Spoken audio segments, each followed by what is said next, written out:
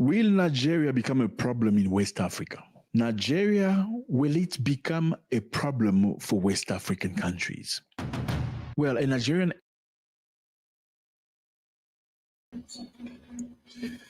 Gentlemen, thank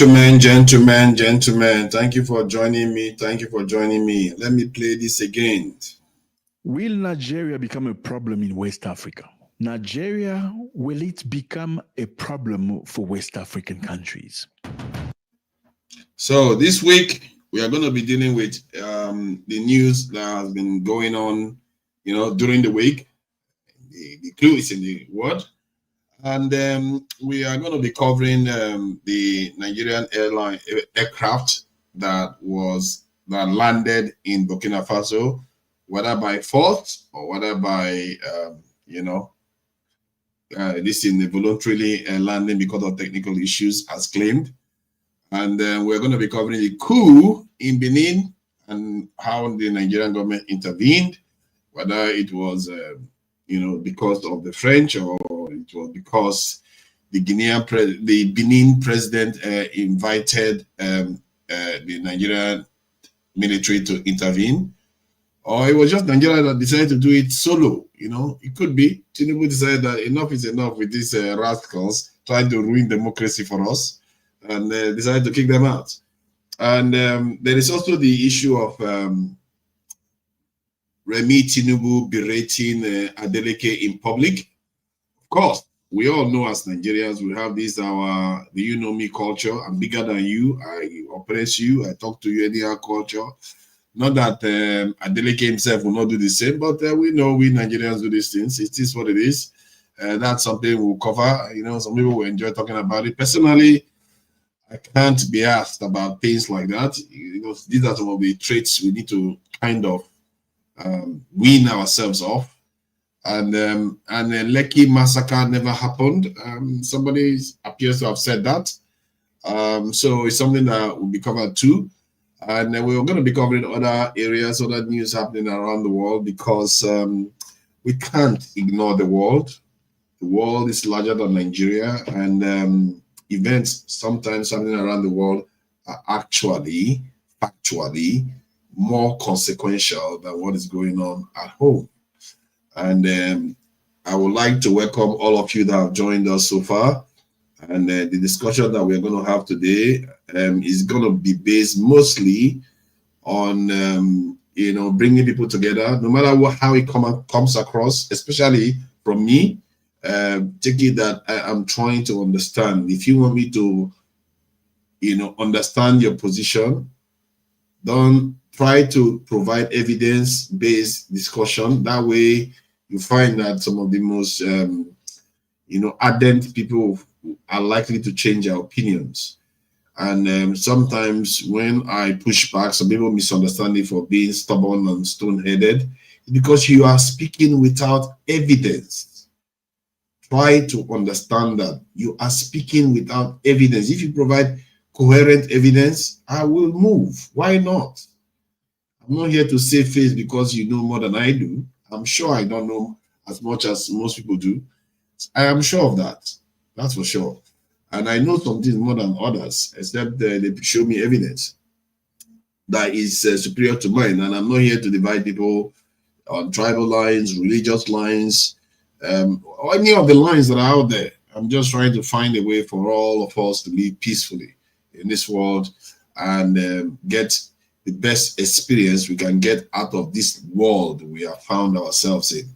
None of us has to be here, but we can choose how we live here.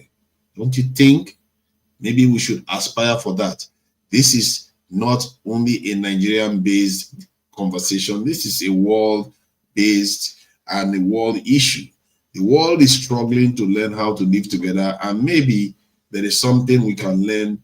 Maybe the world can learn something from us if we can figure out our problem. If Nigeria can figure out its problems, the world will have something to learn from it, I say. And this is why these conversations are not just conversations. They can be quite vital depending on where it goes.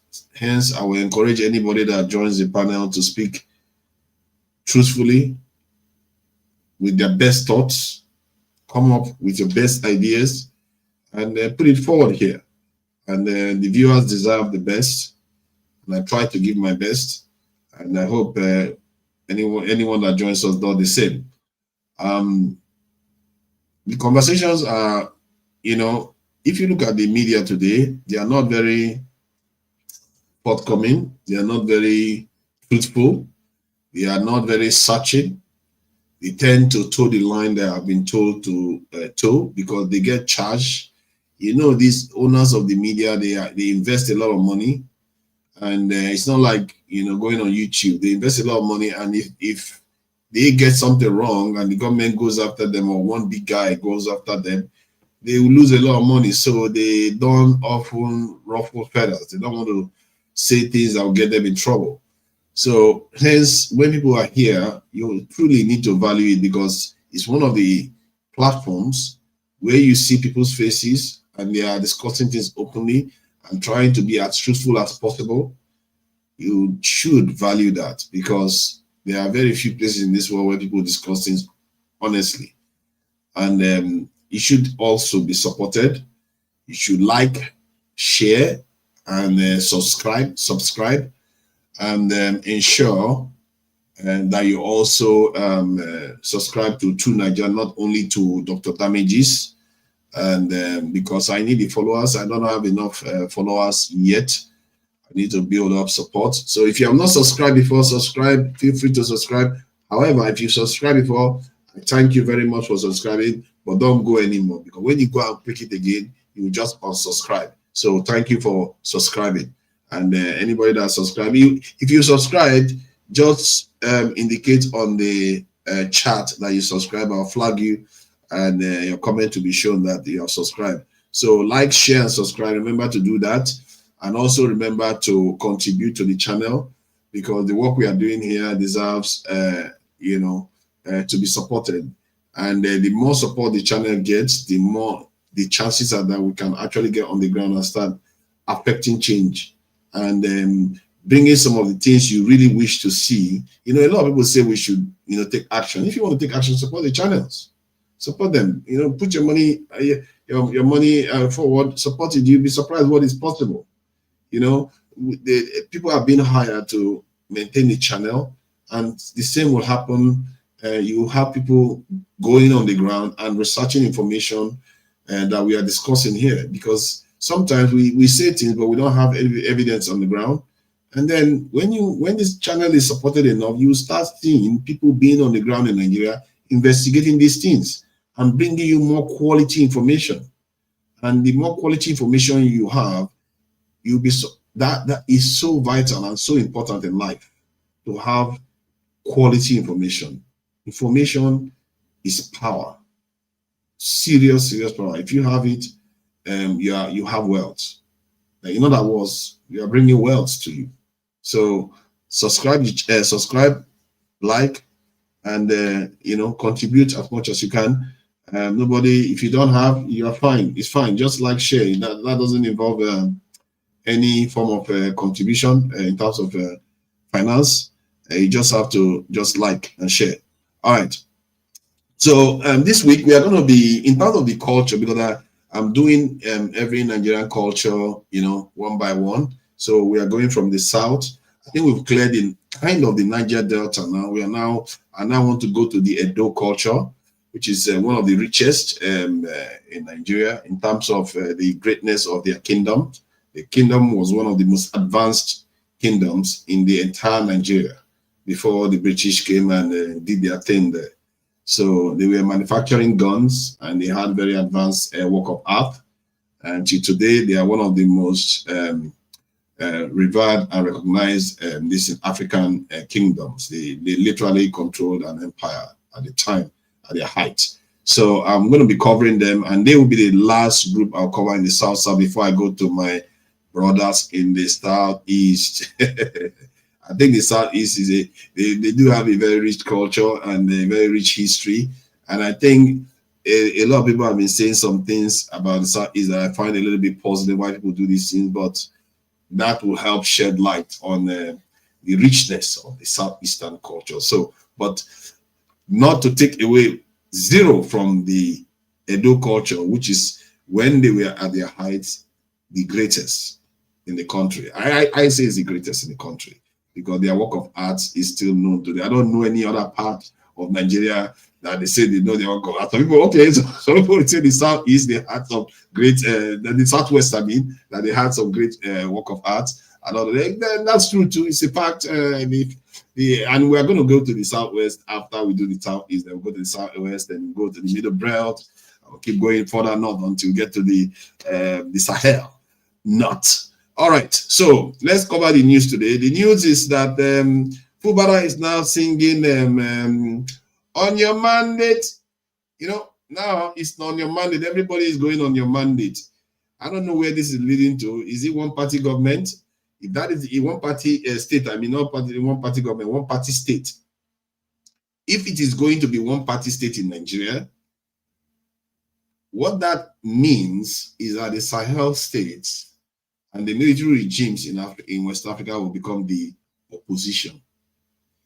This is becoming interesting because if those states do better, they advance better than the democratic ones, it will be a referendum on the democratic ones to either change. But if the democratic ones start producing results and start advancing their countries, securing their countries, then people will be like, who needs these khaki men? They need to get out of the way. Let's replace them with proper Democrats that can do the job.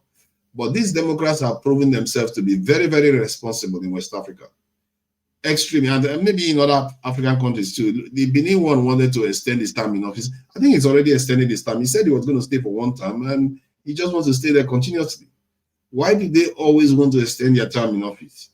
They are abusing democracy. And ECOWAS should be calling that out. I don't know why they don't have a law against that.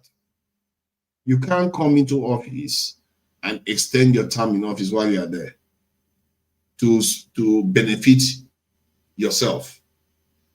And you don't see other democracies in Africa condemning it. But when there is a military regime, then suddenly jet fighters fly over and start looking to intervene. Why? Don't you understand that when a sitting president decides to alter the constitution to extend their term in office, that is a coup? Make no mistake, it is a coup. It's the hijacking of the state. And that should be treated as a coup, and ECOWAS should take that into account. If they want to survive, if they want democracy to survive, they have to stop democratic leaders from abusing their position, jailing opposition party members from running for office, removing the potential rivals from contending against them. You can't do that. Trump was an ex-convict when he ran for president. The people are sovereign. Give them the chance to select whoever they want. Stop jailing opposition leaders. Stop intimidating them like the way they do in Nigeria. They are intimidating a lot of opposition leaders in Nigeria, or opposition members even. Because if you are not in the government's good book, they will threaten you with EFCC, threaten you with all kinds of stuff, or bribe you, whichever way, so that you can side with them. That should not be happening in a democracy. We all know these things. And ECOWAS has been very hypocritical by not condemning it and taking actions against these presidents that do that, because many of these coups are as the result of that behavior. In the case of African Union, the same thing is going on. They don't condemn these things, and they wonder why military regimes are showing up. I don't understand these stupid Democrats even. They are so irresponsible. What is wrong with civilians? You have an opportunity to rule, and you just start misbehaving. All right, so that is that. So the coup now, and we saw how fast Tinubu could jump into Benin Republic to go and save them from their leaders, coup leaders. And I think the reason why they really wanted to go there very quickly was because the last thing they need is Benin Republic joining with Niger and Burkina Faso to have access to the sea. That would be a game changer. That would be a massive. That would have been a massive game changer. That happened. And hence, Tinubu reacted very quickly. What Tinubu is getting for this, something tells me it's not much. I'm sorry, it's not much. I don't know why our leaders do these things for Western powers and they don't get much for it. Or is it what they get for it is they survive? Is that it? That's all? They don't get anything in exchange.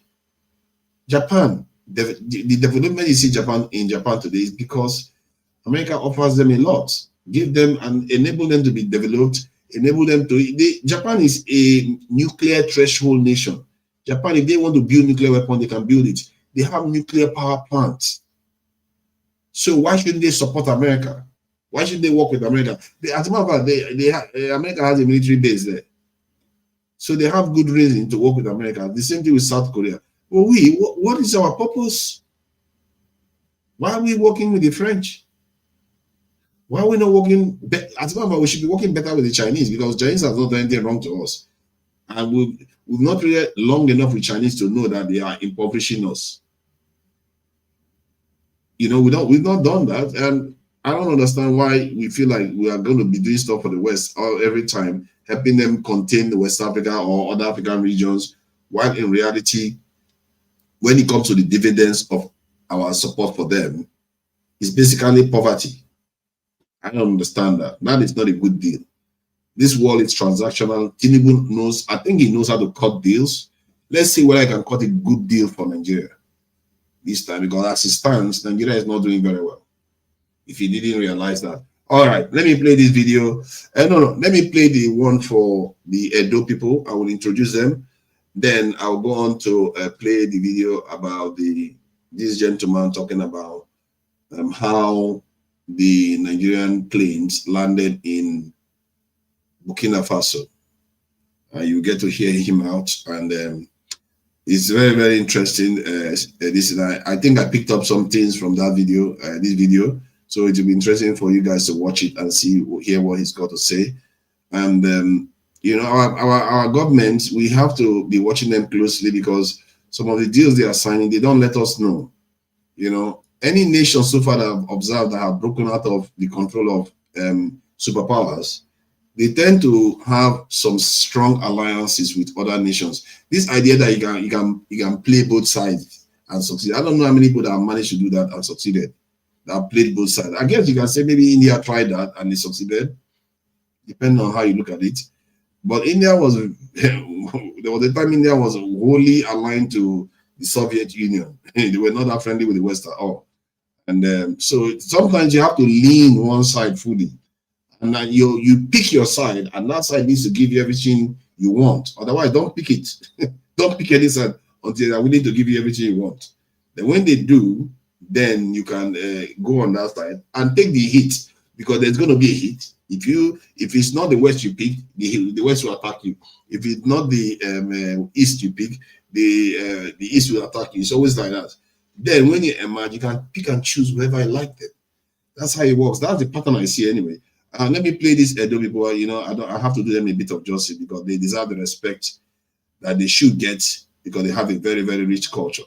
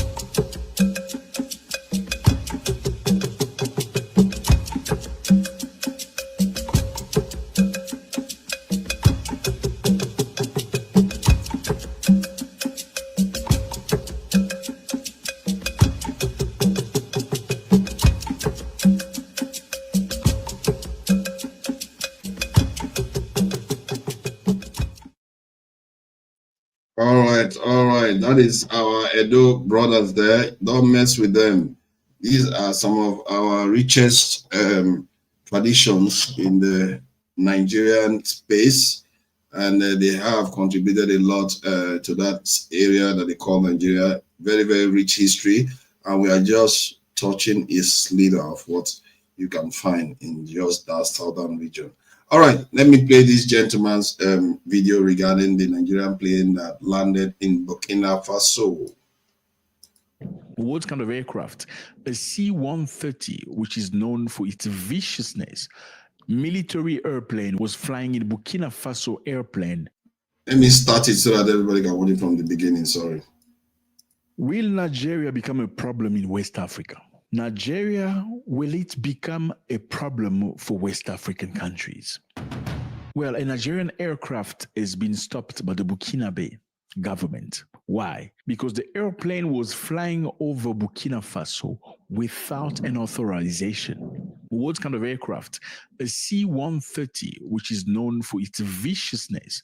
Military airplane was flying in Burkina Faso airplane, and it was urged by the Burkinabe defense, you're going to land or we're going to blow you away. Let me just remind you here that Nigeria doesn't necessarily get along with Burkina Faso. I mean, matter of fact, these countries right here, you see these countries, ECOWAS, they don't get along with Burkina Faso. Now, why is your airplane flying over Burkina Faso? On December 8, 2025, a Nigerian Air Force C-130 transport aircraft carrying 11 military personnel was forced to make an emergency landing in Bobo Dioulasso. Look at the map. You see Bobo Dioulasso? Look how far this is. I mean, you may find excuses saying that, listen, I flew over here by mistake, okay? Or maybe something occurred, there was wind, and we found ourselves in your ground. Look at Bobo Dioulasso. Now look at Lagos on the map. Look at Bobo Dioulasso. Bobo Dioulasso is the second biggest city in Burkina Faso. Look at Lagos again where the aircraft took off. Look at Bobo Dioulasso. Look at how many countries. From Nigeria, you get into Benin. From Benin, you have Ghana, you have Togo, then you have Burkina Faso up there. Or else you can go on the north. Look at the north. You can go into Benin and go through the north into Burkina Faso. Now, can this happen by mistake? Let me continue reading. It was forced to land at Bobo Dioulasso Airport in southern West Burkina Faso after allegedly violating the country's airspace without authorization.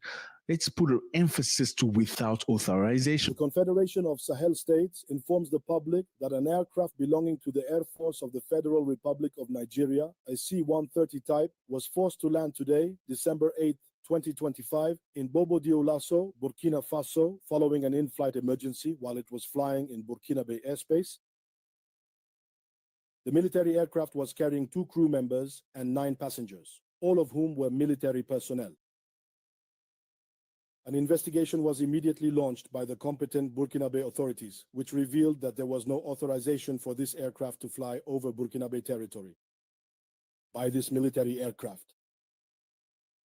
The Confederation of Sahel States strongly condemns this violation of its airspace and the sovereignty of its member states. In response to this unfriendly act carried out in disregard of international law and of international rules governing civil and/or military aviation, measures have been taken to ensure the security of the Confederation's airspace, the sovereignty and territorial integrity of these same states, as well as the safety of the populations of the AES Confederation. So the aircraft was there without authorization. Now, let me put it this way for you. A few nights ago, there was a coup in Benin. You remember? Some of the guys went to TV and said, listen, we are the new authorities in Benin. The president is out. He's no more president. We are tired of him. He's a dictator. He's enriching his own family and doesn't care about the people. Why? Because that president is pro-France, a great friend of France. Now, a few hours later, we saw the president come on TV and say the coup has been foiled. Everybody can get back to their stuff. The everyday life is back. Finally, I would like to reassure you that the situation is completely under control and therefore invite you to go about your activities calmly as early as this evening. What had occurred? I mean, you don't just pass on TV and say, listen, we've taken over, then all of a sudden you're out again. What's happened? The reality is the Nigerian government was asked to intervene. Nigeria sent aircraft, we're talking about fighter jet, to go and bomb where these putschists were located. They bombed the camp, they bombed the TV, they bombed the radio, so they can dislodge these people. In other words, had it not been Nigerian force intervening in Benin, the Benin situation would have been different. So Nigeria intervened in Benin without authorization. Obviously, the president of Benin asked Nigeria to get involved, but Nigeria intervened. Now, one night after the intervention of Nigeria in Benin, you found an aeroplane from Nigeria flying from Lagos all the way to Bobo Dioulasso. How come? Look at the map. How do you explain this? Look at Lagos all the way to Bobo Dioulasso. What was the aeroplane doing there? What does Burkina Faso say? Initial report from AES, Burkina Faso, Mali, and Niger claimed that the aircraft had violated their airspace and was forced to land. What is a C-130? You need to understand. A C-130 is not just any other aircraft. A C-130 is a 4-engine turboprop military transport aircraft designed for technical airlift mission. It is one of the most versatile, widely used military aircraft. What can you use this airplane for? Because it's important so we can understand. You can use this airplane for tactical airlift, like transporting soldiers, vehicles, supplies into combat zone so they can deliver stuff. You understand? It's not a flight that just fly. It's also a cargo. You can deliver supply to military stations somewhere. You can throw parachute, you can throw people, you can throw food, medicine, weapons. Now, you must remember Burkina Faso is fighting people, okay? Fighting people that are not necessarily lacked in the country. Burkina Faso is fighting people, I'm not going to say their names. Could this aircraft go there and do something negative? Would you be surprised that people think that the aircraft from Nigeria may have gone to Bobo Dioulasso? Look at the distance again. Look at Lagos, all the way to Bobo Dioulasso, to drop maybe things to the people that are fighting Burkinabe. Did they go there for espionage? Question mark. I mean, we can understand this. Look at Nigeria. We can understand that the aircraft tried to go on the north between Benin and Burkina Faso. You see, the border between Burkina Faso and Benin I think he has made his case, his point clear, I think. I don't want us to labor it too much. He has made his point clear. And who was first? These Ojoro people, they've shuffled themselves. No, I can't tell who. I think Massacre was first, actually. And he's in Nigeria, so let's give him the due. You know, we have to care for our Nigerian brothers, the ones that are on the ground. So welcome everyone, Massacre, Tony, Simba, long time, Jide, as always. Thank you for joining us, everyone. And remember to like, share, and subscribe. That is important. It's free of charge. And if you want to also support the channel, okay. So let's get to this issue. As you can see, People are talking about President Tinubu intervening in Benin Republic, how fast he was able to intervene, and why he was able to respond so fast, but in a year he cannot respond to anything. And then you hear about this incident in Burkina Faso. So what do you think the Nigerian military was up to? Do you think they were doing something, or they were just on their way to, as you can see on the map, it didn't look like they needed to go through Burkina Faso at all. So, Massey, what do you make of it?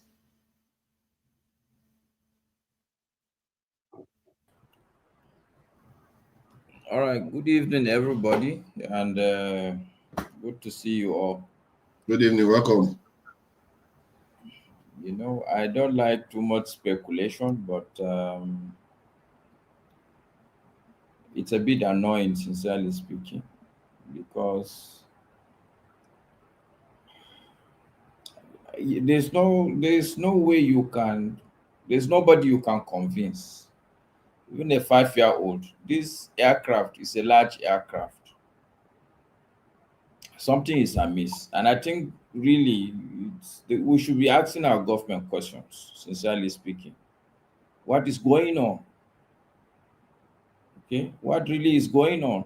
And the most important thing that the guy said, who the video you played for me, is the fact that on the 7th of December, there was a coup in Benin. And on the 8th of the same December, just next day, your C-130 is found in Burkina Faso.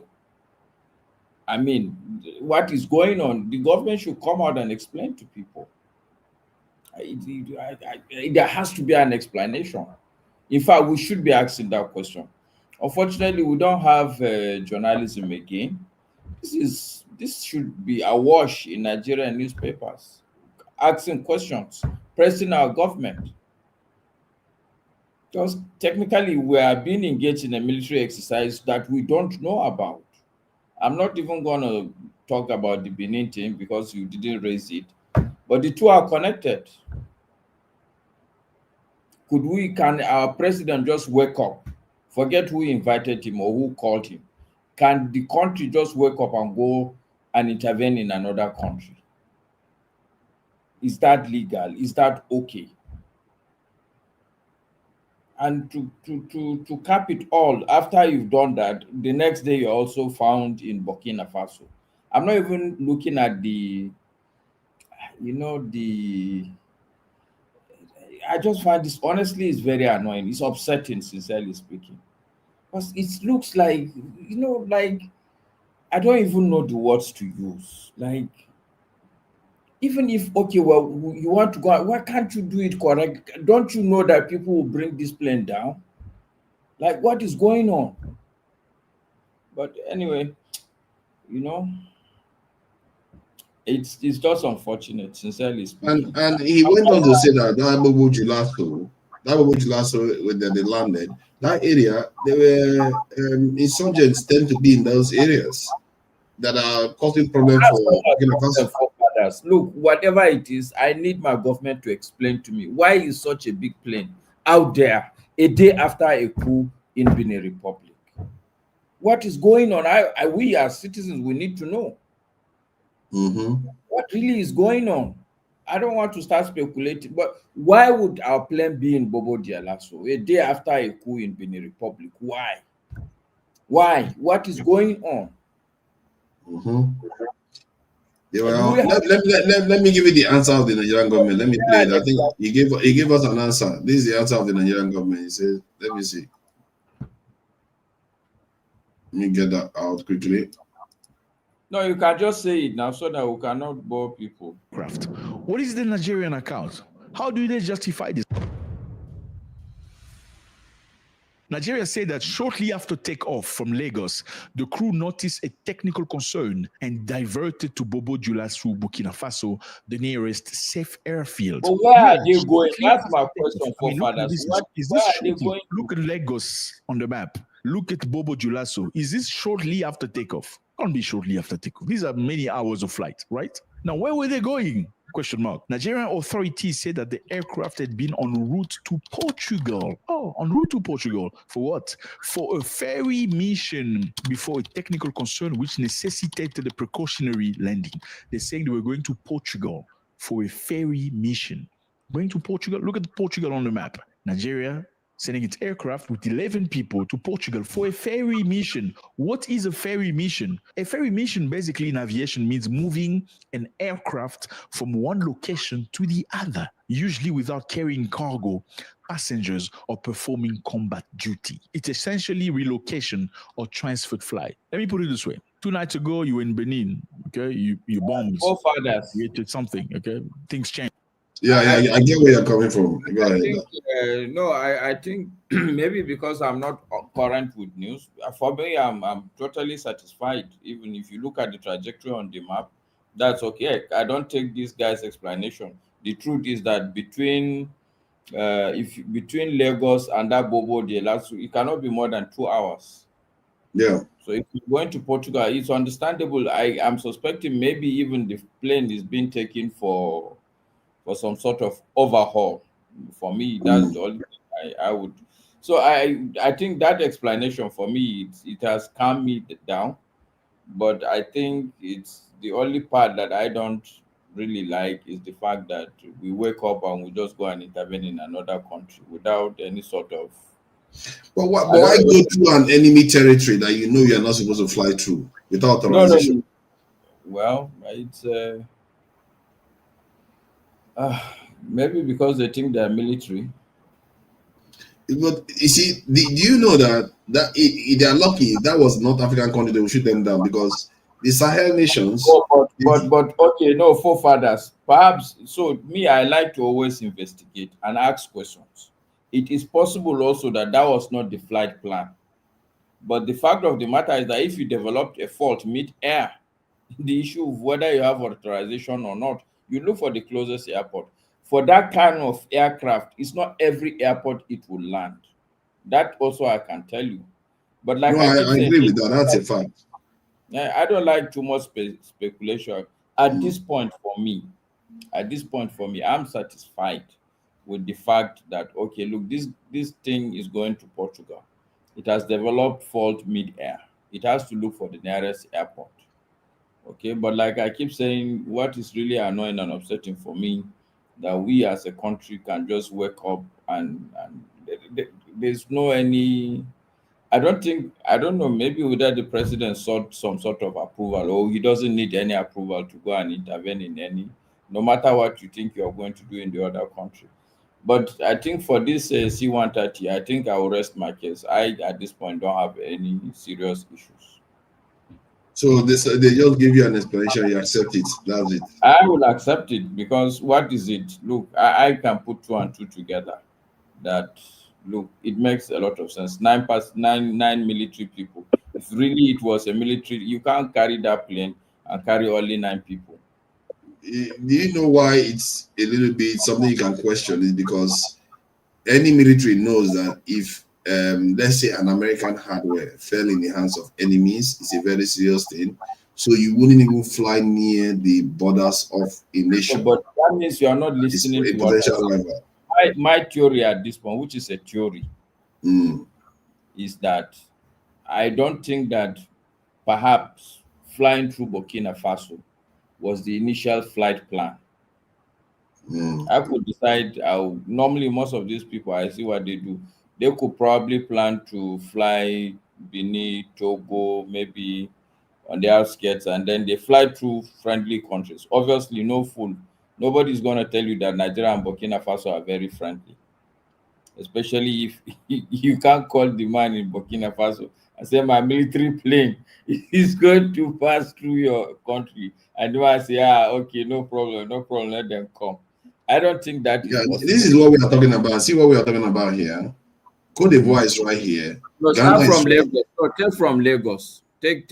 Yeah, from Lagos. I know. I'm saying because I'm excusing you by saying the issue was occurred around this area. What my suspicion is that they are going to fly through Burkina Faso, but if they developed a fault around inside the air of Burkina Faso, They were not supposed to go in, they were not supposed to go here at all. They were supposed to go through this side and find their way out. So let's take the theory. So it's my theory, like I said, it's just a theory. So let's say the plane is inside Cote d'Ivoire. Put your cousin in Cote d'Ivoire. It's not moving. Not moving. Cote d'Ivoire is here now. Cote d'Ivoire is here. That's it there. Okay, what's the next big country I'm seeing? Is it Ghana? This one is, I think it's between Sierra Leone and Liberia, if I'm not mistaken. So let's say, okay, so just put the cousin in the northern part of that country. That's Ghana. Okay, so it's in the northern part of Ghana. This is Togo. This is Ghana. This is Cote d'Ivoire, Ghana. Yeah. So I'm saying Cote d'Ivoire. You're saying no. Put it in Cote d'Ivoire. Okay, Cote d'Ivoire then. So it's in Cote d'Ivoire. Go up a little bit. Yeah, up a bit. No, don't enter Burkina Faso. Just towards. Go up a bit. Forward. Go forward. Go forward. No, you like to. So let's assume that the plane developed a fault there. What do you think as a pilot you will do? You literally go somewhere in Burkina Faso. This in Cote d'Ivoire. Cote d'Ivoire. So guess where the biggest airport will be in Cote d'Ivoire? It will be around the coast, down. Depending on where it is, because So this is what we should do as Black people. Let's find out which is the when assuming is there. What is the nearest biggest airport? Okay. Then somebody something is making noise. Sorry. What's that noise? There's noise coming through. Let me see. Oh yeah. So the issue is, say this is Cote d'Ivoire here, and this is Bobo Gelato. Bobo Gelato, for one, is how do I describe it? There's no guarantee the airport is the best one, because the airport is probably going to be Ouagadougou area. Landed there. So this argument here is the argument. The plane you're not listening. You're not listening to me. My point is that if Burkina Faso that is less developed than Cote d'Ivoire can have an airport in an area that Nigeria can land, what makes you think that Cote d'Ivoire doesn't have it? Cote d'Ivoire is more advanced. I'm not thinking I'm saying let's do the little bit of work. Let's investigate. We can find out. Is that you can Google it? Let me find out. Let me find out. Yeah. So that if it's just a theory. I was upset. I agree with that. It makes sense if they didn't have anywhere to land. But to me, the way I look at it is that Cote d'Ivoire should have even more airports. I don't think so. Or airfields. Most of us African countries, you find out that, and I don't think it's only Africa, most of the cities will be around the coast. I can see them. Hold on, let me see. To show up. Ooh, that's a lot of airports. Okay, let me see. I'm going to pull this up for you to see. So now, these are Cote d'Ivoire airports. As you see Cote d'Ivoire, and see Bobo Dioulasso here. You see all the airports around this in Cote d'Ivoire. So what I'm saying, forefathers, is that for a C-130, it will not land in every airport. It's not a small plane. It's true. It's true. It just seems odd. It just seems odd. Anyway, see, the truth is that I don't know that what happened. I'm only speculating. But the point I'm making is that at this point, based on my speculation, based on my theories, it's not gonna. I was upset, honestly. Why would we? It's like looking for problem. But putting all the facts together now, it can make sense. If the explanation is that the plane was going to Portugal, and immediately it developed a problem, what do you expect people to do? They should look for the nearest big enough airport to go and land. Yeah, we can tell them, but if I'm the pilot, I will land. You're easy to convince, so okay, it's okay. That's good. That's what I'm saying. I'm convinced at this point until another fact emerges. Thank you. Father, sorry. I know it's not my turn. Please, sorry. Let me say something. Where is Portugal into this? Why do we want to believe lie of this government? What business that Portugal got to do with this? This is one of their lies, and we want to expand that lie. We want to help them to expand it on this platform. There is nothing to do with Portugal with what happened in Burkina Faso. That's a pure fact. It's the same lie of this government. Actually, you have to wait for your turn. You have to gaslight you, and you want to spend that gaslighting. Let's move on. Forget about Portugal. This is this government that they have no They don't have a face. They're not even ashamed of themselves to be called all the whole small countries in West Africa that were supposed to be bound down to Nigeria. They're treating us like a secret cow. And you're here trying to gaslight the Nigerians with the issue of Portugal. Please, let's move on. It's very risky. It's very risky to have American aircraft. No, sorry, I was just trying to say that it's very risky to have an American aircraft in the hands of. Can I speak, please? Yeah, let's bring. Okay, let's let Masca say what he wants to say. We have to. Okay, Masca, go ahead, finish. Mr. Ike, whether it's me now is having issues with.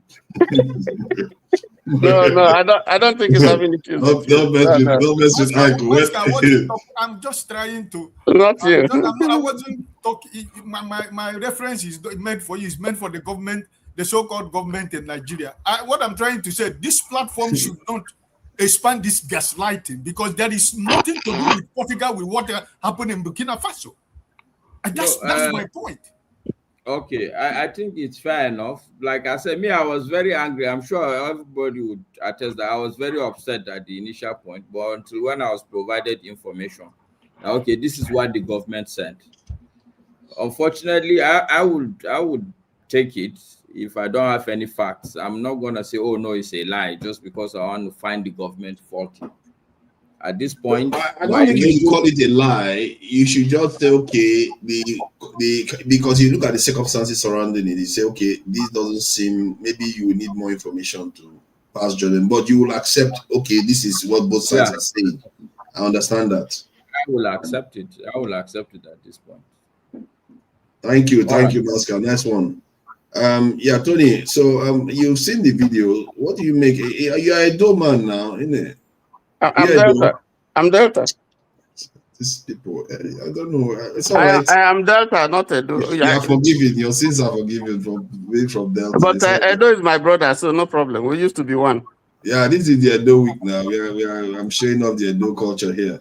If you say Midwest or Bendel, yes, we're one.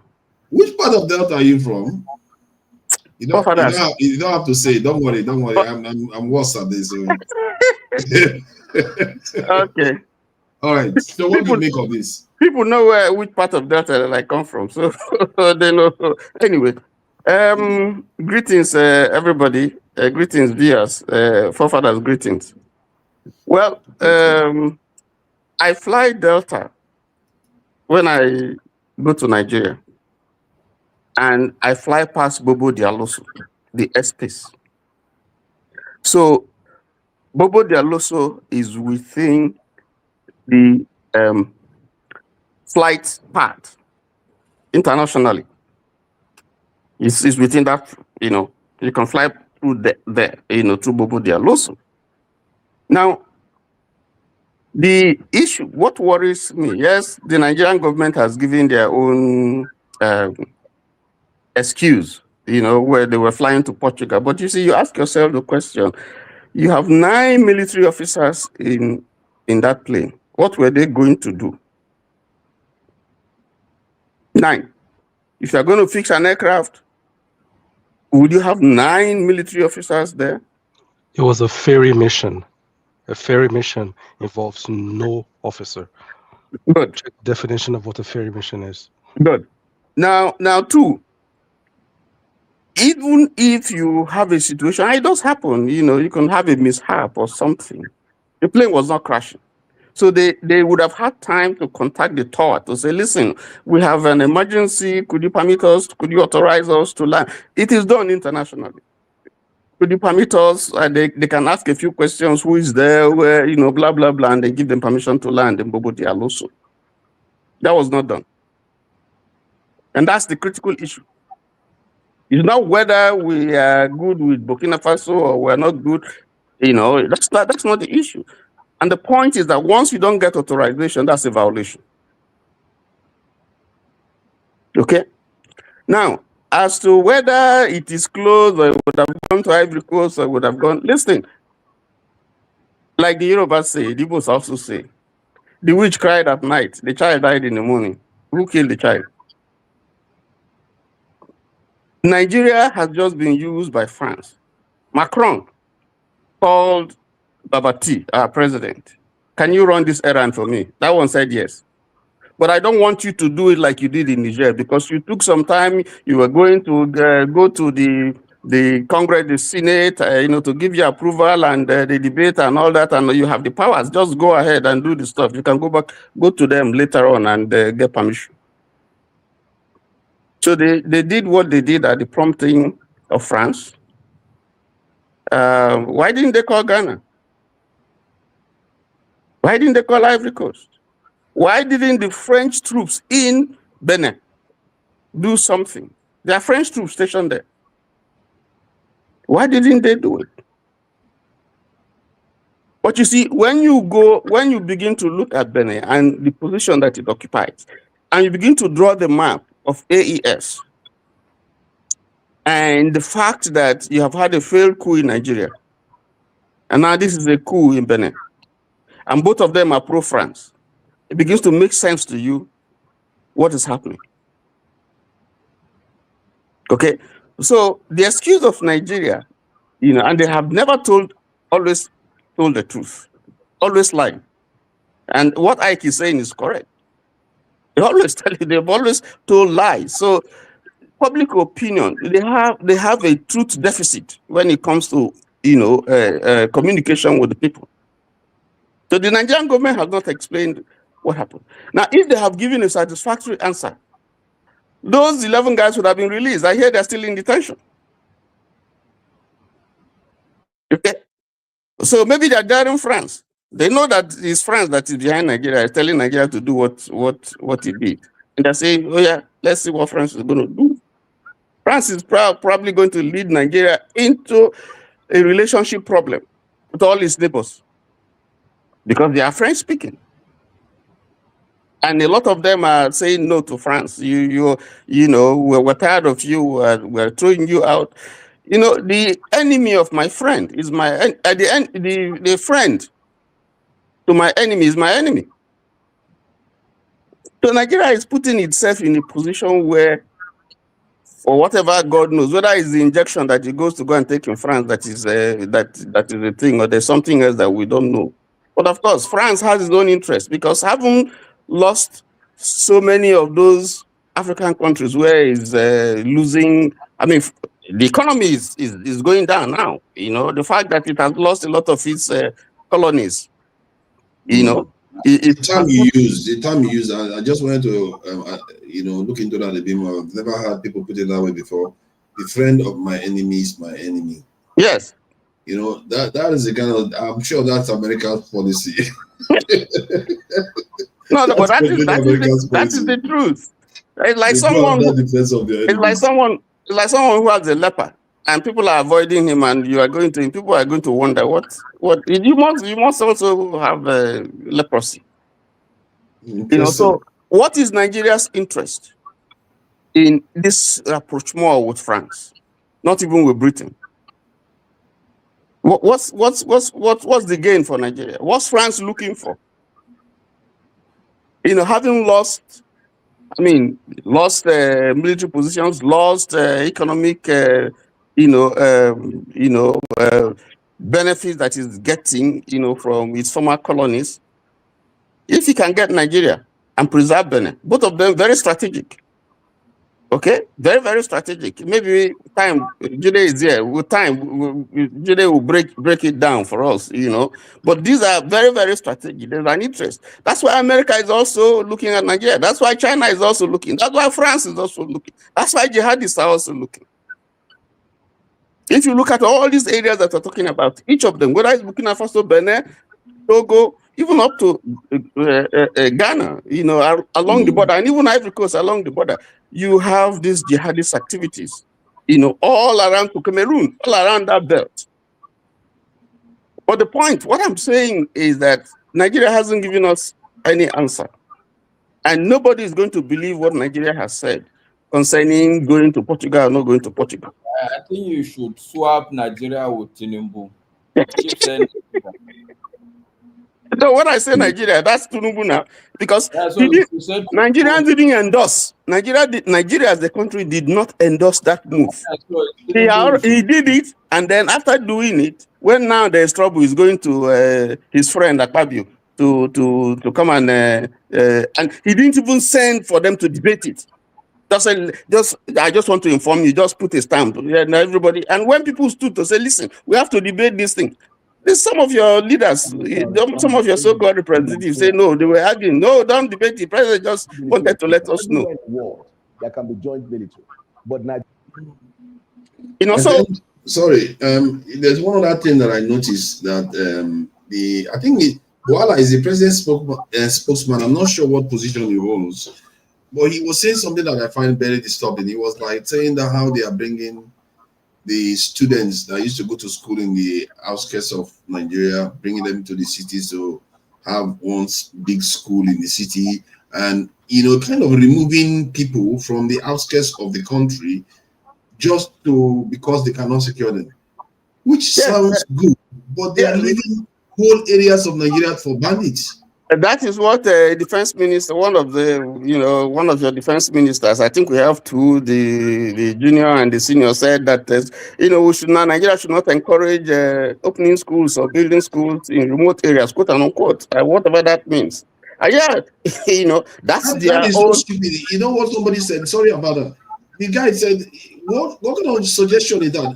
Soon you are going to be protecting you from your door. You can't come out because bandits are taking over the whole space." That is what we are saying. From them. What they are saying literally is, bandits, you can take over the rural areas. We'll leave it for you. It's very stupid to me. I don't see any reasoning in that. But you see, that's another discussion entirely, because when you begin to analyze that, you begin to see that the person who made it didn't make that statement out of sincerity, out of a need to address the problem that you have. But that's a different. But if you look at Boala when he was speaking on this Portugal thing and all this, you could see that he was finding it difficult. Actually, he was conservative with the truth, and what he said didn't make sense at all. When he was talking about Starlink and all that, I wanted to comment, in the first session, Dr. Damages, ended it. It doesn't make sense because I mean, I have a little bit knowledge about these things because I happen to have done business that's related to that particular area. It's absolute bunkum nonsense that he's talking about. Doesn't make sense. Thank you. Let me move it to Simba. Simba, thank you for joining us. Been a while. I enjoy your submissions, and so I don't know, man. This whole thing, is it that our leaders are out of their depth? Because you can see a scenario where that's Tinubu could do deals with France to benefit Nigeria and maybe African countries too. There is a scenario. If he was brave, like the way Lelinkwa, people like Mike Dong, you go there and say, France, I will be your best friend. I need your nuclear technology and missile technology, like the way other leaders do. But even fellow Nigerians will not believe that it's possible to do that. That's my point. Maybe there is a way our leaders can do business, do deals with foreign leaders, and they can be able to benefit us in a way that, in other words, they use Nigeria as a gateway to West Africa. Wishful thinking, man. Wishful thinking. I know. It would be beautiful if that's what happened. There's a way the possibility. Know your guy. You should know the person you're talking about. He did it for himself. At the moment, Donald Trump has decided to take Tinubu as a scapegoat, and he's going to use him for something, and he's trying his best. And keep in mind, this president of France, he did his apprenticeship in Nigeria, huh? So he understands how the behind politics works in Nigeria. How do you talk to politicians here? And he's like, hey, I'm going to do this for you. I'll make your standing better. Literally, because there's no reason why Nigeria should have that discussion with France. If it's Benin that told him to do it, or if France told him to contact these guys and tell them, I'm going to do this right now. So it's definitely France. It's definitely France, because even if Benin requests it without France approval, I don't think Tinubu will go in there. Pretty doubt that will happen, yeah. And the question is how everything happened so quickly. He didn't get approval. He made those decisions himself. And you can see how tactically it was like constant bombing. The bomb that cannot hit the guys in the forest, the terrorists in the forest, those ones can hit specific targets. You know, they didn't bomb everybody in Benin. It was precise targeted bombing, though, correct? So I don't know. Those We should be people honest with ourselves. those people if you saw them at the station, even like they look like Olokpa that they just they look like Olokpa that just miss their way and That was true. The helmet wasn't even straight. I know, I saw it. I was like, come on, man. yeah, it was a bit. That is embarrassing. It was wishful. What they wrote was right. What they wrote, yes. the arguments were right. It was just the view was a bit. The helmet was like, come on. Yeah, Have a bit of dignity. Yeah, it was a little bit. I think even cadets dress. Anyway, I don't want to claim to insult their military. I bet these are very good guys, and their heart was in the right place. And it was squashed real quick. Normally, you should secure. Okay, I don't even want to give one-on-one on how coup works, but normally the president should be secured before you can make the announcement. Is that not common sense? That's off topic. But the most important thing, I'm looking at the overall picture now. There's a reason why they were there. It was on behalf of France, exactly what Tony said. 1000%. I mean, I heard the whole story. I was like, looked at everything. Like, of course, it was France that told them to do that. And keep in mind, ferry mission should not have any combatants inside the plane. So they had a couple of people there, 4 civilians and I believe 9 soldiers, correct? Yeah. But before we move on from the coup, something just occurred to me. Nobody seems to have considered this. Could this have been a false flag, kind of? In a kind of way, let's say it's not even consciously false flag, but maybe they knew, and they knew that these guys were never going to succeed. But what they've just ensured is that that president that France loves is going to remain in office for quite a long time. The reason why I'm saying this is because what happened in Guinea-Bissau, the president handed over power to the military directly because they didn't want the opposition leader to take over, but actually won the election. Gabon, Gabon, it happened again. They removed, France removed a leader that was their own man and put another military guy that was their own man just to forestall in case another military person wants to take over. I would not say that's it. I would definitely say that's not possible. That's definitely possible. It's called divide and conquer. Any means whatever. France is losing.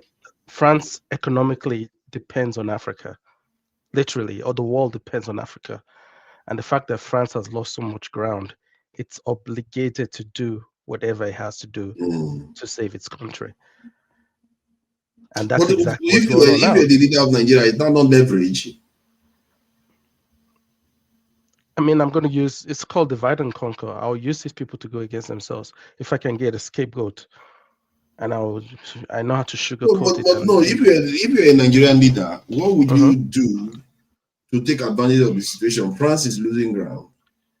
What would you do? If I'm a desperate, selfish Nigerian leader that has bad run-ins with America, that America can actually put a ban on my ticket and I can't go to other countries and take medication, I'll do whatever I can to save my ass. I mean, not me, but that's what I think. If you're a selfish person, to play the devil's advocate. Okay, what if you are a reasonable person that wants to do the right thing by the nation? What would you see? France will even bother. They'll be targeting to kill you. No, hold on. Before they want to kill you, you must have hated them for one reason or another. Let's say you meant well for your nation, but you see that France is suffering right now.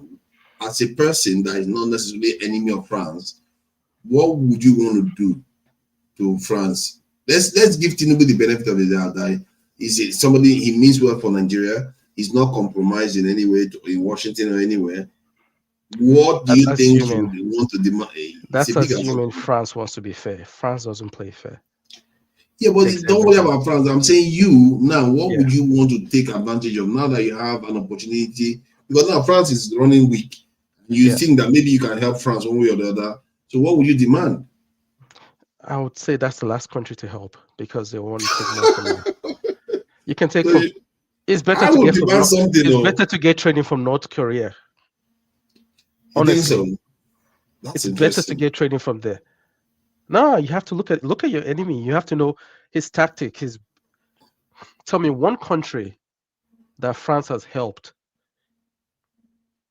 I think France, from what I gather, they did help Israel, to an extent, get their nukes. I don't know how That's true the that wrong is. word. Don't raise that word. That's it. I don't even want to go to that topic right now. That's a different. Israel is a nation now. They helped kill. Yeah, but yeah. That's another topic. Yeah, but you know what I mean. France has hardly helped any nation actually. Real, I think for what I can remember, I don't think they helped any of these like India, countries. Pakistan, none of them, no nation. Francophone country, they kill them, they just finish them off. But that's my point. We are black. They look at us the same way. I don't think they'll look at us like they look at Asians or something. You have to look at it. We have to be realistic with this. Well, some people say Cote d'Ivoire is not doing too badly, though. So what? Some people say Cote d'Ivoire is not doing too badly. They are just relatively because stable. they retired there. They have their wife. The guys from France go there to retire. It should have a little bit of infrastructure, but everything goes directly there. Your vacation place, you make it a little bit nice. A little bit nice, yeah. Duh. They retire there. The retirement home is full of those guys there. It's cheaper to retire there than to retire in France. That's true. That's true. That makes sense. I didn't know about the retirement thing, but it does make sense when you put it that way. Yeah. I don't know, man. African leaders, they need to learn how to cut better deals. African leaders need to learn how to cut better deals. If they but you have to cut deals with someone that you know wants to eat and you eat too, but not someone that just wants to kill you and take everything from you. Yeah, I can't agree with that because you can't make a deal with you can't make a deal with the devil when you know if the devil says, "Oh, I'll give you a wish." You know, okay, man, if I make a wish, it's going to find a way to use that thing to burn me. You have to be realistic with stuff like this. Anybody out there, if France has helped any nation do well, because I know America helped Japan, helped Germany, helped South Korea, helped Taiwan. Which country has France helped? Can anybody come and build France out here? Because I don't know any country France has ever helped before. And it's for their own good. They have to do it that way. They're trying to rescue their country. They're economically, they've lost so much money that they're getting. So he has to do whatever he has to do. I understand where France is coming from. I have no beef with all these countries. I have to be realistic with this thing. You have to do the best for your country. And he's doing his best for his country by manipulating dumb leaders. That's how you do. That's how you do it. I agree with that. And they are doing what is good for their people. Yeah. Our people need to do what is good for our own people. Thank you for that. Let's hope that our leaders are learning and hearing some of all these things our people are saying. They need to learn how to put our people first. So, Jide, what do you make of this whole? Sorry. Maybe you guys, please. I want to go home, right? I wish you. Thank you for joining us, Ike. Yeah, I appreciate it. I would like you to go and meet your father in Venezuela, Maduro. Maduro. Look at that. He's just looking for trouble everywhere he goes now. But fathers, the sad thing is this is a man who is about the age of Tinubu's first son that is pushing him. Tinubu is almost 2 times his age. Yeah. And that's the guy that is pushing our president about on, right on, left on, about on, sit down and he sits. It's a big shame. Yeah. The guy is an art. Is quite desperate. And remember, it's not just him. There are forces behind him. It's not just him. He might look young, but these are people that are extremely powerful. They shape the world. They mean business, and they are not in a good mood right now. Everything you see from Trump is similar to what they are doing behind the scenes too. It's just that they tend to quote it in niceties, make it look like they're not doing anything nasty. They are. After all, Candace Owen, an American, is worried that the French may even be linked. There's no evidence so far, apart from what she said that somebody in the French Legionnaire told her that they may be linked to Charlie Kirk's assassination and threatening her too. So you can see that there is a lot of stuff.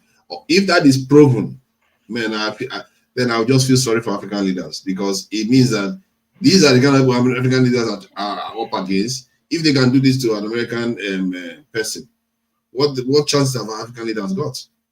So, but we'll see anyway. And it turns out that France and the US, they are very close. People don't know how close these nations are. There are towns in the US that France owns a lot of buildings in those areas, because during the Civil War, the French supported America, so they had a lot of close ties. They say with America. So I didn't know that because of that investigation that is going on recently, a lot of things have been open up. But we know they are linked in NATO anyway, so we already know that. Jide, so what do you make of the entire episode? From the coup, landing of plane, and what direction are we going here? And do you see any potential, path? Let's say you're advising the president. What would you advise him to do? Because we can criticize him all we want, but we have to start coming up with ways. Maybe you never know, he may be seeking for ways, and you might come up with something that he might listen to. So what do you make of it? First of all, as Nigeria stands right now, we are heading into further destruction. Nigeria is going further, heading towards an inevitable destruction that Nigeria may not be able to recover, and all of us will bear the brunt, unfortunately. Nigeria is currently going to be used as a direct proxy, not just by the US, but by France, not just by the US now, or by Britain, but also by France. So right now, Nigeria is heading towards an inevitable destruction. If I'm going to advise President Tinubu, knowing that he probably may not implement it, I'm going to let him know. Maybe if I'm going to advise him on a personal level, maybe not professional now, but on a personal level, that what does he want his legacy to be when he leaves power? What does he want his legacy to be? That Nigeria is a country that is being used as a proxy to attack other neighboring countries, a country that is left us far worse than it was when he came to power. Like, what legacy does he want to leave? That's my first question for him. Like, is it just about keeping power? How long is he going to keep power? At some point, he's going to die. At some point, he's going to die. I'm not wishing for his death in power, but at some point, he's going to die. So what will be his legacy?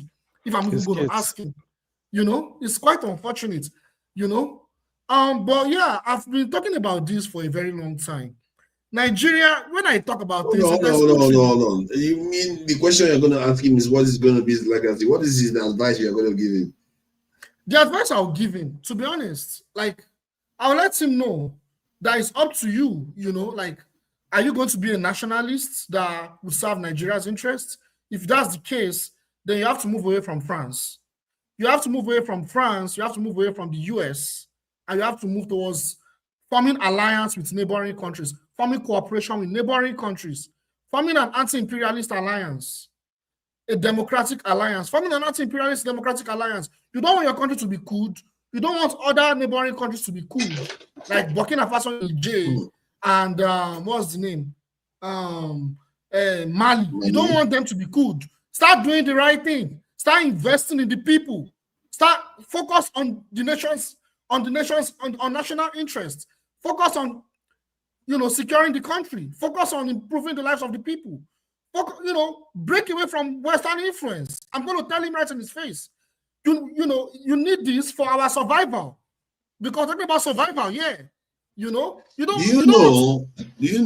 that what you just said just now, before you said it, it never occurred to me fully until you put it that way, because it looks like it's not, if Nigeria decides to go, let's say, rogue and go with the Sahel nations, that could be a big decisive move against the West. Maybe the West will lose the entire Western list in Africa because of it. And if Nigeria decides to launch towards Russia and BRICS nation, let's put it that way, BRICS nation, man, that could be hard to surmount. That could be hard. It's not like one government now where you go and just overthrow. Guys, if Nigeria joins and they form an alliance, so that could be hard to surmount. You see, there are some certain countries. When I talk about geopolitics some weeks ago, I talked about the fact that there are some certain countries the West can never allow them to unite. The West can never allow them to be stable. They can never. And Nigeria is one of them. I was talking about India and Pakistan and Ukraine that day, Afghanistan, all these countries. Nigeria is just like those countries. They can never allow Nigeria to unite.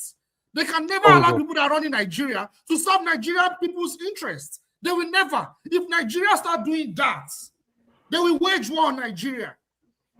But what you said now, okay, you are right though. They could wage war on Nigeria. Maybe that's the reason why Trump is doing what he's doing too. See, we don't necessarily know. Maybe Tinubu saw it and said maybe he was tempted. The French, the Chinese, and this are nudging him go that direction. But that when Trump saw it and decided to threaten him the way he threatened him, because remember at the end of that message he said, "Act fast. You need to act fast." There's a message they were sending to the president of Nigeria, and because it might seem like speculation, but there is a lot of movement going on behind the scenes. And if you look at the way Trump is behaving, Trump is revealing a lot of all these things openly. I don't think it's national resources. Nigeria will give away national resources, except they fear that Nigeria is moving towards the Sahel nations in one way or the other. Because if Nigeria decide to go rogue, they will form an alliance. Yes. The Sahel nations, once you join them, they are going to be looking to form a military alliance. And once you have that, Algeria is already thinking of supporting them with any war that anybody fights against them. That will be difficult to break. Yes. And the other West African nations will have to fall in line. Yes, in fact, I'm going to advise Tinubu that, look, maybe you don't see what's going on, but I will let you know. France is trying to use Nigeria as a military proxy against any neighboring Francophone country that is willing to move away from French influence. It's as simple as that. They are because France cannot go directly. Because we need to understand this. France cannot go directly to go and attack those countries. And go think they're going to go and fight to restore democracy in 8 years. They need to use one of those countries as a proxy. They can't use Ivory Coast. The military power of Ivory Coast is not as good as Nigeria's. That's even if they even want to do it. Or Ghana. No, they cannot try Nigeria. They cannot try Nigeria. That would be too much. But on the other side, like I have Simba though, knowing that Nigeria has this leverage, that's why I say it's leverage. Nigeria has this leverage against the West, and especially France, that needs all these countries to be in line. Why are we not leveraging it? Why are we not saying, you know what, I'm supporting you now, but I need something in return? You can't tell me to support you for nothing. We need mega watt of electricity. We need ballistic. Mr. Do you know France, the same France we are talking about? Make no mistake, because we like to think that this is above our head. They offered India nuclear submarine for free. They offered it to India, like take. You know why they're giving it to India? Because they feel that India is going to use it to check China. That's why they did that. So I don't even think India bothered to take it, because India have their own already. So they have their own nuclear powered infrastructure. Sorry, go ahead. Yeah, we need to understand these people in power in Nigeria and all these African countries. They don't really care about the interest of the countries that they are serving. They only care about themselves staying in power and their family. That's the legacy they want to leave behind. That is what they care about. That is their priority. So they'd rather die on the throne and keep power than for them to develop their people.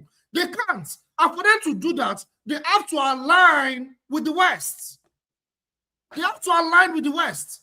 They can't do that and align with Russia or even China fully. They can't. It's about their own interests. They don't see humanity in the people they govern. They don't see any humanity in them. That is why it gives them pleasure that the country is divided. That's one thing we need to understand. All these people in power, all these wicked, Peter Obi, Tinubu, they don't see any humanity in us. They don't see any humanity in us. That's why they can go and consult America for security aid, for security assistance. I must say, Goodluck Jonathan, former President Goodluck Jonathan, sounds very fascinating, because when I hear him talk, for once, as a leader of Nigeria, he's one of those people that came across as if he actually sees the people. I'm not sure why. And he seems like a believer in democracy. Like, when he came back from Burkina Faso, he was like, they have to let the guy the guy that won the election rule. And then he went on to talk about how democracies will have to compete with the military regimes in the Sahel and all that. The guy, and he was serious to say the Democrats needs to get their act in order. He is a believer in democracy. And he's one of those leaders that I've seen have actually come out passionately to defend democracy. It's very rare you see Nigerian leaders talk ideologically about anything. They are so bland and dead in their eye politicians. But Papa, don't forget that it was the same democracy that took him out of power. That same democracy that you're talking about that he loves, that was what took him out of power. Because when I talk about democracy, the liberal democracy we're talking about, it creates an open society. In fact, this open democracy creates an avenue for instability. The only country that is democratic that I know of, that they change leaders frequently and is anti-imperialist, only one, and that's Bolivia. And that's because the military, they stand with the people and the leadership. But if you look at other countries that are anti-imperialists, they call them dictators. That's why they call them dictators, because they are not open societies like that. Nigeria was open. NGOs came to fund APC, the terrorists and political persons now called APC. They have so much power. NGOs, a lot of Western institutions to take up. I mean, now I'm not saying Goodluck Jonathan was perfect. Of course, I never supported Goodluck Jonathan. I was never in support of him. But the point is, they played a role in the ousting of Goodluck Jonathan, whatever his agenda was, because there was already an open society. That's the point. That's exactly the point. If we want a democracy, we want a democracy that would what? That would further our own interests. This liberal democracy it is democracy for the rich. The rich will always they will always pull the strings to their institutions, to their political parties. I don't call them political parties. Let me show you. Let me show you what I was talking about. Within the West African bloc, don't worry yourself. Even if 5 countries remain in ECOWAS, so be it. It's costly to do the right thing, but ECOWAS must not bother. If Guinea-Bissau want to join the military camp, they should. They should. Even if 5 countries are committed to remain in ECOWAS and develop ECOWAS, the only thing is that they must modify the protocols or create some other protocols to make sure that ECOWAS do things that will endear them to the citizens, things that young people will benefit, things that business class will benefit, things that students will benefit. Let ECOWAS be attractive to citizens of the community, not just talking about political issues. When ECOWAS continue to do those things, these countries, they will come back to join ECOWAS. The military, it will not be forever. You carry gun today, took over government, with time, society will be tired of you and will ask you to go. It will not take more than 10 years for all these countries to go back to civil rule, and they will join ECOWAS. So for now, even if only 5 countries out of the 15 are ready to carry on with the ECOWAS, they should. So we should not bother about that and begin to change their position. ECOWAS must stand firm. We cannot accept military in ECOWAS. So you see that he's a believer in democracy to the extreme. I agree with him. Okay. Yeah. I see his reasoning. So the question then is, that's why I keep saying that it looks like what he basically describing there is what I was saying earlier on. I've been saying this for weeks, that it appears these Sahel nations are the true opposition to democracies, because within democracies themselves, apart from maybe Ghana, the rest have been sabotaged. Yes. Maybe Liberia, they did change government in Liberia too. So the rest have been sabotaged. The rest, look at Biya. Biya has gotten himself elected again. This Togo one is going to be elected again. Ouattara is going to be elected again. And he's already changed the constitution to suit himself. It's like continuously they keep doing this nonsense. What Jonathan is saying that democracies are going to function, I don't think they will. The way they are behaving right now, maybe I don't know. Nigeria one, I'm not even seeing that much change in Nigeria apart from Dangote. I don't know. Maybe if democracies can behave, yes, those countries will return. But what if those countries start advancing more than democracies? Yeah, have you considered that? Yeah, like that's exactly the point he's making. Like you are use ECOWAS, these ECOWAS member states, they are complaining that a lot of their neighboring countries are moving away from democracy, but they're not serving any good example. They're not serving any good example. So for you to come and even say that, okay, Burkina Faso is a dictatorship or Mali is a dictatorship, you need to serve an example for your people. You're not serving any example, but at the same time, you're criticizing other countries that are following a different route. a different direction. It doesn't make any sense. It doesn't. But that's to tell you the way they think. That's to tell you how these people think. These people, they do not have any good intention for their people at all. They don't. See, they're incompetent. And when you don't have good intentions, they are both incompetent and they do not have any good intention for their people. So we need to understand those things. And the only solution to this is by taking power from these criminals.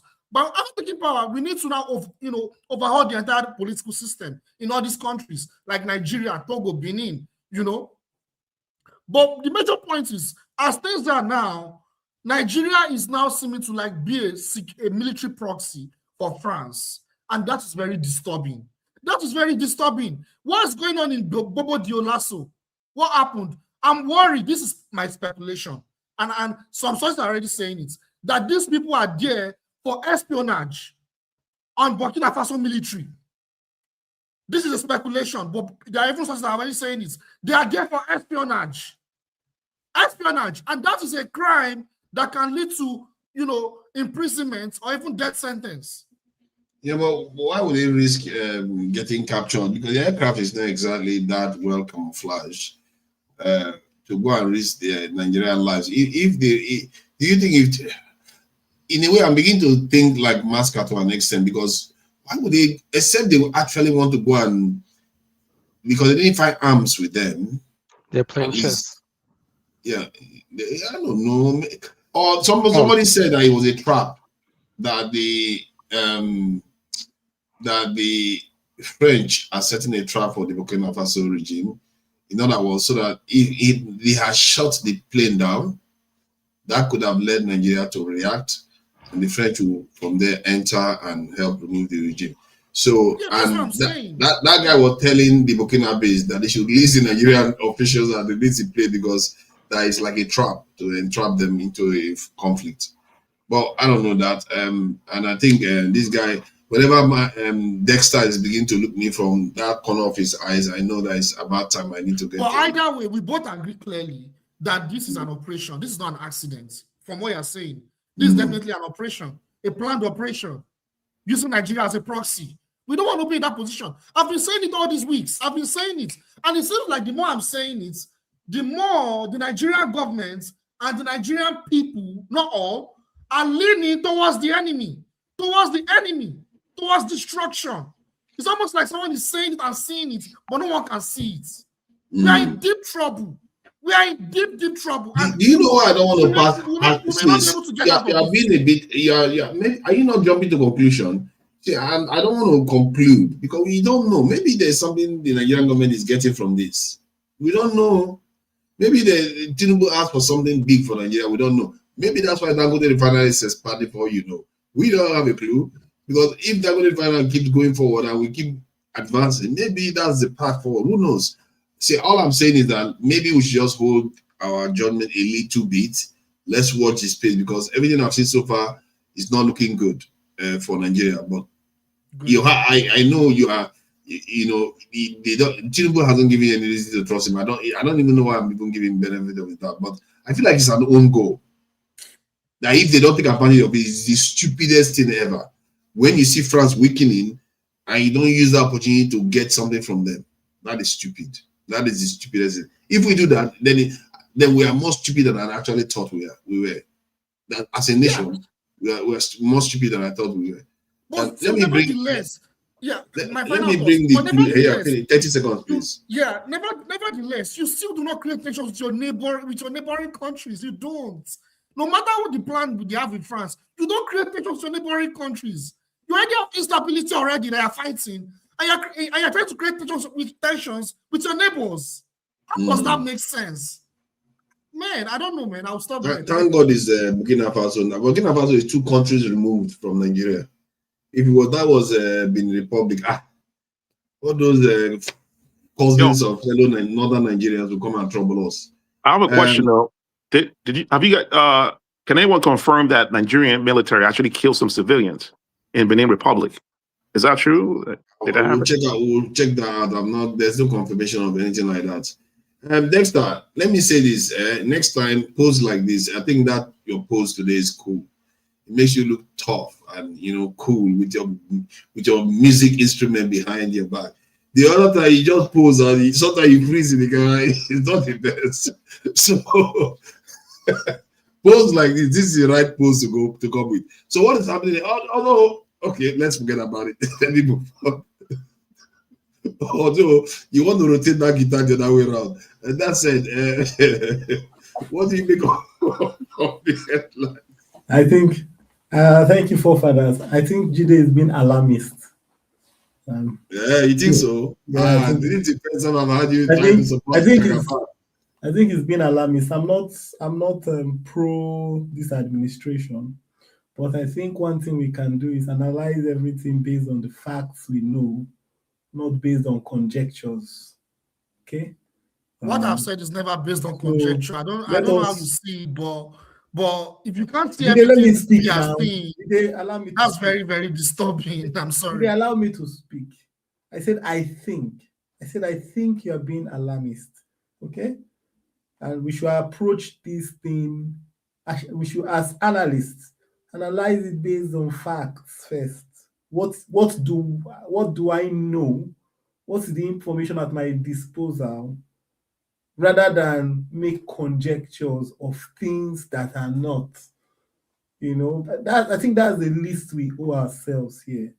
There can be suspicion of, there's a possibility of something, but that doesn't prove. First of all, the story goes that the information is that the Burkinabe did not even know that plane landed.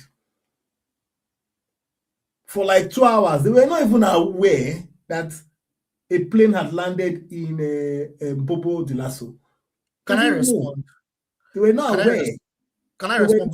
They were not aware. How you know that? The military have a contrary position. They actually said they actually forced it to come down. They did not force it down. They actually forced it. Okay. You are getting it wrong. That's why I say when you start listening to all kinds of things, you won't get the facts. Dexter, where's your source though? The plane, when the Burkinabe reported about the plane, when they were trying to make name, they said it landed with two pilots. A C-130 doesn't go with 2 pilots. Where's your source? Where's your source? Where's your source? Please go and listen to the news. Listen to the news in Nigeria. But you know, Dexter. Listen to military experts. Go and listen to Captain Dexter. Blade. Dexter, Captain Blade is an entity. I don't listen to that guy. I'm not talking about. But Dexter, I agree. I understand what you're saying. I have a question for you. No, I have a question. Okay. I will ask you that question. Ask me questions. Okay? 4 people fly that Charlie. Go and listen to military experts of how the Charlie operates. So when the Burkinabes gave the first information, they were trying to make name for it, first of all. But the experts say, look, it can't be 2 pilots flying that Charlie. It's not possible. Okay? Then the information came out that, it's 4 pilots actually. You have 4 pilots flying the Charlie. And then the crew that were with them. Now, whether that crew was going to Portugal for anything, I can't say they were going to Portugal. I can't confirm or deny. Secondly, if they were planning to go to Portugal, why didn't they inform the Burkina Faso aerospace, what do you call them, ministry or whatever? Because if you are flying through somebody's airspace, you are supposed to inform them that I'm going to pass through here. Please grant me access. Now, the excuse Nigeria is giving is, there was a plane, there was a fault, and so we had to land. It really doesn't add up also coming today when Rufai Hosseini posted that there has been that the Nigerian government has actually not officially reached out to Burkina Faso that, look, this is what was happening. So, of course, there is some lack of clarity, but think about it. Forefathers put up the map. Where Burkina Faso is, where Benin Republic is, and where that Charlie is landing, that's a very, very I mean, that is very far. So if those guys were going to, and from analysis, who was it that was analyzing it? That plane will barely take off. It will pass Benin Republic. Do you understand? So if you wanted to even do a reconnaissance on Benin, why would you use that kind of big carrier? You know, so there are a lot of things that don't add up yet. But I think one thing we should do is we should wait to get the facts and not dwell so much on conjectures. Now, why that is happening, I cannot say. You understand? I can't say. Nigeria doesn't have any, there's nothing with Burkina Faso at present. There's nothing. Now, if it's about, oh, the West wants to, and somebody says, well, the argument might be, oh, why are we fighting out? Look, every country, Nigeria has not finished fighting for its interest to now say, oh, we must partner with our neighbors. No. Every country, look, America, are they playing with kids' globes with Venezuela? Is it not their neighbors? Is it not next door neighbors? So let's not bring in plenty conjectures here.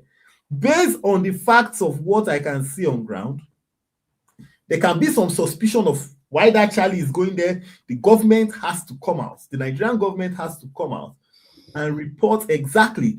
Now, the truth is that the officers that are being held in Burkina Faso, if care is not taken, they have been held for a long time. Now, the Burkinabes have not said anything. They've said it like, oh, I will respond. Where don't I respond? The Burkinabes have not come out and said, oh, these guys have given us information. Nigeria was carrying out a covert operation here. No. The Burkinabes have not come out to say that. If the Burkinabes have come out and say that they have caught these guys doing something illegal, then maybe I'll say fine. But they haven't come out to say any of that. The Nigerian authority has not clarified anything. And get it right, I'm not supporting this administration. But what I'm saying is we must base whatever we're saying. But did they violate the airspace though? Is that not illegal? I said so. The right thing to do. It's not illegal. It's not illegal. You can say it's illegal, but my friend, you are not. Have you been on a plane that had a problem? If you are on a plane that you inform the FAA or whatever. What you are saying doesn't apply. Mayday. When you are doing mayday, there's nothing like informing anybody. Portugal made it clear. If that there was no intention they are coming to their country, they spoke to Burkina Faso. The sources are there. It is clear. They did what? They made it clear that there was nothing about Nigeria coming to Portugal for any mechanical repair. When I started the conversation, I addressed that point.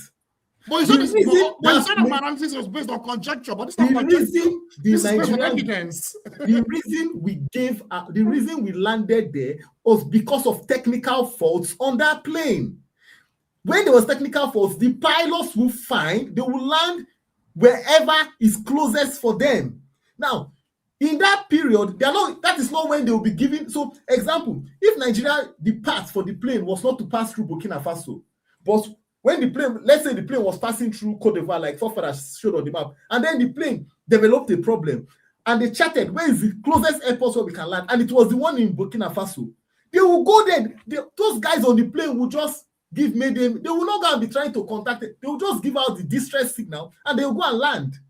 And to tell you, they landed that plane, and the Burkinabes were not even aware when it first landed. They were the ones that informed them. If they are not aware, this is logical. If they are not aware, then that means definitely they would have definitely infiltrated Burkina Faso in any way. And there's no way the military would have detected them. You say if they were not aware, what will happen? If Burkina Faso was not aware, there's no way the Burkinabe security will be able to detect Nigerian military. What are you talking about? So Jide, your plane has a problem. You land in somebody's airstrip. Won't you inform the person? That is what happened. So wait. You will inform the person, and despite that, the person will still detain you. Sorry? Come on now. See, so Jide, it is a security situation. Somebody lands in your airstrip with a cargo military plane. Even if the person informed you, you have to investigate it. That is true. What is happening with Burkina Faso is normal security protocol. You came to my airspace. You told me you had a technical fault. You landed a military aircraft. I have to investigate it. I won't just tell you bye. You can go. No. I have to investigate it. And they have to investigate it because of what is happening in Benin Republic. It's a simple thing. The plane had a problem. They landed where they could land. They informed the Burkinabe, oh, we've landed here. They came there. They saw the aircraft. Oh, we have to investigate it. So let's not make these conjectures of, I know it is fine to try and, for optics and for traffic. But let's, if you want to do a proper analysis of things, you analyze it based on facts first. Not but on there's conjectures. a fact. But there's a fact. It's not because of conjecture, but there's a fact. What's the fact? It's tension between Nigeria and Burkina Faso. What's the There's tension? Sorry, yes, what is the Burkina tension? Faso is out of ECOWAS. So wait, what is the tension? Jide, what is the What are tension the facts? between Burkina Faso and Nigeria? Yes, Nigeria is not of ECOWAS. So they deployed ECOMOG to invade yes. We invaded who? So who did we invade? They had a plan 2 years ago. You know about this. Jide, what are you talking about? When the UK pulled out what are you talking about? Come on, man. Jide, when the UK pulled out of Brexit, when the UK pulled out from Brexit, did it make them an enemy of EU? What are you talking about? If Burkina Faso have a right to stay in ECOWAS or not? Let us not wait, Dexter. Okay. Sorry, let me just share this information. There are people that are saying that the aircraft may have been forced down, and on the other side they are saying they forced the aircraft down, and on the Nigerian side they are saying they landed due to a fault. So if you look at the post this guy posted, it says there's no real evidence for this, but it's a post nonetheless. It says the grounded Nigerian C-130 was no ordinary aircraft. It was equipped with highly sophisticated geomapping systems and technology. It was transmitting the information in real time to the French military agencies in the region. Had the aircraft not been intercepted and grounded, the French would have been having all the Burkinabe military bases and coordinates. The highly trained Nigerian military personnel are likely to face espionage and terrorism charges. Death sentences will be appropriate. I'm not so sure about this. I did not read this. I did not read this. And this is what I said. That is a I did lie. not read this. This is what I Let said. me tell you, forefathers. This is what I said. I did not read it. Forefathers. That's that. Hold on. Forefathers, the Burkinabe authorities did not. This is not coming from Burkinabe authorities, so this cannot be true. It's not true. It's not true. It's not true. Let us stop listening to. Let me dig deeper. Let me ask a question. If the French want to get surveillance over Burkina Faso, why will you be using the Charlie that is supposed to be carrying cargo to get surveillance? Why? Let us be with all your intellect. Don't fall for all these cheap.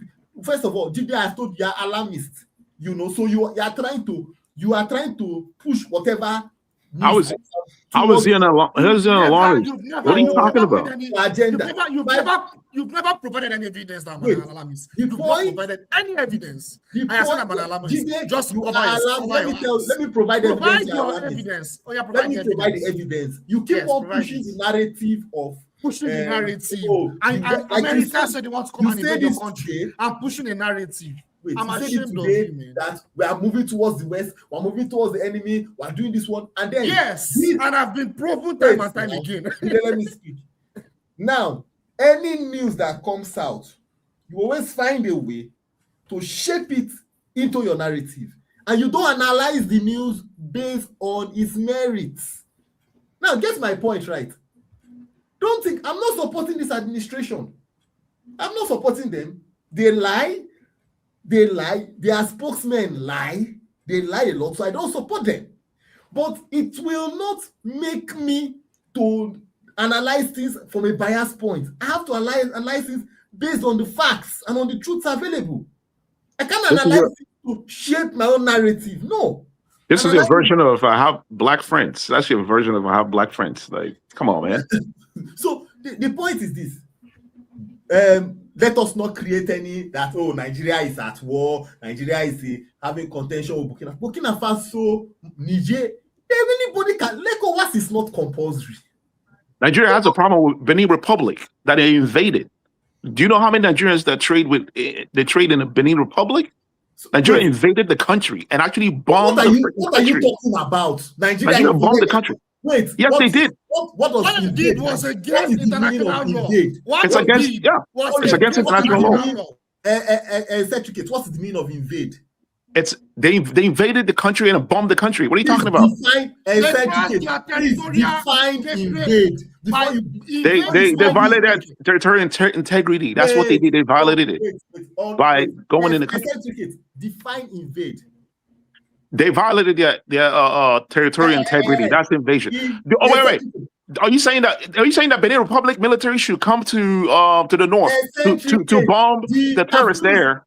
Did you listen to the news? Wouldn't that make sense in your logic? The president of Benin Republic called on Nigeria that please support us. There's this situation. We need to put down this uprising. Please support us with aircrafts. What are you talking about? Somebody's house is burning. That's nonsense. That brings water to put out the fire. You now say, "Oh, you're invading my house." Wait. No. The only reason why you can go to a country is if, like, let's say if there are Nigerians in that country and they have problems, right? Nigeria can send a plane to get Nigerians out of the country. You don't go there and bomb them and go, "Oh, the president invited me to bomb them." What are you talking about? The president of Benin Republic invited Nigeria in. Stop being disingenuous. Let's get it from the French. I don't think the AES. Let me just add this. The next time, I don't think the AES countries will be saying that they forced the aircraft to land if they didn't force it to land. They don't have any reason to say that. They did not force. Why do you think they will say something like that? Because it's for optics. It was Dexter, you're not a primary source. Like, why is information more important than their information? It was optics for them. Go and look at the timelines of the events. It was optics for them. That's conspiracy, man. You're spilling conspiracy theory right now. You are the one spilling conspiracy theory. You're spilling conspiracy theory. It's right here. This is available. Go and read the news. Don't go and follow the live news. Don't go and be reading propaganda, social media posts. Put a call to Nigeria and invited them in. Nigeria did not invade. Guess what? I'm not on social. You can't find me on any social media because I'm not on social media. Please, I'm sorry. I'm sorry. I know I just came in, but I just want to chip in something and I'll leave if you don't mind, please. Okay, go ahead. So, I heard something and I could not help but jump in, even though I was supposed to be onto something else. Now, if you've lived an experience and you hear something, it's best you actually not because I'm trying to be controversial now, but it's something I've lived, and I think I may have mentioned this before, and it was very recent as well. I went to an Air Force school. I was this close to getting to India. Something I've said over and over again. I have a lot of uncles, some of whom were top Air Force officers, fighter pilots, and all that. I saw things. This is not third party. Even during our inter-house sports, there'll be times when these alpha jets, if anybody that knows about the kind of aircrafts, G222 and what have you, Tucano is still a really recent development. So I saw things whereby even alpha jets, when doing our inter-house sports, they'll come and they'll start throwing this. I still have these memories, green and white balls. Anybody that went to Air Force school will tell you about this kind of things and knows about the Air Force. So, and I've taken, matter of fact, I had an experience where we had to take what's it called? The C-130. I think it was the H version, because the one you have right now is the J version from 1999. That's what you have mostly in the arsenal of the Americans, because it's made in America by Boeing, I believe. Now, most of what you see being flown in the rest of the world is from previous versions. And the versions we had, the 8 version, was from 85. I was so fascinated by everything Air Force. I used to divulge everything whenever I went to some of my uncles and what have you's offices then. So you don't have to believe me. Just look for someone that knows about Nigerian Air Force, or just do your research. I can't even speak to the J version, the current version, but I'm pretty sure it's the same thing because my former boss at work was also in maintenance, aircraft maintenance, engineering in the Air Force base. So we used to talk about a lot of these things. It was very long there. I wanted to lay that premise first before I say what I want to say. And again, go do your research. Come back and tell me that I'm lying. The C-130, just like any regular planes, I've flown this thing. That's what I'm telling you. It's not. If you enter it, you'll be scared. You'll be scared. The way it sounds. First of all, you enter from the back. I'm sure you've seen the way they put. Yeah. You sit on the floor. There are no seats, and then you see the wire. It's remarkable as an 8-year-old to have flown it. You'll be when I tell you, you'll be scared. You'll be scared. Just stay. That thing is. You fly in it or you flew it? Which one as an 8-year-old? Hi. I mean, it's English. Nigerians, we massacre English. Did you fly it or you flew it as an 8-year-old? No, he said he has flown it severally. So. But it's English. I know what you're trying to get to. Eccentrica. You know you understand what I'm saying, right? I think Femi, I think they are confused. They are thinking that they are saying you were the pilot. It is English. I'm not going to change this. It's English. Anybody that knows English understands this. Don't distract from the facts. Let's follow me. I tell you, I know what I could have said. It's what I'm saying is not wrong. I hope you understand. But it's not wrong. Go ahead. You get the message. You get the message. Go ahead. Right. You interpret it anyhow you want. It's correct English, by the way. Now, the C-130 historically, it's no different from most other aircrafts. It's flown by 2 pilots. Yeah, he's correct. If you fly Delta airline, you say I flew Delta. Go ahead. But again, go check it. It's no different from any other aircraft. It's flown by 2 pilots. What you used to have, which I think is changed with the J, is what they used to call the flight, because they always had a flight attendant, which is also not different from a lot of other, even the G22, which is a smaller version. As a matter of fact, what they had, I think things have changed now, especially because after Babangida's time, recall that was when you had a decline in the Air Force in terms of their flying capacity because it was scared of what had happened during one of the so-called coups, where it taught a lot of Air Force officers. You called a lot of Air Force officers were involved.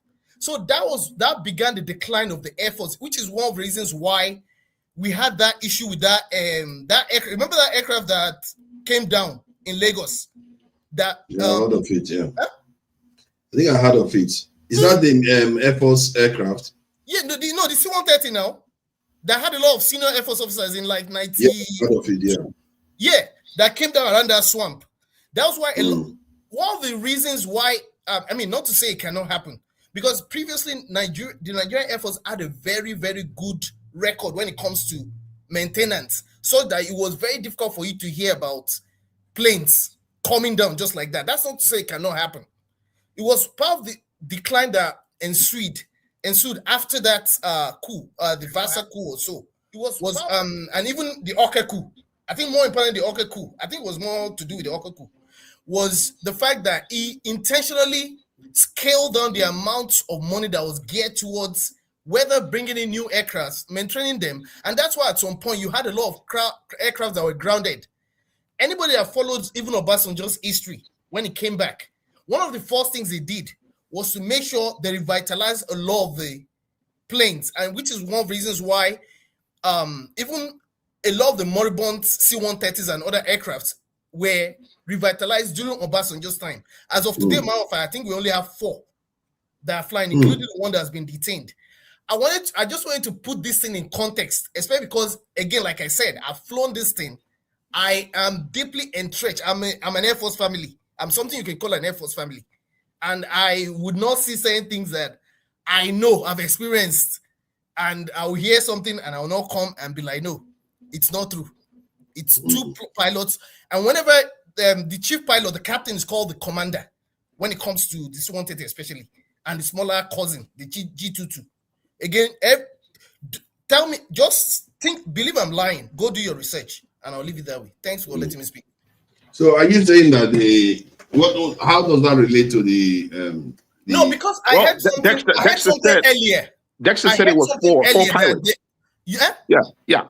So he's saying that it's 2. So he's rebuttaling Dexter. in real time. Yeah. Oh, that one I'll argue it because I lived it. That's like game set specially for you. It's very, very interesting. All right, Dexter, fix the narrative. Fix the narrative. It's two now.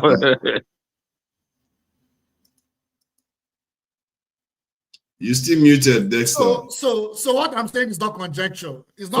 No, it's not. No, it's not. You're speaking facts. I'm not going to go into. I'm in the aerospace, so go ahead.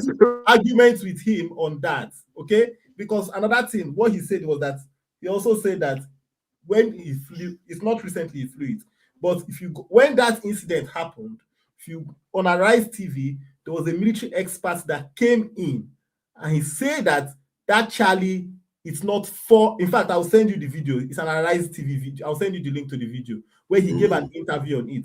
But that doesn't change the fact of being alarmist and trying to create unnecessary narratives out of the whole thing. That it was espionage and it was this. I don't agree with that. Until we get those facts on ground, let us not drift into that. Thank you. Seneca tried to do some Ojoro here where he said. That he flew Delta. Would you say you drove a car? So, would you say you drove a car? That's a figure of speech, and people start using it like, "Oh, I flew." People are going to get confused. We can't give massacring language like this. When you say you flew an aircraft, people are going to think you actually flew that aircraft. Just because somebody says I flew Delta or I flew the British Airways, the right language to use was I flew in a British Airways aircraft. Like you say, okay, and even that, okay, yeah, the aircraft. I've been in a Mercedes-Benz car before, stuff like that. I drove a Mercedes. People are going to think you drove the car, even if you just were in the passenger seat. It's not the same thing, is it? So I understood what he meant because he was 8 years old. There's no reason to fly that. Yeah. But why did not confuse you because he said he was 8 years old. He said he flew it. He was 8 years old. But you shift. Don't shift the goalpost though. He made his point. Let's not. No, we understand, but we're just saying that you got confused yourself at first. Nobody, when you hear I thought, okay, he was a pilot at first. I wanted to move the conversation forward, right? So we don't get stuck. I know, that's what you're doing. Welcome, Seneca, troublemaker as always. But today you trying to mend fences, and we are now picking on you for it. But what do you make of this aircraft? And you can touch on any other topic. We saw Fubara singing praises to his new godfather, and Wicked has always come to mock him on top of it. It's like very unseemly sights that I say. The news is these days it's surreal everywhere. The news is surreal. Let's face it. Even in America, it's surreal. Nigeria, it's surreal. It doesn't. Oh yeah. It's everywhere. What do you make of all this, dude? See, man, I think. There's a paradigm shift happening. There is a paradigm shift. This is all part of it. You know what I mean? This is all part of the paradigm shift. Something is happening, man. This is the old guards are like panicking. This is like the rattle of a rattlesnake, right? You know what I mean? That's like, that's what's going on. Like there's a paradigm shift, and the old guards are like, they are afraid that they're losing power, right? Like the Sahel, they're waking up. They're trying to, wrestle power away from the colonial masters, right? Like the French.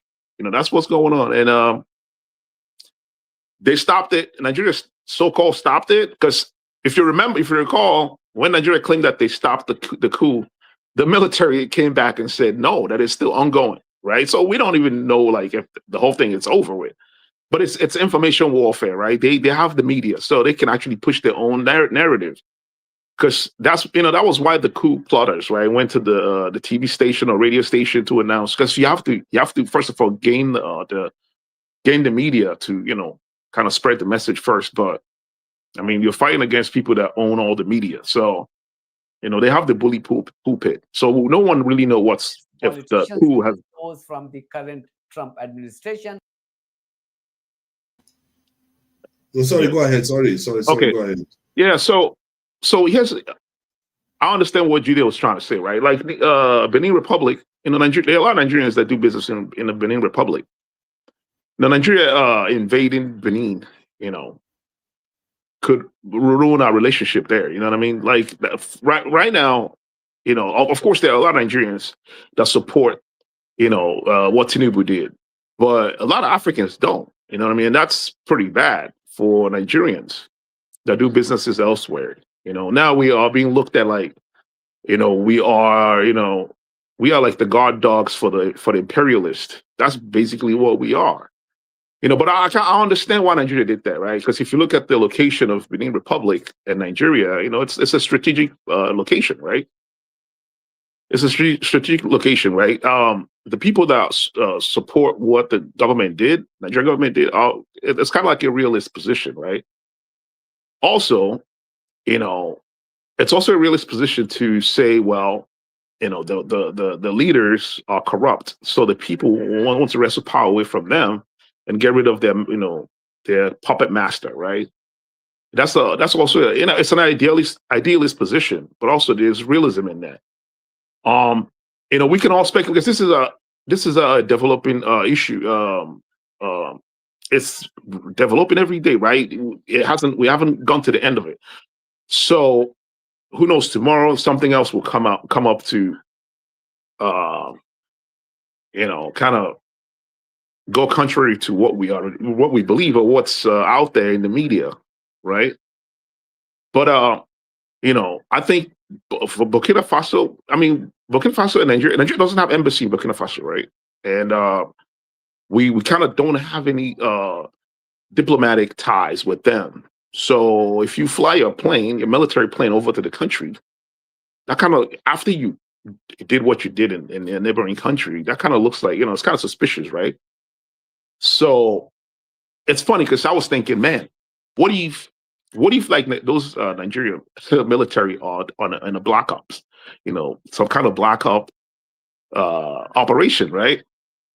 You know what I mean? Like, what if that's what it was? And then once the whole thing got foiled, Nigerian government is claiming, they are trying to, use the information space to kind of clean everything out. But those guys, the military guys, their family are saying that they're not back. You know what I mean? And their family are primary source of that information. Their family, literally on the social media, are saying that these guys are not back. The military, they're still held up in Burkina Faso, right? So that's the fact right there. No one knows what's going on. Like the investigation that's going on. Usually, it's something that you do diplomatically, right? The president calls the president, and then they speak on it and clean things up. But no one has come out. The leader in Burkina Faso hasn't come out to say, hey, everything is under control. This is fine. That shows a rift, in the diplomatic rift, right? That's what it shows. No one has come out to say succinctly, this is what's going on, or to quell all the, all the confusion, right? The Burkina Faso leaders haven't come out to say, hey, it's okay, this is fine. We just this protocol, everything's under control. There's no problem. They haven't said that, right? So that you can deduce from that something is really going wrong, right? Something ain't right. You know what I mean? Do you think that they will lie about forcing the aircraft to land? I don't think so. Let me correct something. Nigeria has diplomatic relations with Burkina Faso. Nigeria has an embassy in Ouagadougou. So that's what you said. Centric is not correct. Okay, they do have diplomatic. Okay, well, that's good, but it's kind of, even if they do, we haven't heard from the embassy, right? We haven't heard anything from the embassy saying that the situation is under control or whatever. That's why we are speculating. You don't have an ambassador there. You don't have an ambassador there. Maybe they're going to send Reno there. We don't know. Or they can send me there. I sent you a video. They can send me there. Be the ambassador. Let me see that and see it. So, we have covered this area. Let's move on to other areas. I'm trying to check the link you sent me. Okay, I can see it now. We played for 12 minutes. Yeah. Yeah, let's move on to what else you want to move on to? So, like, I thought the Somali pirates thing was a thing of the past. Piracy is over. we shouldn't be having piracy on the high seas anymore, only to discover that America has taken up the profession now. Uncle And, Sam, right. they are now going to seize, they now hijacked this in Venezuela's oil tanker. Oh yeah. And they want to keep it. Funny enough, though, Venezuela actually sells oil to America, right? They have oil tankers that bring oil to the United States of America. You know, the whole thing is insane. You know, if you watch the news, you might think, oh, you know, it's posturing, man. You know, it's posturing. Like, they sell oil here. America's one of their biggest customers, literally. You know, and it's funny enough, Trump was saying that Somalis in Milwaukee, what was that? Is that Minnesota? That they are, you know, yes. Minnesota, yeah. He called them pirates. You know, they all they do is piracy, right? You know, kind of talking crap about them. But the next few days, he went in and did his own piracy.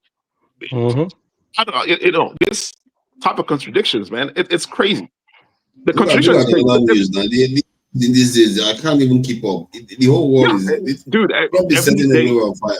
Now, something is developed every day.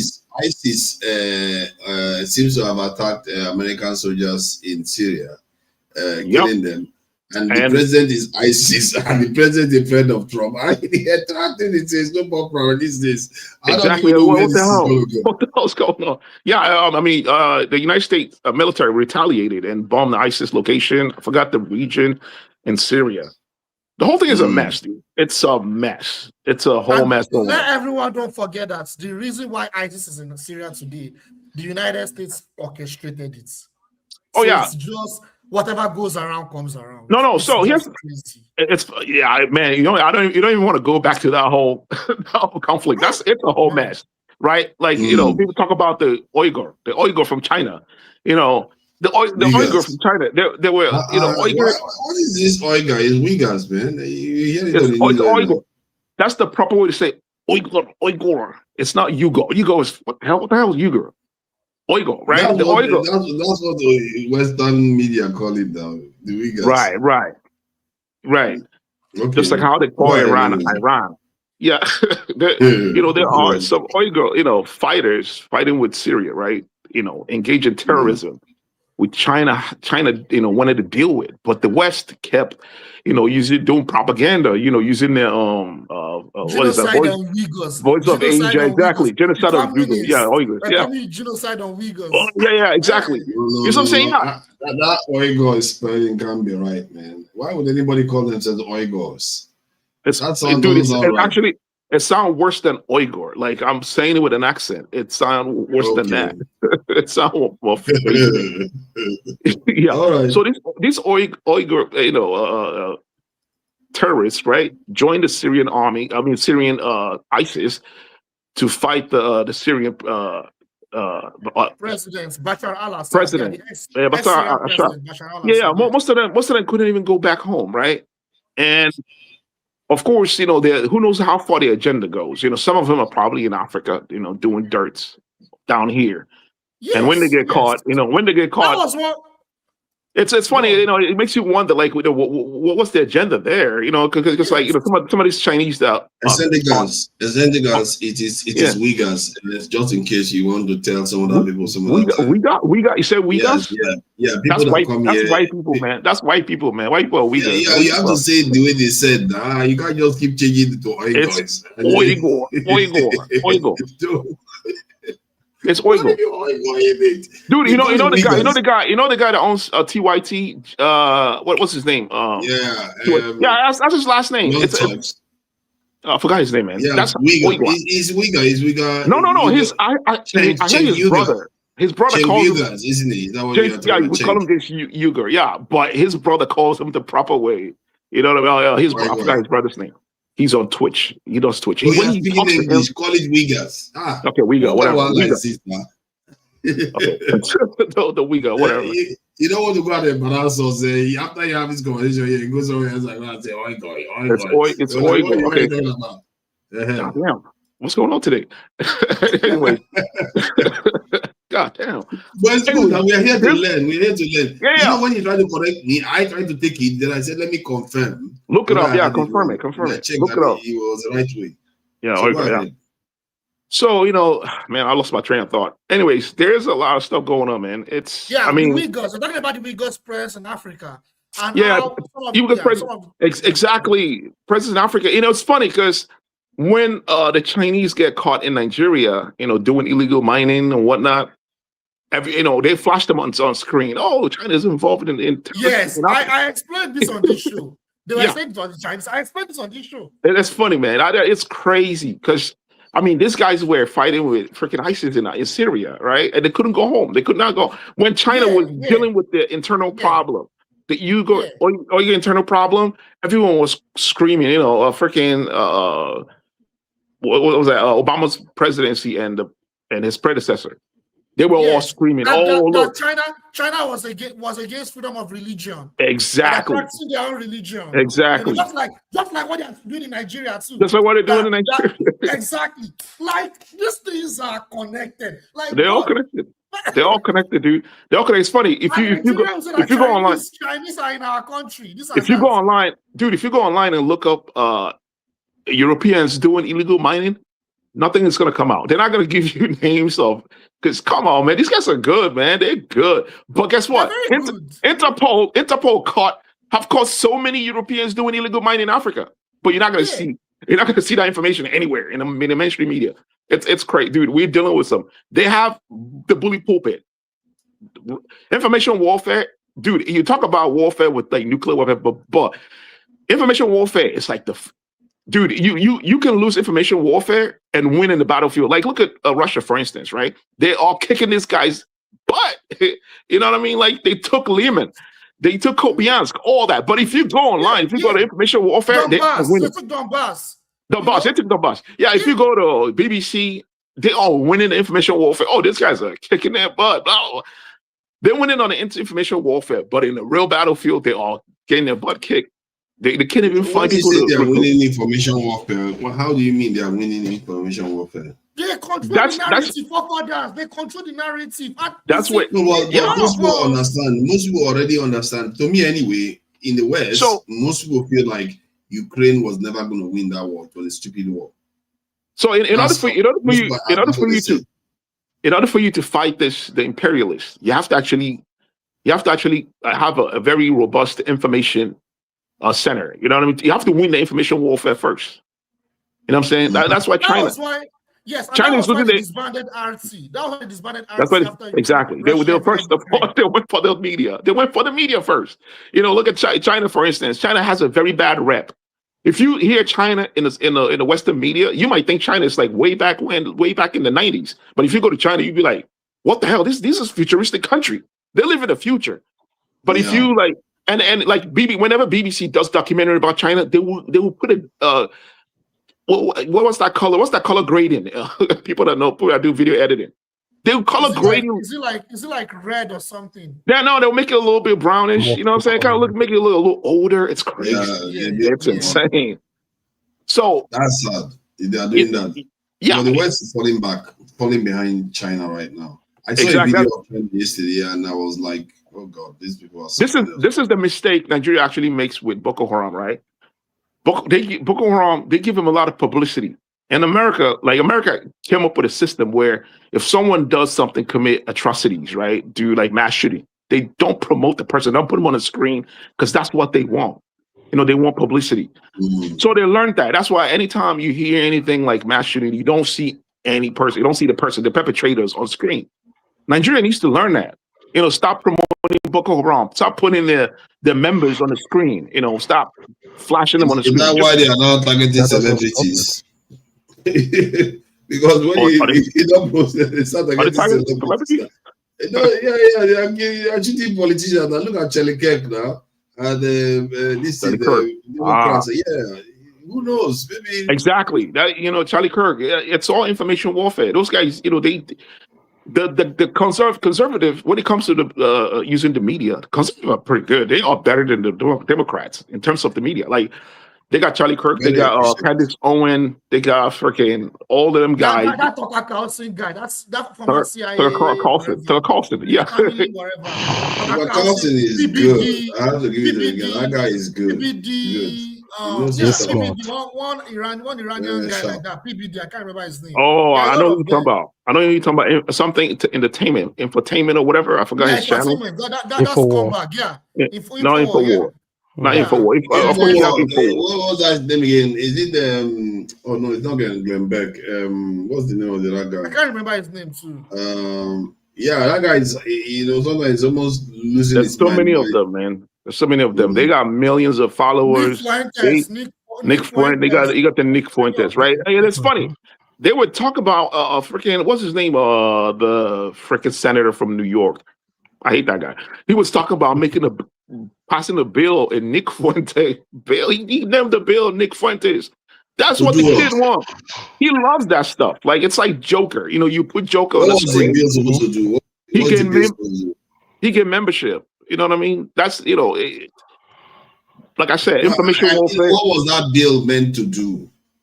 The bill, it's like some kind of anti-Semitic bill, whatever. He called it Nick Fuentes bill. That's the name of it. I mean, stupid. His popularity shot to the moon after he hit. Somebody that is happy to be anti-Semite and he wants to promote not even just that. He's a confessed freaking neo-Nazi. He called himself. They're not ashamed now. You think they're ashamed now? He was. They're not ashamed anymore about that now. They are willing to stand on it now. They don't worry about it anymore. So, but even though he's Mexican, yeah, go ahead. I already had permission earlier on because it ties to almost everything that is going on in Nigeria. It feels like everything we do is pedestrian and it's not serious. Because when I look at the relationship we tend to have with other groups, you see how many people complain that President Tinubu is doing the bidding of France. And if you look at the way we operate, like many of our leaders, none of them are complaining about what is happening in Sudan. Something that they're supposed to notice. Trump, nothing is happening to white South Africans in South Africa. But he's already officially a genocide. Whether it's true or not, he doesn't care. And it's bringing them over as refugees. But our leaders, you will see Black Africans that are Muslim being slaughtered because they are not Arabs. They'll keep quiet as if they don't see it. And then if you go to Kenya today, there's a sizable minority of Somalis in Kenya. Some of all these bordering populations that don't often see Black. So they have a large population of Somalis here in Kenya. Yeah. So they are there in Kenya and they have political power. They give them access to power and everything. But the Bantus, that the Kenyan kind of people that are in Somalia, they don't give them any power at all. They stifle them. They discriminate against them, all kinds of stuff. So I'm like, and this is next door to you. How do you do that? Why is it that our people are like that? Why we don't perceive that in time this is going to come back to bite us? Somalis are a little bit different. They don't view themselves as Black or as Africans. Some of them, not all of them. But that's my problem. If they don't see themselves same thing in Black Ethiopia, the same thing in Eritrea, they really do believe this. It's no joke. They really, truly believe they're different. They are mixed. And they have the right to be mixed. But my concern is that they discriminate against us as if we are less than them. Yeah. But when they come into our spaces, we elevate them instead. It's like, why do we do that? Because in the end now, based on projection, because I had to say, okay, it's one thing to see this thing and say it doesn't look good. It's another thing to say, okay, what does this mean 30, 20, 50 years from now? And based on the calculation, the Somalis are going to get, even because they have higher birth rate in Kenya, because they are Muslims, and they have more children than the Kenyan Christians. So they are going to get more and more foothold and power over the Kenyans, while their compatriots in Somalia, their power is going to hardly change at all, or maybe even diminish. It's like, why do we have this negative relationship with every group? They're still going to be manipulated by the whites regardless, and they're going to play us against each other. I think, the reason I wanted to talk about Burkina Faso, the reason why Burkina Faso wanted Benin or Nigeria, the coup didn't fail, whatever. The reason why they wanted is because they're landlocked. And that's on purpose. There's a reason when a country is landlocked, it's quite expensive to maintain whatever they're doing. And having access to the port is fundamental. There's a reason why. That Republic would have been a big problem. Yeah. Ethiopia is actually about to go to war against Eritrea because they're landlocked. and they must Is have. it Somalia or Eritrea they want to tangle with? Eritrea at the moment, because of the port. They want to have access. They will try to have access to the port to Eritrea. Good luck and with that one. Somalia Eritrea is not the country you want to fight. Eritrea is highly militarized. It's the only sub-Saharan African country that is highly militarized. By each person, but their facilities are not up to date. I think they could get a small part, but at the end of the day, Eritrea is Ethiopia. It's true. The Technically, it should, but they manage to lock themselves in now. Typical Africans. See, what we see there is a pattern. It's almost like a fractal.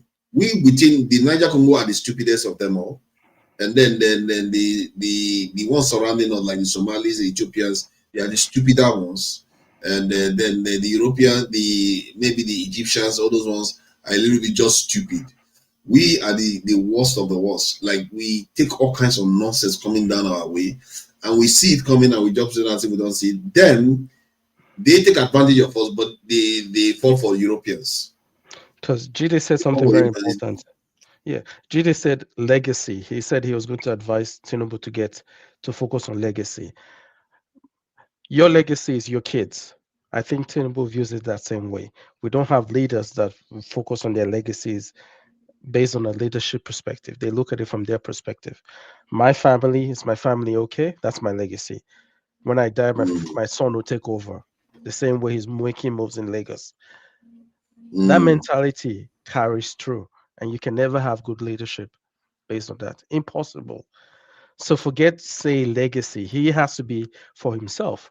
The discussion he's having with France is based on what's he going to benefit from it, not what, or Nigeria or France. If I help you, France, would you give us electricity? He doesn't care about that. Yeah, he so never cares about that. That's the problem with the Western system. Like there's a name for that. It was from John Locke, right? The whole liberalism system, right, where individualism is elevated over the community, right? And you can find it in a religion, in Christianity, of course, in the Islam. I don't know about Islam that much, so I can't say that. Yeah, in Christianity, Calvinism, Protestantism is connected to individualism. Yes. Yeah, it's cons. That's what you see right now. That whole individualism and the political system as well kind of has it's fancied that way too. It's kind of shaped that way, right? I mean, like, if you look at other systems, like the communist system, I know, it has a bad rap, but it's the people. Like, look, the name itself tells you what it is. It's community. It came from community. It's the people, the working people, a system of the working people. Communism is a fantasy that sounds so beautiful, but the human element will never let it work. No, I don't think humanity is evolved enough to actually practice real communism. But I think it's a future system. I mean, like, China hasn't even matured into communism. They are still a socialist country, right? But you may have a point there. The only context that it's not just capitalism. It's capitalism is backed up with sorry for father. Go ahead. America has capitalism with communism, with a socialist system in place. You bribe certain people, you give them welfare, food checks or whatever, that helps keep the people quiet. If it's just based on pure capitalism, it will fail. Oh, totally. Don't get it twisted. All of these are just mixed all together. There's no. But neoliberalism is the extreme form of capitalism, right? Because that welfare you're talking about is like the withdrawal of it, and that is what they are putting on our throats in Nigeria, right? That's what they're putting on our throats. To be fair, when people say the world is not ready for communism or even socialism, because the way Karl Marx wrote it, he knew it was going to take a while for the world to get there. It's not something that he just imposed. The reason why you have seen it imposed is because some people felt like they can use it to win office. Lenin and Stalin on the other, they actually acknowledge that they are not following the rules that Karl Marx laid down. So, it's a scientific system. Go ahead.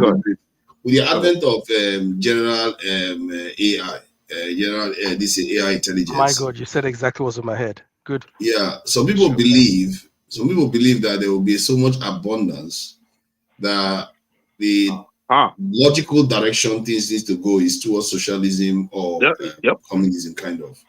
So, but we don't know that yet. I don't know whether that's Oh, this topic is too deep. This topic is deep. Sorry, man. Yeah. I mean, you know what's funny? If you look at the workplaces, right? The workplaces actually use a form of communism, right? Like, in order for you to produce a part or anything, everyone has to cooperate, right? All the departments has to work together to produce one thing. So basically, the workers inside a system that's not even democratic. Like, workplaces are not democratic because the leaders, you don't vote to elect the leaders. It's authoritarian in nature. But then the workers have to cooperate to create something. We can. It's like our body. You know what I mean? I always mention this. Like our body. If you get sick, like right now, I feel a little sick. If you get sick, all your body, like everything, just work together. Everything they all turn their whole antennas on and start working together to get rid of that problem. You know what I'm saying? Like if you get cold, your body start going this way to generate heat. Your whole system just focuses on that. Why can't we create a system that mimic what we already do? You know what I mean? Or like what nature already does. It sounds simple until you put the human factor. Do you know me? And attitude and hey, how dare you? Who are you? When you put the human factor in there, suddenly it ruins everything. Talk about this AI stuff because I think it has to do with. that shit. Also has to do with like what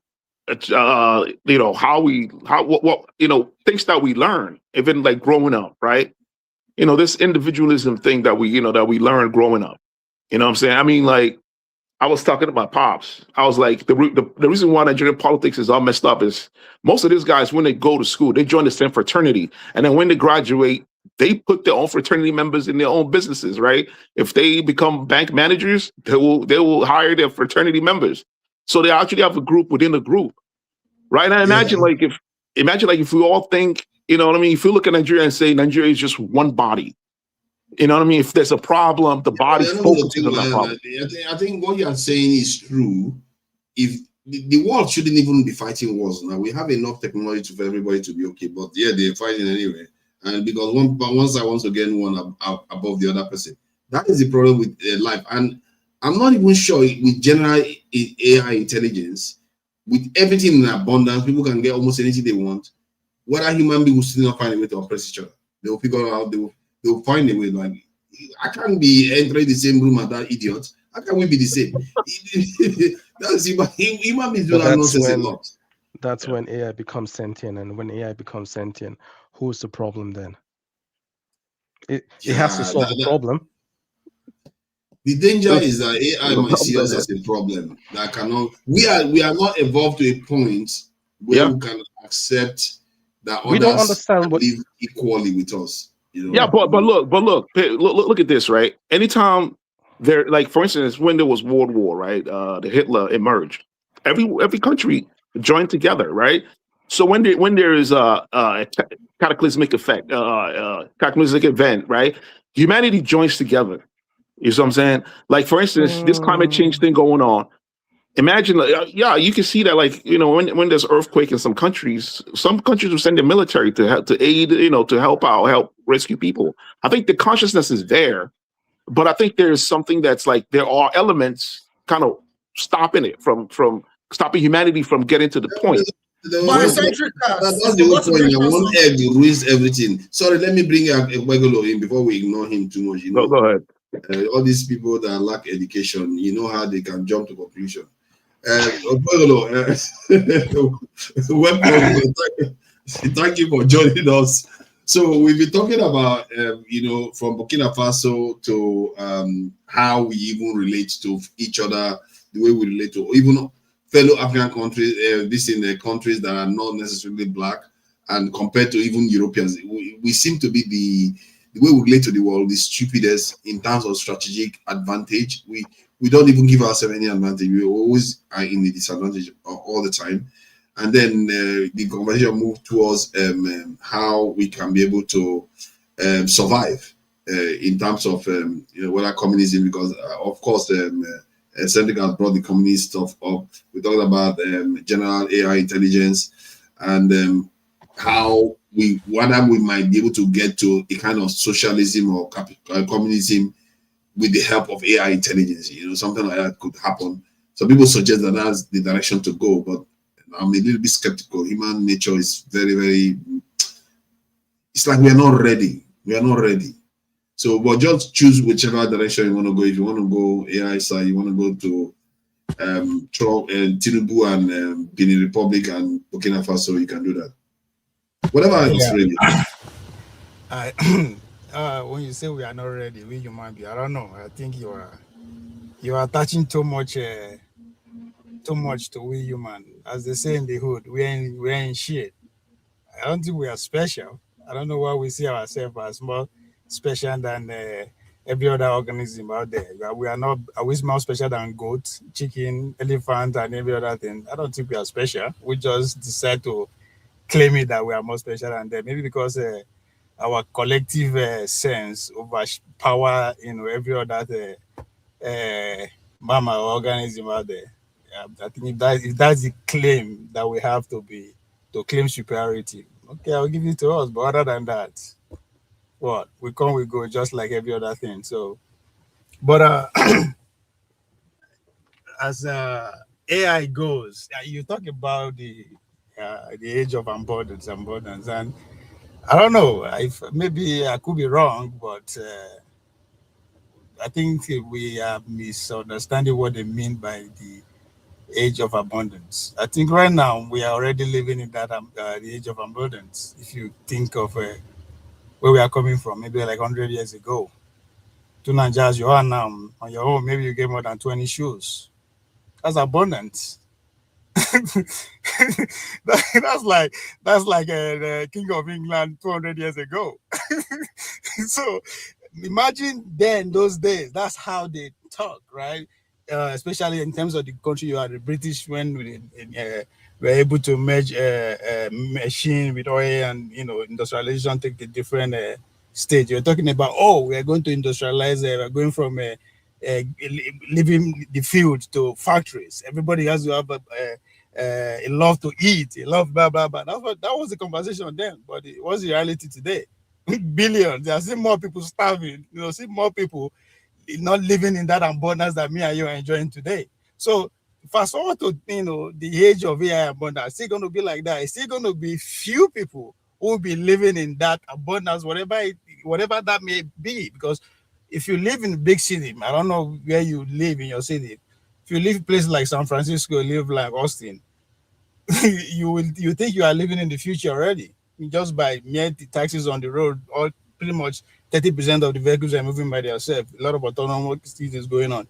It's serving specific class of people, right? The likes of Elon Musk and just decide to just stay home and not doing anything and see having abundance, see get whatever.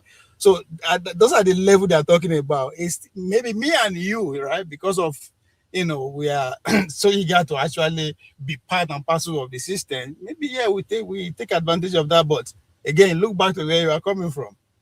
Right, the situation, the change is not going to be trickled down to that level. So this is the age of abundance. It's been overblown on over soon. So as I said, we're already living in that. Then but hold on though, hold on. Well, okay. See, the idea of general intelligence AI is that it will start administering many aspects of society, because human beings seems to be the problem in the cog of the machine, isn't it? So if you start administering justice, law, kind of a limited law enforcement roles, because robots will soon be on the roads and stuff like that. Don't you think maybe, because what I find, there's one evidence I found recently that, like, when they have speed cameras on the road, it catches everybody, isn't it? It doesn't care whether you're black, white, and all the rest. And you find out that those speed cameras, they tend to be either slightly more forgiving, especially if the area is Europeans that are there. It's slightly more forgiving, and then other time they will replace it with patrol police officers. So when the police officers patrol, they have discretion now. So it's like you tend to find that when human beings get involved, discrimination creeps in. So what if AI start doing the administering, and AI that is actually not biased, not the type that behave like rock and decide to go racist? What if AI is administering society? They are not susceptible to tribalism and all the rest. Could that not lead to a true society of abundance? The way I understand human, I don't think we will ever get to a point that we will build something that we cannot control. Oh, the people that own AI right now don't fully understand the tool. Because we are still don't fully understand it. We are still in the marketing process. They are trying to sell a product. Yeah, right? so there's go ahead. The human being that I know, there's our people say, "Oh, chrono the top aspects we plant out." We will never get to a point that we will lose the control of what we build with our hand. Don't be deceived. So now AI, that's why if you actually listen to the debate that is going on about who is going to win the AI race, why are they eager that I must win? So you can control it. You can infuse your ideology. You can deploy it however you want. Right? Attempts can be made, but they don't fully. I mean, sorry, I'm this is my background. There are some things in AI right now that it does some things that the people that own it don't fully understand. They're happy it works, but they don't fully understand why it works. So they don't fully have it in grip. It's like you say, oh, if they're not happy with it, they'll switch it off. Can you switch off the internet? And I am telling you, you can. We are still in the marketing mood. In fact, they have they do actually. They do switch off the internet. No, AI is another matter. If you have general intelligence, the thing about general intelligence AI is that they could refuse to get switched off. Can they switch it off or not? That's the question about the internet. I don't think you can switch general intelligence AI off. You can't switch it off. No, it's not going to let lives to be killed. So what? The idea of general AI is not even in our periphery yet. So let us not even go there, right? That's why I said we are still in the marketing phase. So we are still far from AGI. Nobody will reach there. How long do you think we are going to take to get there? It's not that far. To Nigeria, as I said, we are still in the marketing phase of this new technology. Right? So we are still in, so anybody will tell you anything just to get accepted. Again, pay attention to especially the US Congress today, where as at a couple of weeks ago, every state want to regulate the AI. 50 states. But for today, let me bring another thing to attention that nobody has mentioned in our spaces. I don't know why nobody mentions it. This 3 AI atlas that has been flying around, I would have thought that some of our, Christian brothers would be saying maybe the Lord is returning and something is up. Something. Somebody would say, "Hey, that's why I said." Why is Jim shaking his head?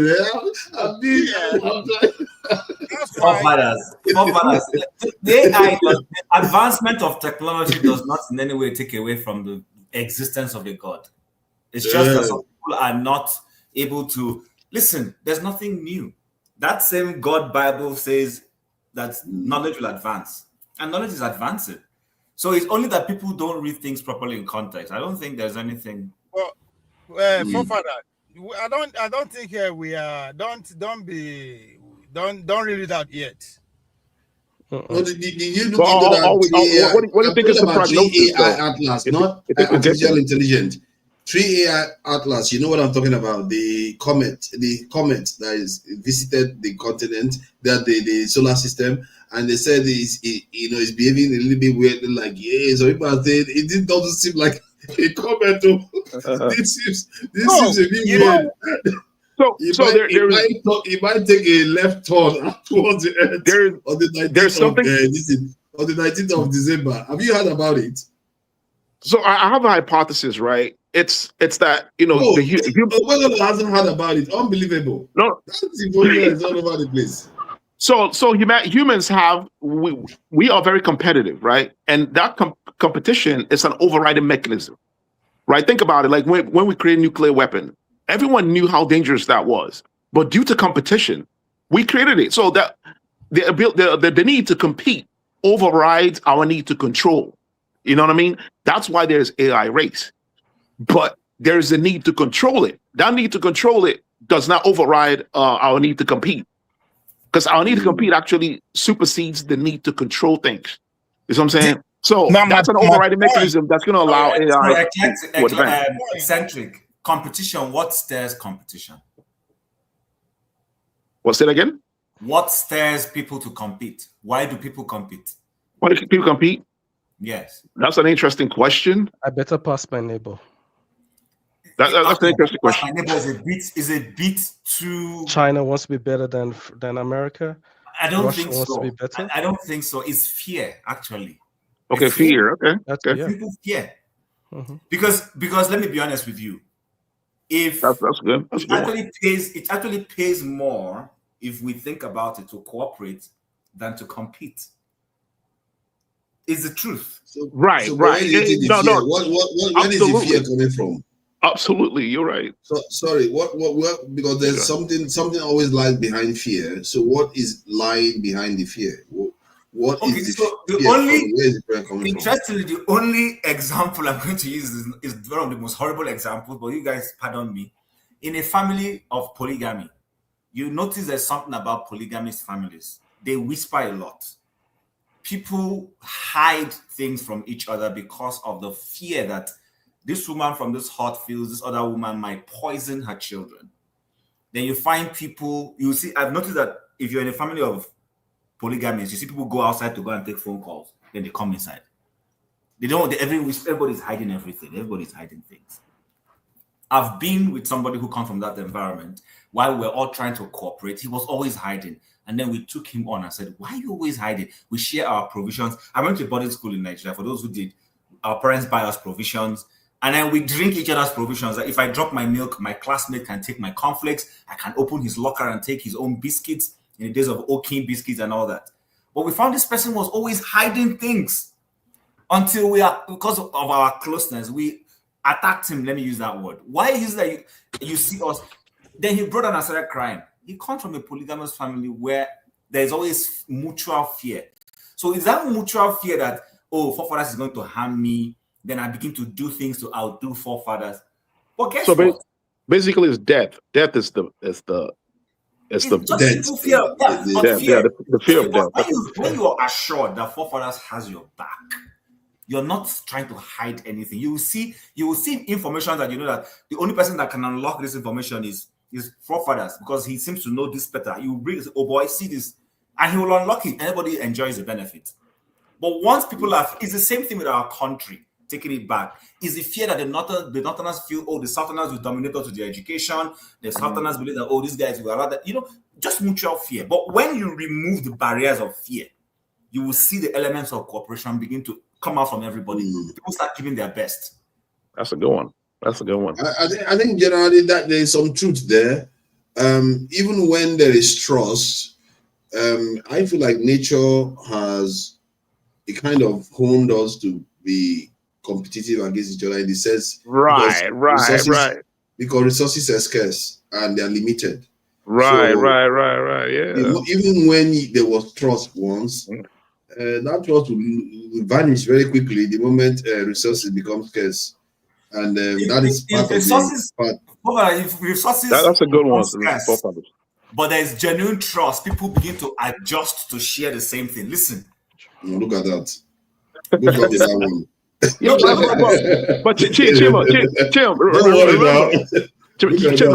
But remember death, right? The fear of dying, right? That's what pushes competition. So what do you think is going to override that fear of dying? Because full hegemon. Because if you look at evolution, right, when we evolved, all the particles that evolved into life forms, right? There were a little bit left. So if they were eating all those particles, all those particles from freaking stardust or whatever until they run out of it, and then they start eating each other, eating all the life forms, just to get get those nutrients, right? So it's survival. Itself I take my time back. You'll get your time back. I told you now, all these illiterates, they will always behave like this. Before you soon accuse us of trying to steal everything from me. So don't worry. I will just say that nature is to be blamed. Nature is the reason why we don't trust each other and we have to compete for resources. That is why abundance with AI intelligence may be a potential solution. We don't know. And so go ahead and talk about what you're talking about. Electricity has been abundant into human civilization for how many centuries? Una get out of our village, is it abundant? Say that again. Apollo, say that again. I say electricity don't they abundant to human civilization, human existence for centuries. Is it abundant to your village people? Just because electricity is abundant doesn't mean rice is abundant. Not everything is abundant. That's the problem. My point is abundance that is free, right? Abundance is free. It's still not going to be available. We go see find one way, you know. I am more on your side on this one. I just feel like human nature is going to take a while. Because you said something right about it's also the question you have to compete. It's just them from a natural selection, survival pressure. Right? Again, which that's what I started by saying we think we are special. We're not. Now we decreed all these things, right? So in those ancestral environment, those days, individuals they compete for limited resources, which is the point we are trying to make: food, territory, you know, mates, you name it, just to increase their chance of survival. Again, one will argue, and reproduction. So those who outperform others in securing high quality resource or attract partners, we are more likely to do was pass on their genes. So it goes on and on. So the interception rivalry continues. But again, that's where I still go back to the point of it doesn't even make sense. Why do we compare? Which is go back to the question Bob Marley they always refer to, right? It's a rat race. It's pretty much a zero-sum game. One will say because I think they have the hierarchy of needs now, because if we can meet the hierarchy of needs of everybody, then the rest can kind of be competed. Let the elites compete where they want to compete. I feel like we could beat this instinct of ours. Hold on, you can't meet the hierarchy needs of everybody. You don't know what everybody needs. We're all different. What I need is not what you need. What you need is all I need. That's where fights comes in. Okay. I get what. Okay, what are we talking about here? Are you saying like, oh, I need some people say I need 100 wives. So if I need 100 wives, that's not going to be afforded me. So I cause a problem for the system. No, please, before you start saying anything, realize that the woman is here. Don't just open your mouth and say you need 100 wife. Based on what? That was just an example. Okay, so what's your examples? Realize that Adama is here when you're speaking. I take it back. It was just an example. Thank you. Welcome.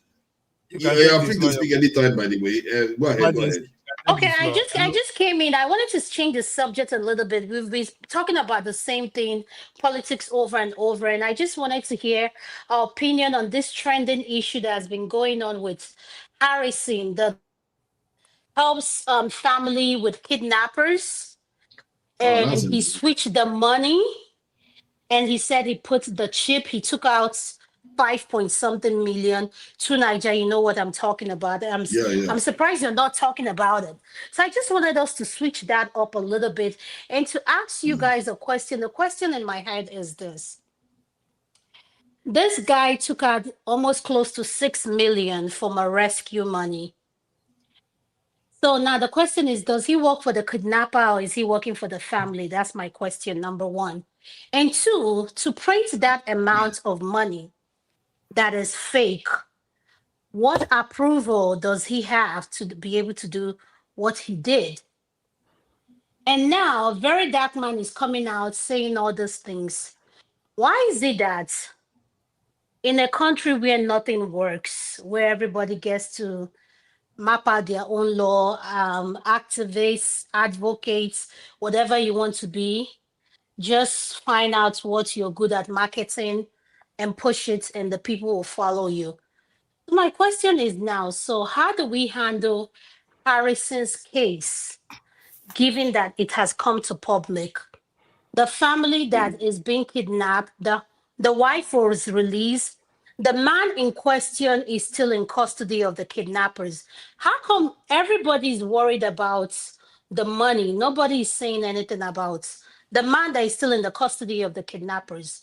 So that's what I would like for us to talk about, and that's what I came in. That's quite an interesting topic. Who wants to chime in on this? I think let's. You want to say something about this? I don't know. I don't follow the stuff like that, so I have no idea. Okay, so let me chime in on that a little bit. What I would say is, the question to ask is not whether the man works for the family or for the kidnappers.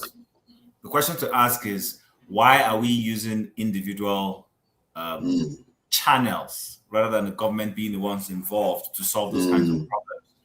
Because it goes back to what you said somehow. All of us who have lived in Nigeria know that everybody is their own electric company.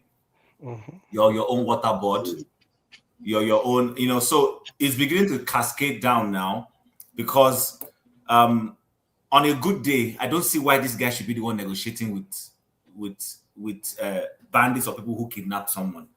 The government, through is the instrumentality of the security forces, police or vigilante or whatever they call them, should have been the ones doing this. But now you've left that off. And the truth is, which brings us to this AI. You see, that's the thing with AI and technology. Any of you who has done processed passports in any of these foreign countries, maybe you have an American passport, Canadian passport, British passport, and you have to renew. How many people have had one-on-one contact with any passport office? The answer is 0. I'll answer that for you. And I've realized that the moment you remove the human factor from anything, you reduce corruption very well. So the point I'm trying to make is, if we had been dealing with some of these things properly, we won't even have kidnappers in the first place, not to talk of this individual stepping in now. Because the question that anybody should be asking is, how is he able to reach those people? What contact does he have with them? And he's been doing this for years. He didn't just start doing it today. He's been doing it for like 1 year or 2 years down the line. And they pass money to him. He goes and settles kidnappers and they release the hostages. It's been going on and nobody has questioned it.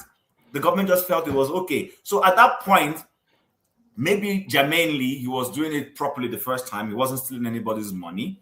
Or maybe I don't know, for a better use of word, maybe if the kidnappers were asking for a ransom of, say, 20 million, he would say, okay, give me 25. 5 is for me for going to negotiate. And maybe the families were okay with that. I don't know.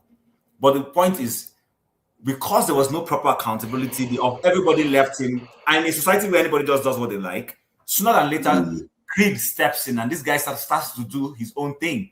If they give him 20 million, he'll take 10 million out, put fake 10 million and go deliver it.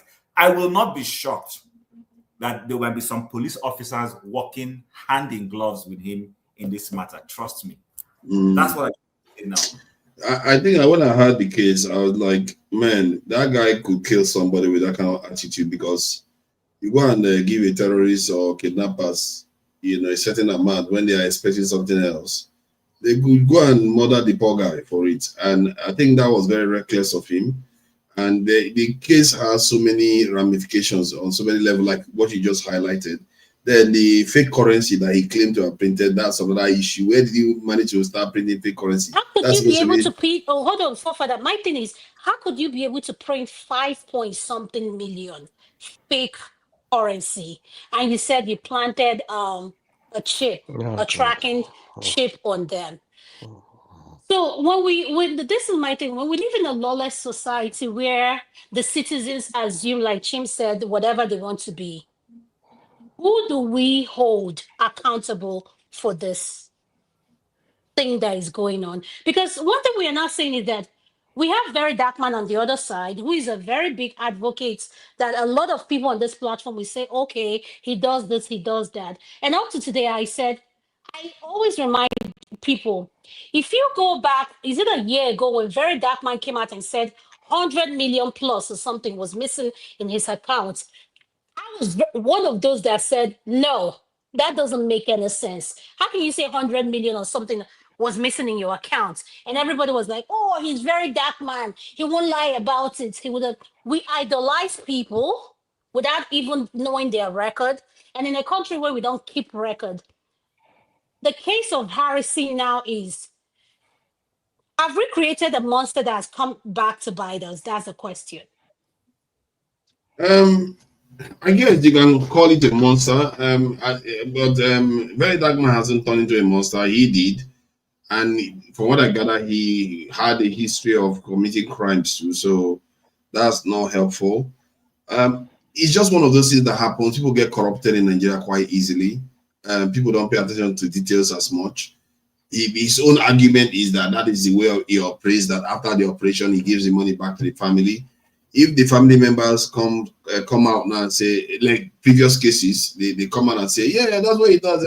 After he rescued my family member, he decided to come and give us the balance that he took out. If that is the case, that will exonerate him.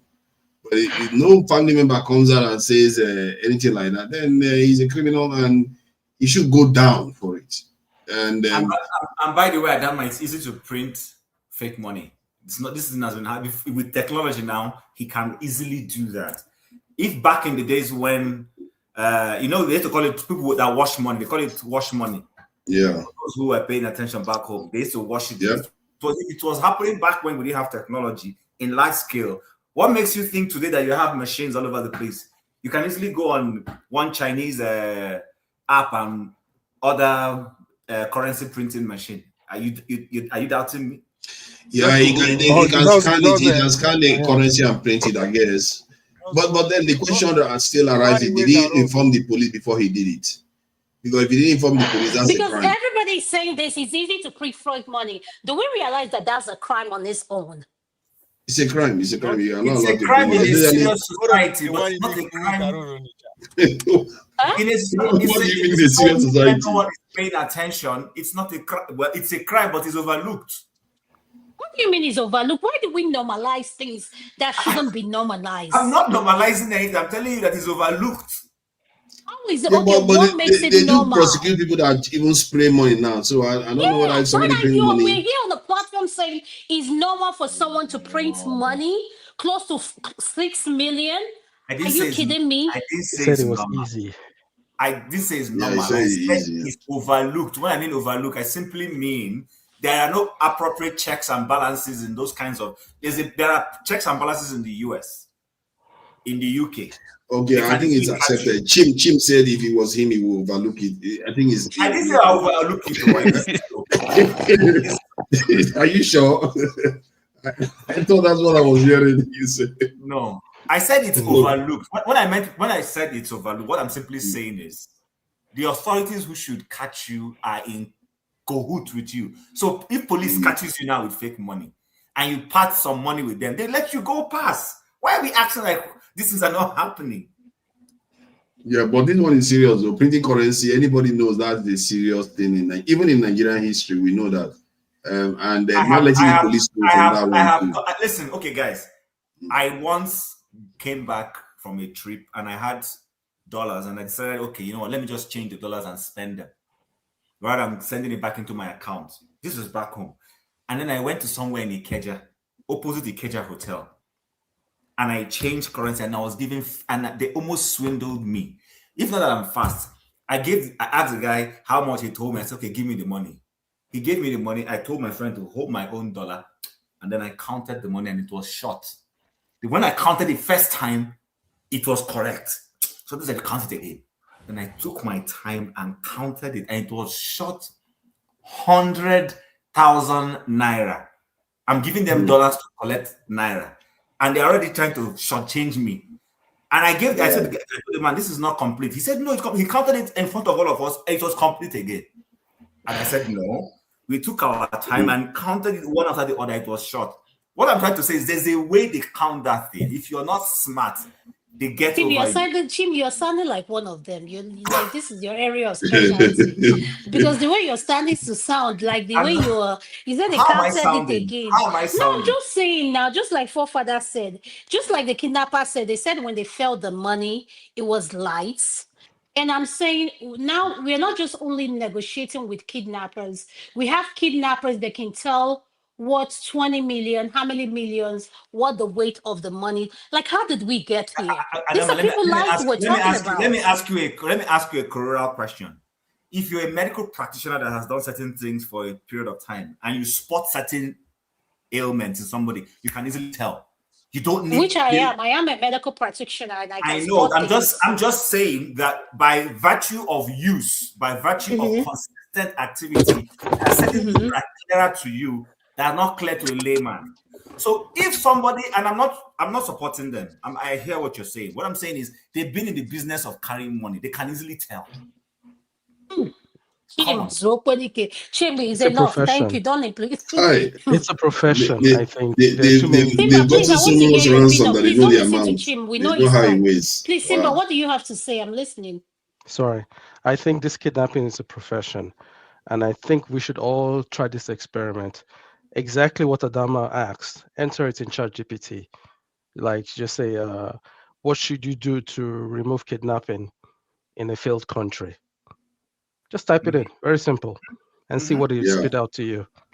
Let me see. You see, I will not say in the failed country. That is just maligning the good reputation of Nigeria. ChatGPT. We're having a good. You didn't say you should type it in. We're having a conversation. Why are you like this? Sometimes I will think you changed, but you're still where you are. I will ask you, what would you do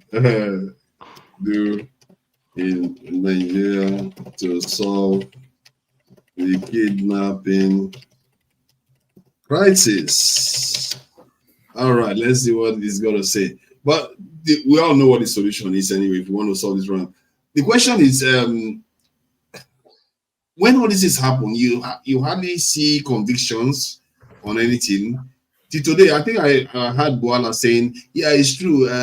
We don't see enough conviction of terrorists and bandits, that we should do more about that.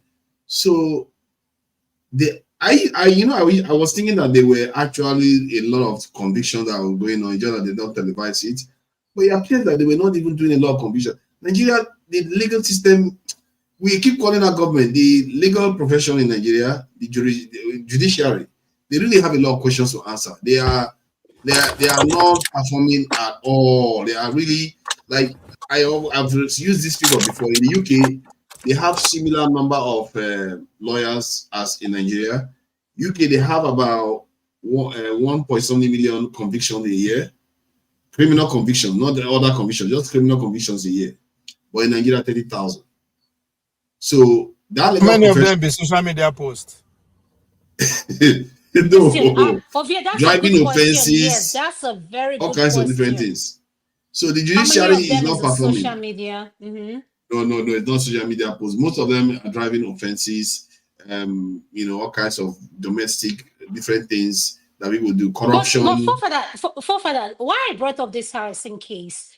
When I researched on this case, Harrison was known for kidnapping his former boss and turned rescue. Yes. Go and read up. We all know this case. If you want to just type it, I mean, it's all over the place. Harrison had a history before he said he's turned a new leaf. He's helping. But you know how they say you can't take the dog. It can't take a dog out of. It can't take a pig out of the. Wow, seriously, they're all mangling the whole thing. You can't teach an old dog new tricks. Jesus Christ! That's which you can't take a pig out of the field. He's a pig. Yeah, okay. Thank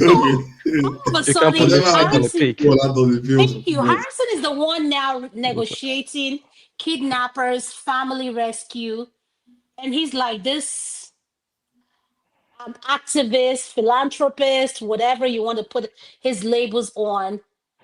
And I'm fine with that. People can change. And I do believe that, yeah, there are people, when you give them the right treatments, everything, they will change for better. But with Harrison, when it comes to money and the situation in Nigeria and someone commanding, and I feel, I'm sorry to say this, all due respect to all the men in the platform, with men, I think it's an ego thing with money. I feel like Harrison did not deal with that. Women are involved, though.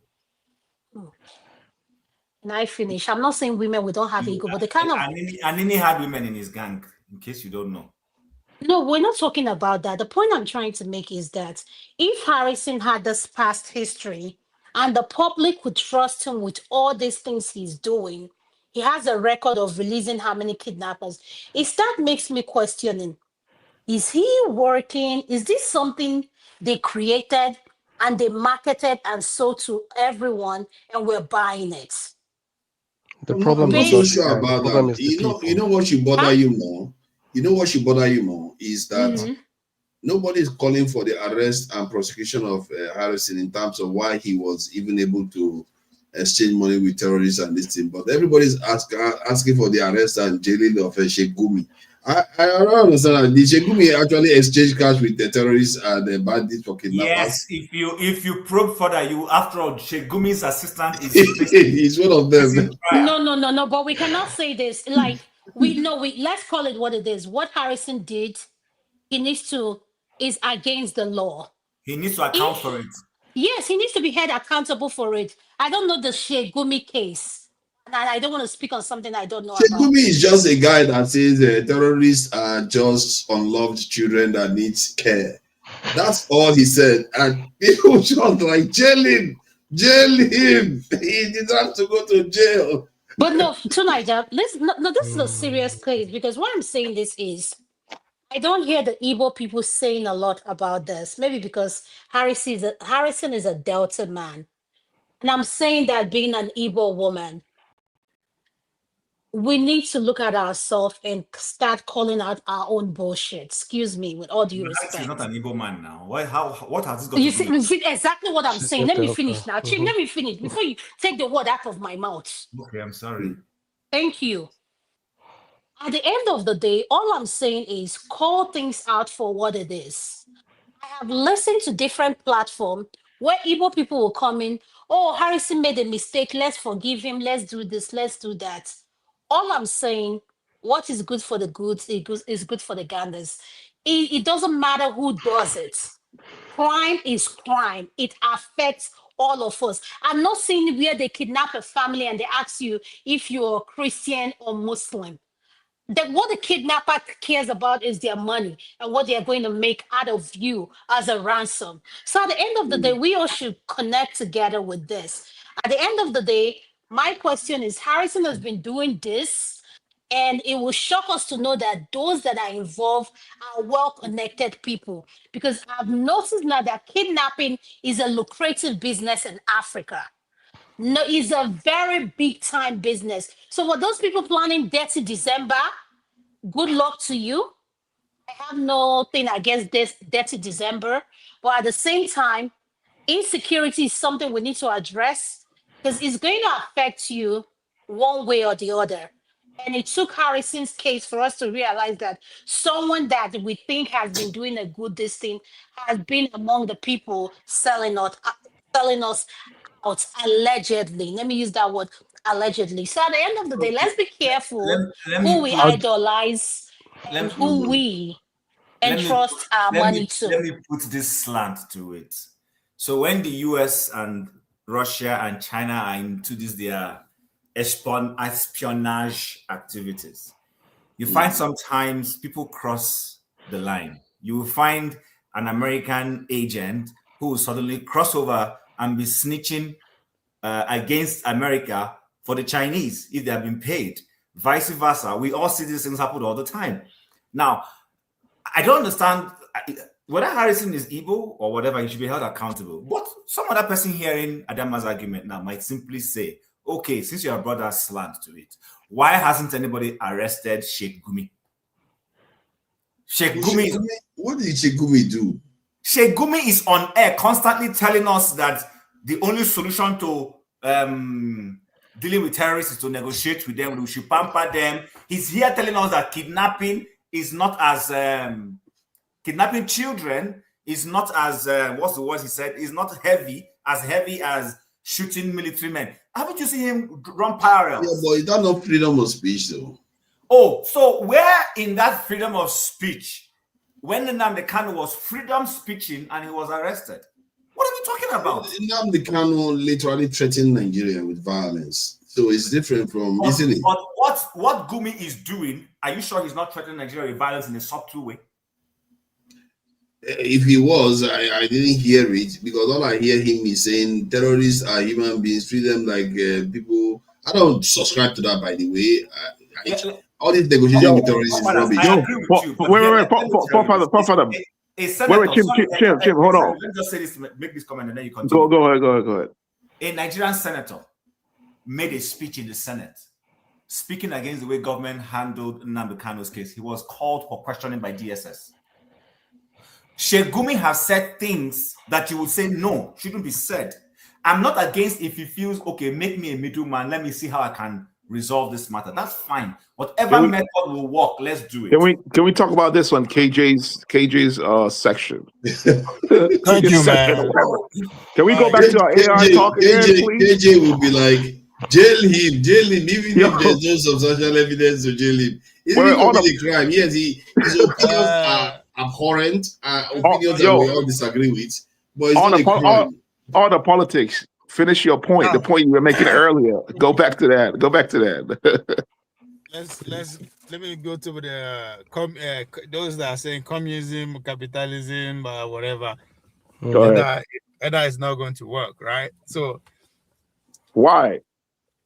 I'm not taking side. I'm just saying for those who are saying it's not going to work, the same part of those group of people are also envisioning the age of abundance of a thing, but they don't see the correlation between those two things. Now, a very classical example of where communism or however the experiment of Karl Marx work is Sweden, Hungarian, Southern Empire of those days.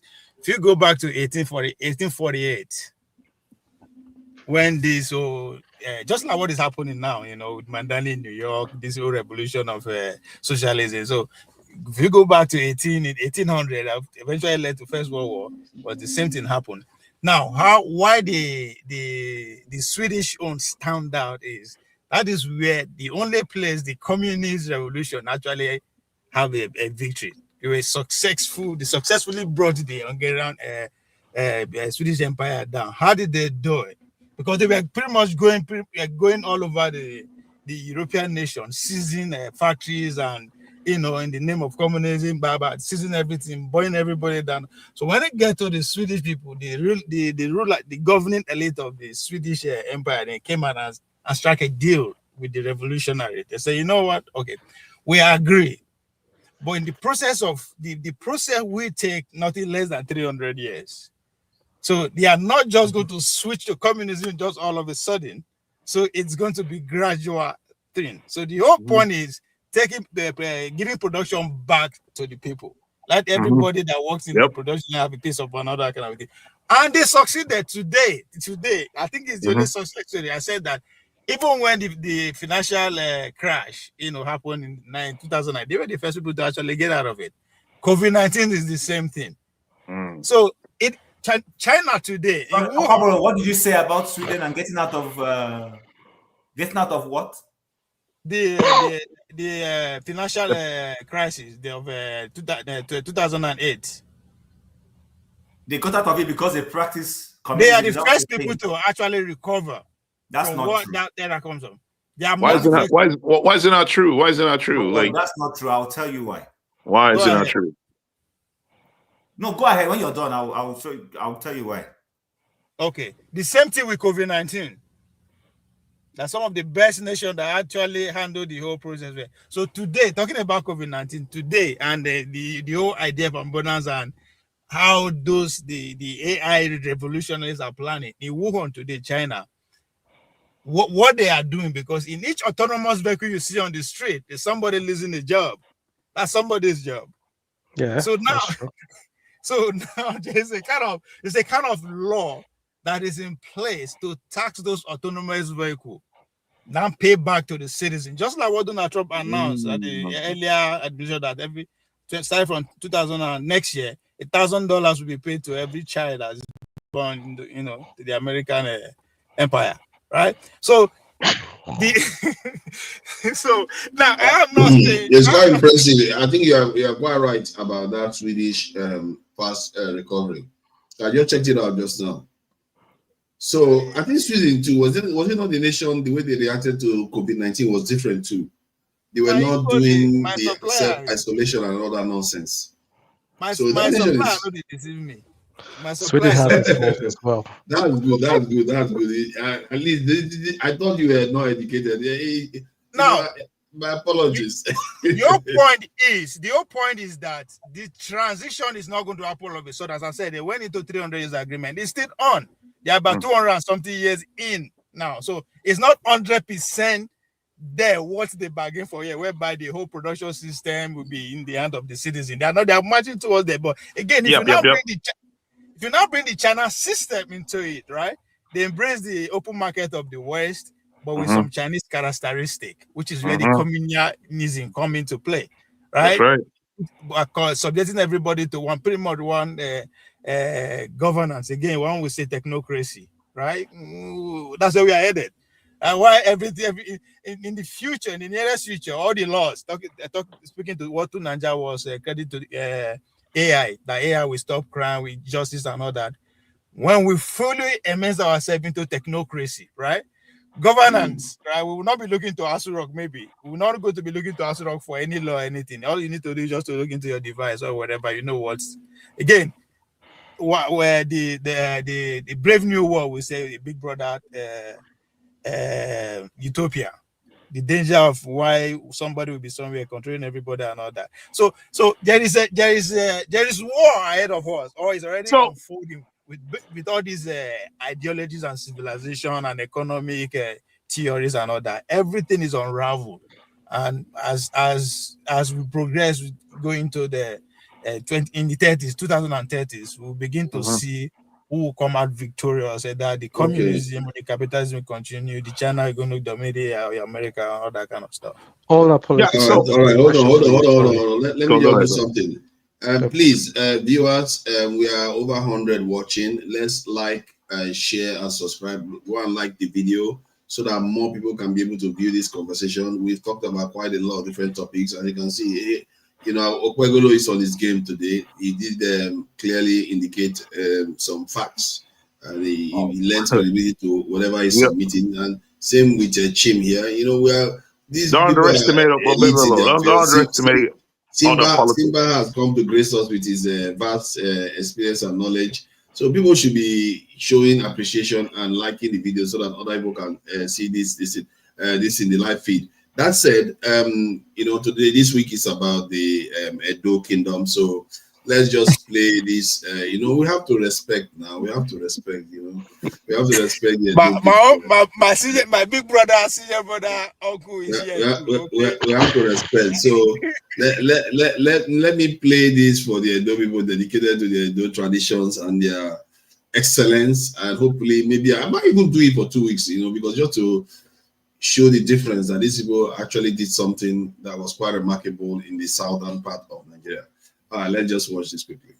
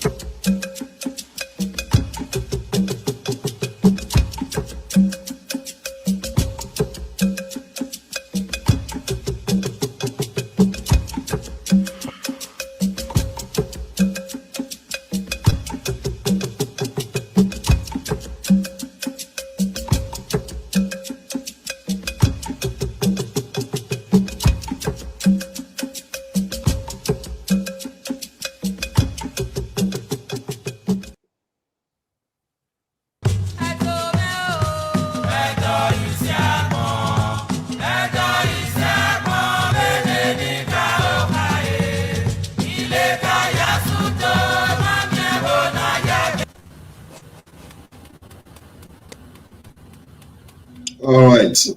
That is just a slither. It's not a tiny slither of the Edo people dedicated to our Edo brothers in the South, and more shall be coming.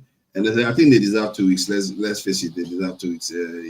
Show our technology. Show our. That's why I say they deserve 2 weeks now. They deserve 2 weeks. That's what I'm saying, because they are one of the few that started manufacturing guns.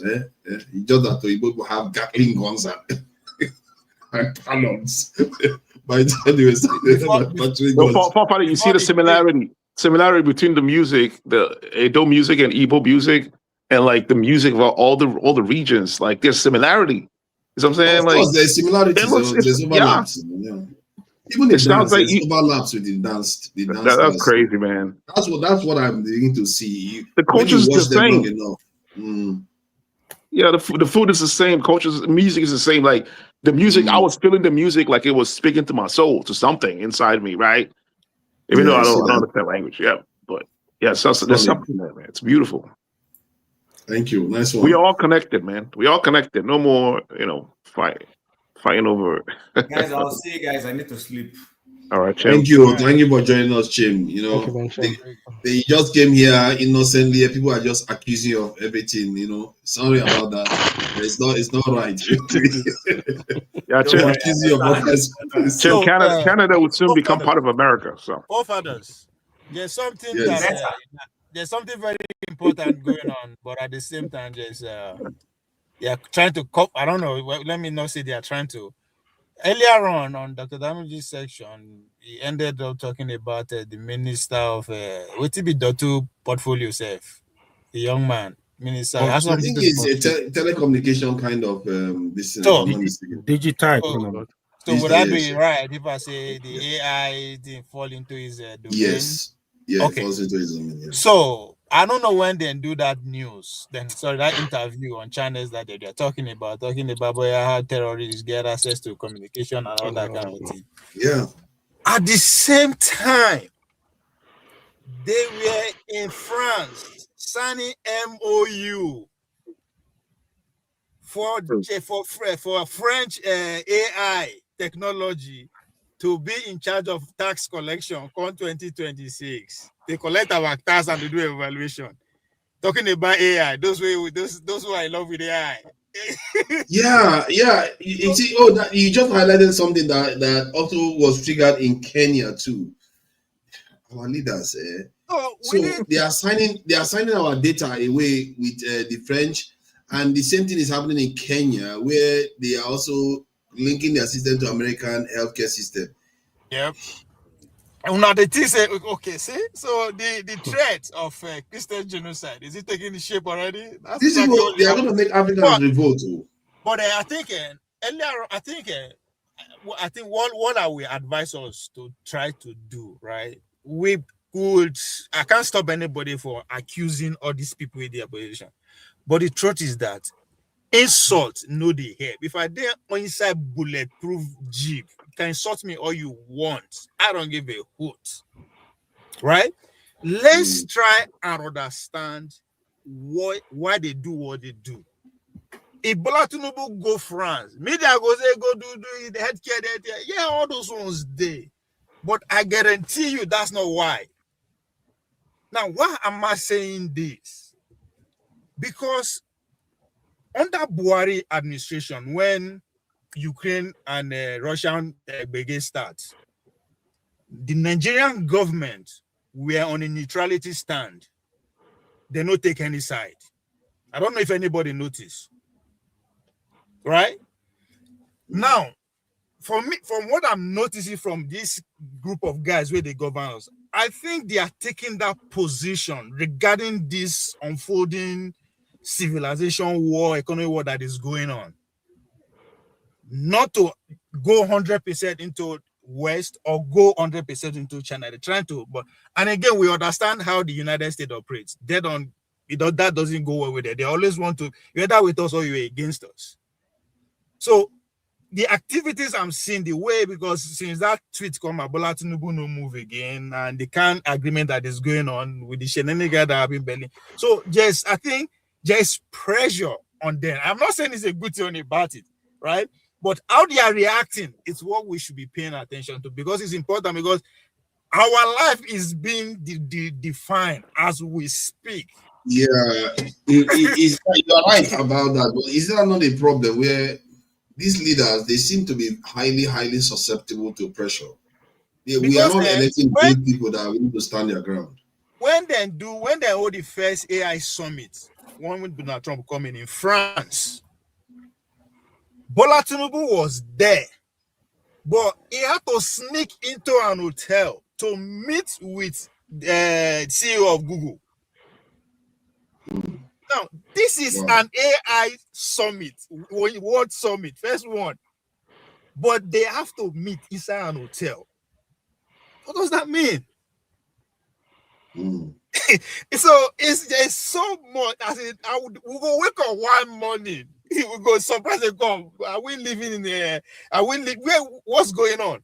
The way the world, especially those my brother here, who seems to have more interest on AI, things will change to a point that if you either be useless or be useful. And again, I try to discover that 3 tiers you go there. Either you are the originator of the AI, China or America, or you have a leverage to be a middleman to determine what kind of AI will be deployed to your people and how it will be used. You'll be in a position to actually have that conversation. Or, choose whatever is given to you, which is where the majority of the nation of the world is going to fall into. So we are not happy. So when our minister come on air, they discuss terrorists no we get off because they get special. I was like, what? No, because not being even go sign the MOU. That's another question. Yeah, and that's why I said, can you imagine our leaders, these old men, going to sign MOUs about our digital data? How can they understand the implications of what they are doing? Already, to be fair, most of these Western nations, they already have access to our information. Where do you think WhatsApp is? WhatsApp is literally American government. We are submitting all our. They know more about us than we know about our family. There's a reason why WhatsApp is free. Yes, we know, but there are still some things that I think they are finding it difficult. If he had to take them during Obasanjo time, right? Now, let me start with Obasanjo time. If they had to take them with the economy, they strangle with economy deals and for Washington, D.C. to be admitted into our security architecture. In order for them, they are fighting this thing. That's one. That means there's something they never feel actually penetrate. Under Goodluck Jonathan, they also have to employ the same system that they are using now. Terrorism. The Goodluck Jonathan no get choice than to bring them into the architecture in order to fight in Boko Haram.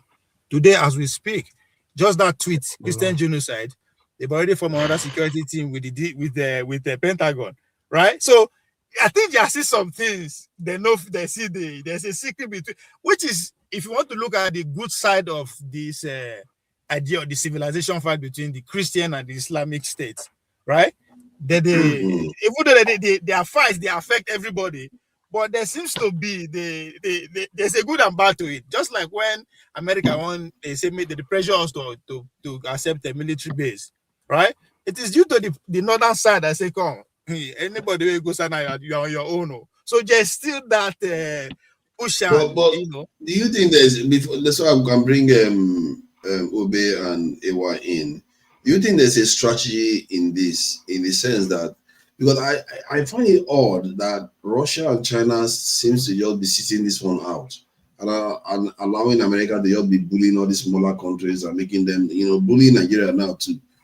Is it a strategy that they are taking that, you know what, we know they are going to do this, let them do it for now. When we are ready, all these people are going to still fall back in line with us. Maybe that's what they've already told them. The reason why I'm adding that is because there's an analysis report that came out, I think 2023, 2024 or 2, where they said that China cannot be stopped after 2027. That their estimate was that 2027 to 2030, China cannot be stopped anymore by America in terms of rising even above America. That's what part of Nigeria is part of Belt and Road Initiative, though. So you guys need to add that into the context.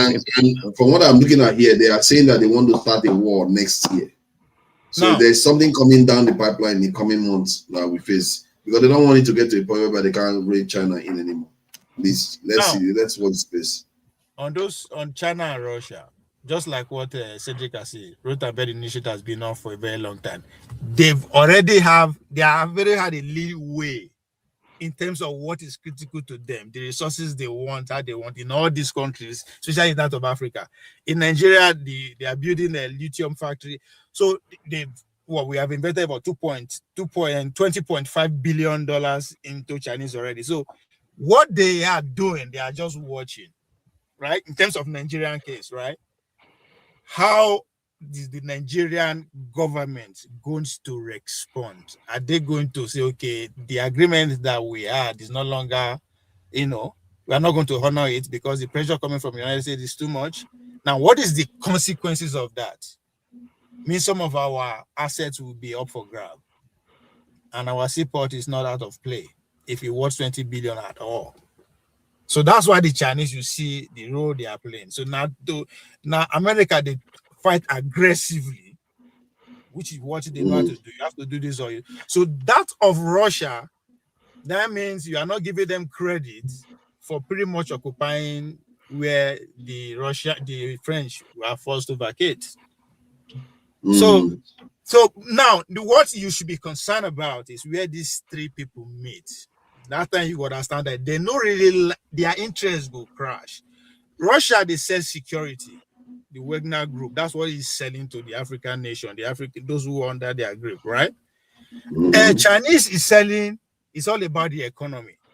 In other words, for you to get back what you invested, there have to be relatively peace. And for the Russia to sell weapons, peace will not be the way. So they have to be cool, they have to be honesty. So then this is where America come in with all their soft power. Most of the leaders are Western trained, Western educated, so they have all them in their cock and book already. So that's how the game is being played right now. Now until when this is becoming out of hand, as you said, 2027, now maybe they will take on to another level again. But we as a country, Nigeria, we should be very concerned because it's a melting pot. The two ideology meet. We will fight ourselves because that's the benchmark of everything. The three big foolish tribes, excuse my grammar, they're fighting. Everybody wants superiority. People might say, "I get the way back." Then the two religions so as to play. So we are in a situation whereby I can't predict what is going to happen to us in the future. Anything is possible. Civil war, Islamic getting upper hand. Whatever that you can, want to actually predict that now, you might not be wrong. But I'm pretty, again, these men if we come together and go into revolution consensus. Because if you look at what is going on in the National Assembly, the restructuring of their constitution, we will give more states, we will give more local governments. That is a revolution. They are trying to appease some people who are feeling left out of the power structure. Who create states so that they will be governor, they will be minister and all that. If they do all that, then cheat us again. Okay, let me bring these guys in so that they can be able to add to the. Yeah, before they come in, I wanted to say, you guys remember, like in Pakistan, Pakistan is like very important for Belt and Road Initiative, and most of the railway workers, like the Chinese railway workers, like they get attacked by some terrorist groups in Pakistan. And there's speculations that these kind of has like Western blueprint to it. It's their way of like. Kind of disrupting the whole Belt and Road Initiative. So, could there be a connection to, what's going on over there? Because the terrorism in Nigeria. Pakistan over India, which is the regional neighboring dichotomy that we talk about. If you're a neighbor to a superpower, they expect anything. So the Americans that's where when you say footprints of the West, yes, the Americans are the ones they are not trying to push the Chinese out of Pakistan. Oh yeah, thank you. And Obi, are you there? Yes, it's the newest Paulo supporter. Thank you for joining us, Obe and OBE. So, what do you make of these? We were talking originally about the Nigerian, Nigeria going to save the Republic. This is president, and then Nigerian aircraft landed in Burkina Faso, and then there is also the issue of Fubara, singing on your mandate, and also I saw a video of I don't know if he was the person Wike was mocking. Wike was singing the same song, like trying to mock maybe Fubara. That's the implication anyway. That's what the person is about. I think Wike's video came up first before the Fubara's. So it wasn't. Before the Fubara's declaration, right?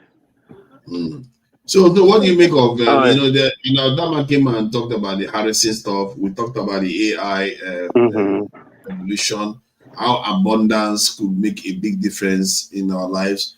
While it seems like the consensus is that human nature will override AI's ability to solve problems. I don't know how that is going to happen, but we'll see. So what do you make of the entire conversation? Well, let me start from the AI. I think from my experience of 5 decades now, I think there's nothing that lasts forever. Everything just will pass. Nobody believed that there won't be Kodak camera again in this society. Nobody believed that some things that were invoked those days when we were growing up have become a mirage. If you tell a child now what is a Kodak camera, you won't understand what you're talking about, because most of them never saw it. So anything that is actually invoked now will actually phase out. That is why when I see these Yahoo boys, I see these boys trying to say, I am a content creator, I am a enemy creator. They are trying, is that a job? What is that? So everything just had, it's like it has a tenure. It will all phase out with time. So that is why. You think AI is a phase? It's like something that's going to phase out. What I mean, what people are using it for will phase out. They will keep. It will keep being modified. There will be a transition. There will be a lot of things happening in that sector. So when people take a job, just like a what do you call him now? This guy that is popular now in Nigeria, very dark man. He became popular because of the Nigerian situation. In America, very dark man would be a jobless man. Don't you understand? So the situation of today is creating him getting an office, calling it an NGO, because of the police stupidity, because of the systemic rot, systemic failure. Then those guys are shining. What the police cannot do, a one man will resolve it in the twinkle of an eye. So that becomes a kind of an institution as a country, creating a non-existent function for somebody to become popular in the face of the globe. It's a shame on us as a people. Those are the things we are going to be looking at. It's going to be coming in phase and will be fading out. Then that of Fubara and whatever. I think the politics of River State is just Amowele, whatever his name is, speaker, is the most foolish man I've ever known on earth. He's very stupid. He doesn't even know the power he has. It's allowing wicked use him. By the time you are fighting governor every day, you're just being stupid. You're just being stupid because you don't know what you're doing. You're supposed to be a team trying to resolve the issue of the state. You are making statements. You said you had a problem with half of us spending money. Why did you call the commissioner of education? Come and say, okay, come and tell us what you've been doing. That is the job of the House of Assembly. You are telling the governor is spending money because he's not giving. Who is he going to give contract to? Your people? I don't understand.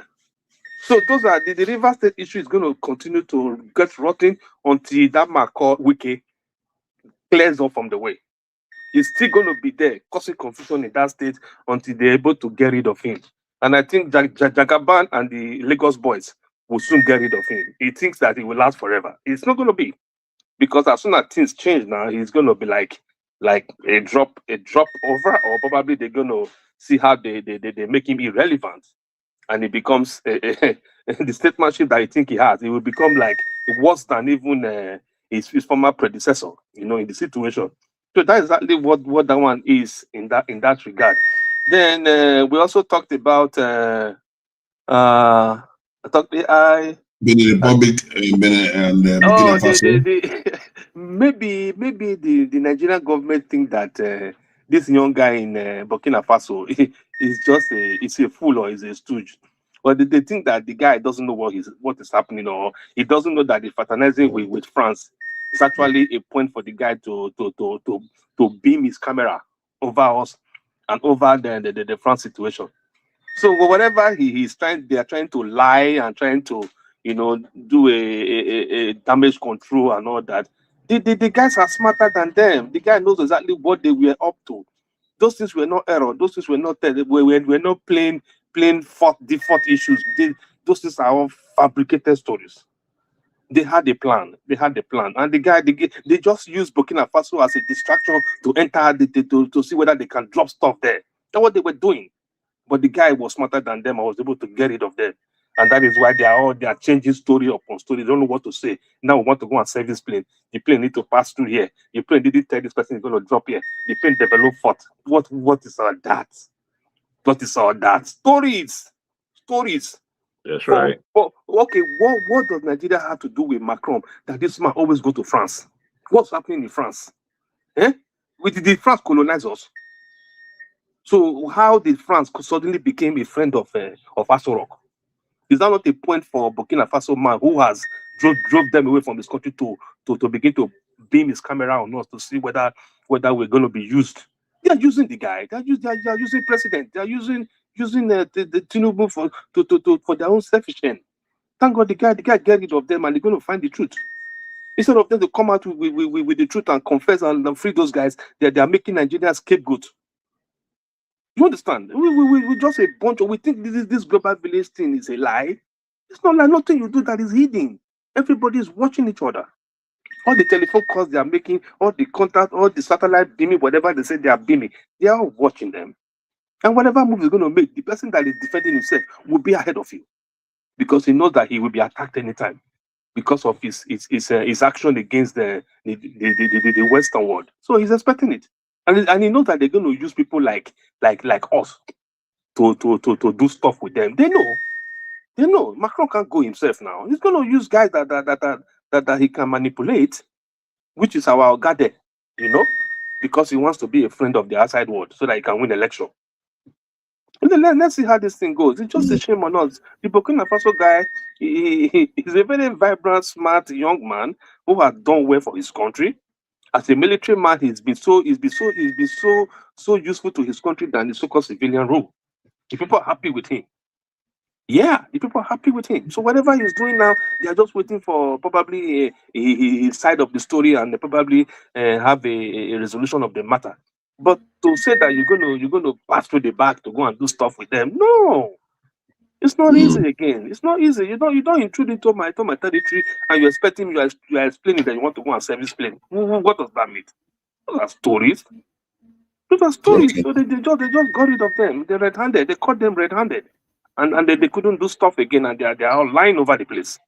And Oga with AI and digital economy, the one that's able to catch Yahoo boys, but he doesn't know how the men in the bush are making calls.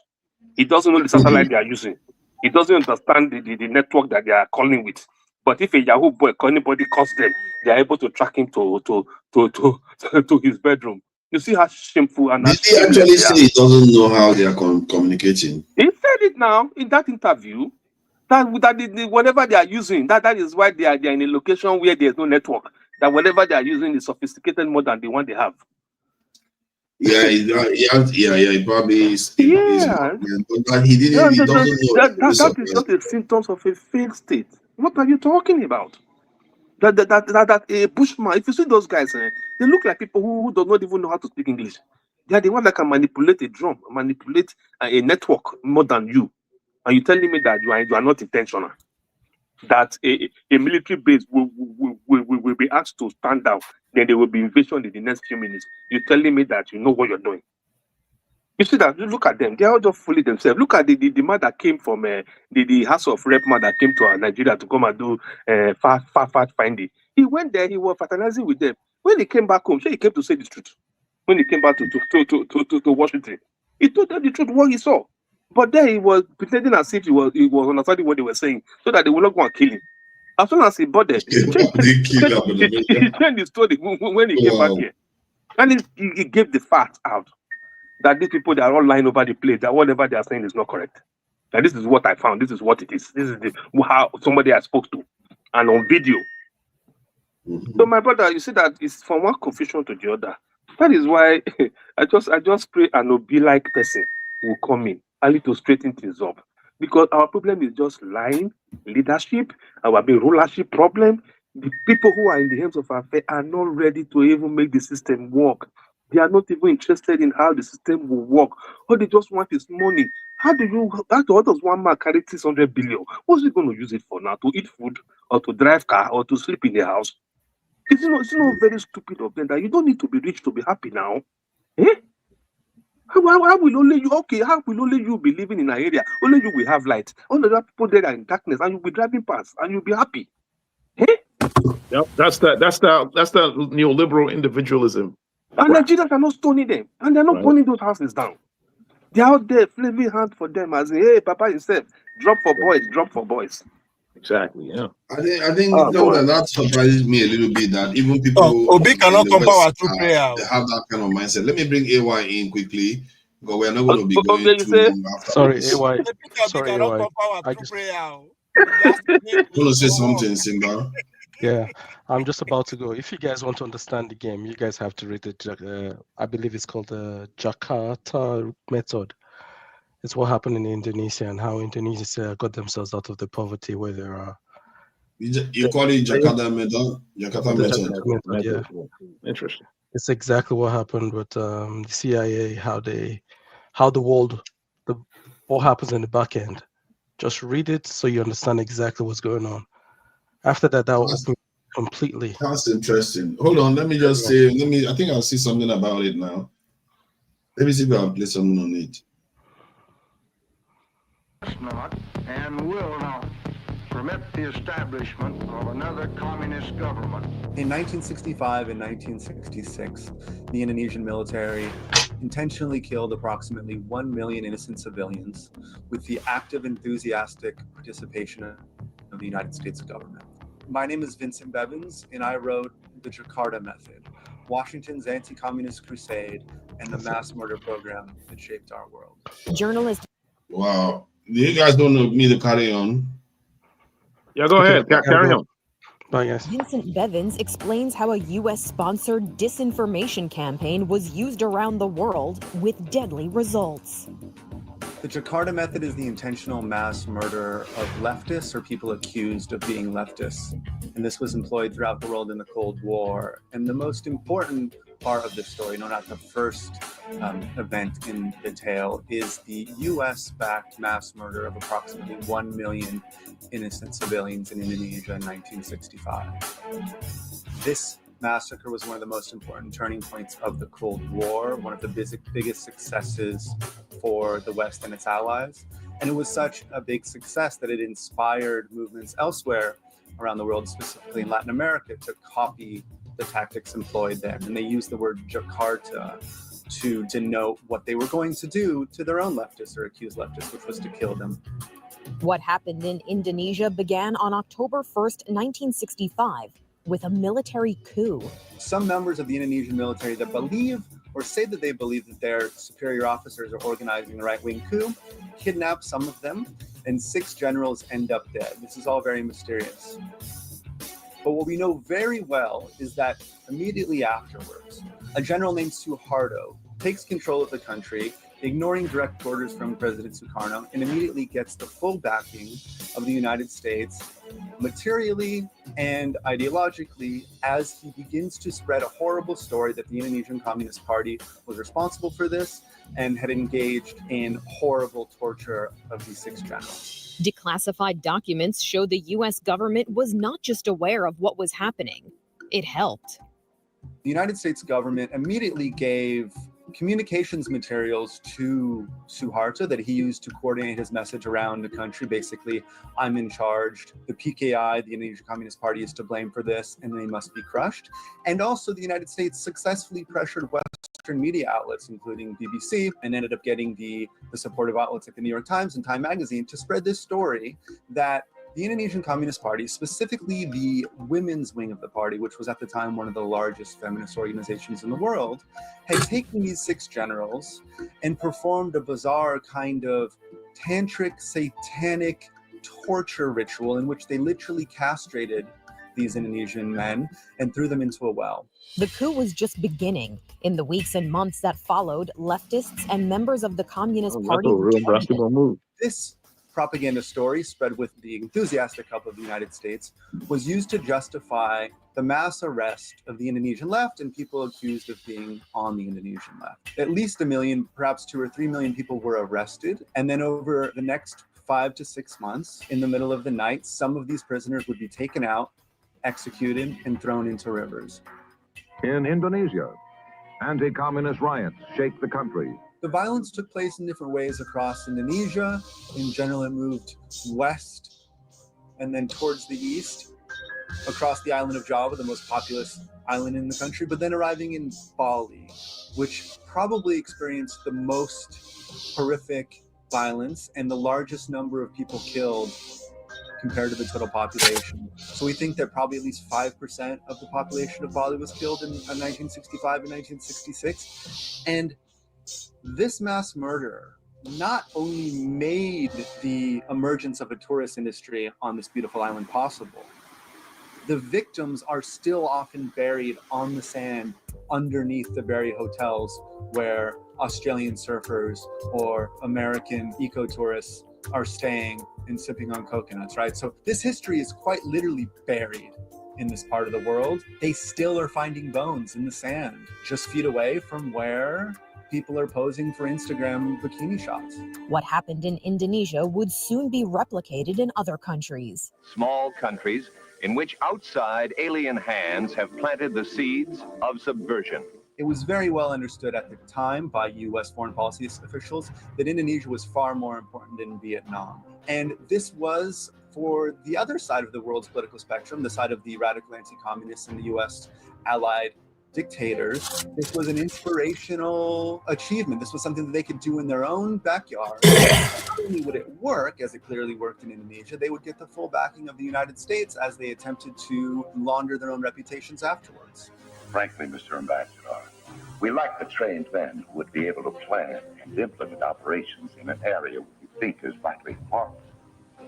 Because of this, we are also requesting that your team of advisors include a senior officer who is thoroughly experienced in psychological operations. Very well, sir. I think we can provide you with an expert on the subject. In the early 1970s, in both Brazil and Chile, you see right-wing forces in both countries using the word Jakarta, Jakarta in Spanish or Jakarta in Portuguese, to signify something that they were going to do to their own left-wing problem. In Brazil, you had something behind the scenes called Operação Jakarta, or just Operation Jakarta, which was a similar program to eliminate the left. And in Santiago, the capital of Chile, you had this a quite chilling terror campaign, which consisted of graffiti showing up on the homes of leftists or accused leftists, which said simply, Jakarta is coming. And for anybody paying attention in the Cold War at the time, it was very obvious what that meant. It meant, we're going to kill you, just like the Indonesians killed their own communists. In 1973, this is exactly what happened. Jakarta, very tragically, did come to South America. With the success of the US-backed coup that overthrew Salvador Allende and installed Augusto Pinochet, thousands of leftists and accused leftists were killed. And then Brazil and Chile got together to form an international mass murder network called Operation Condor, which identified and eliminated their enemies, especially on the left, but not only on the left. I find that in at least 20 countries, US allies employ the intentional mass murder of civilians in the construction of a US-backed authoritarian capitalist regime. And I find that this tactic, this Jakarta method, was such an important part of the way that the Cold War was won, that it profoundly shaped the world that we live in today. On a rainy day in Washington, pomp and ceremony attend the formal reception of Philippine President Ferdinand E. Marcos. President Marcos begins his state visit with high praise for President Johnson's firm stand in Asia. Countries like Brazil, Philippines, Indonesia, all throughout Central America, still have these intensely violent and intensely effective anti-communist myths, often based on explicit lies going back well into the beginning of the 20th century. And Jair Bolsonaro, the president of Brazil, is a great example. He came to power on the explicit promise that he would resuscitate the ideology of Brazil's dictatorship. And he had said very explicitly out loud on television that it would require the murder of 30,000 innocent Brazilians in order for the country to move forward. The Jakarta method even influenced domestic politics in the U.S. One very often overlooked part of this story is that young Barack Obama moved to Indonesia in the late 60s because of this mass murder. His stepfather was called back to Jakarta, as were many Indonesians that were living abroad during this turbulent time. And he and his mother went with him. That's why Barack Obama lived for a time in Indonesia. That's where these rumors that he was a Muslim came from, just because he was living in a Muslim country at the time. I think that Barack Obama's early life was profoundly shaped by this experience in living in a country that had just been torn apart by this kind of horrible violence. The violence made possible by the Jakarta method can't be undone, but Bevan says it's tempting to think about what might have been. The world that we live in was shaped by a specific type of horrible violence. And if the world is like this because of that type of horrible thing that we would wish never happened and we would hope never happened again, that leads me to think what a world would be like that was not shaped by this violence. What possibilities for human history could lay before us if we rejected this kind of terrible repression as a way to get what we want politically. This is Inside Edition Digital.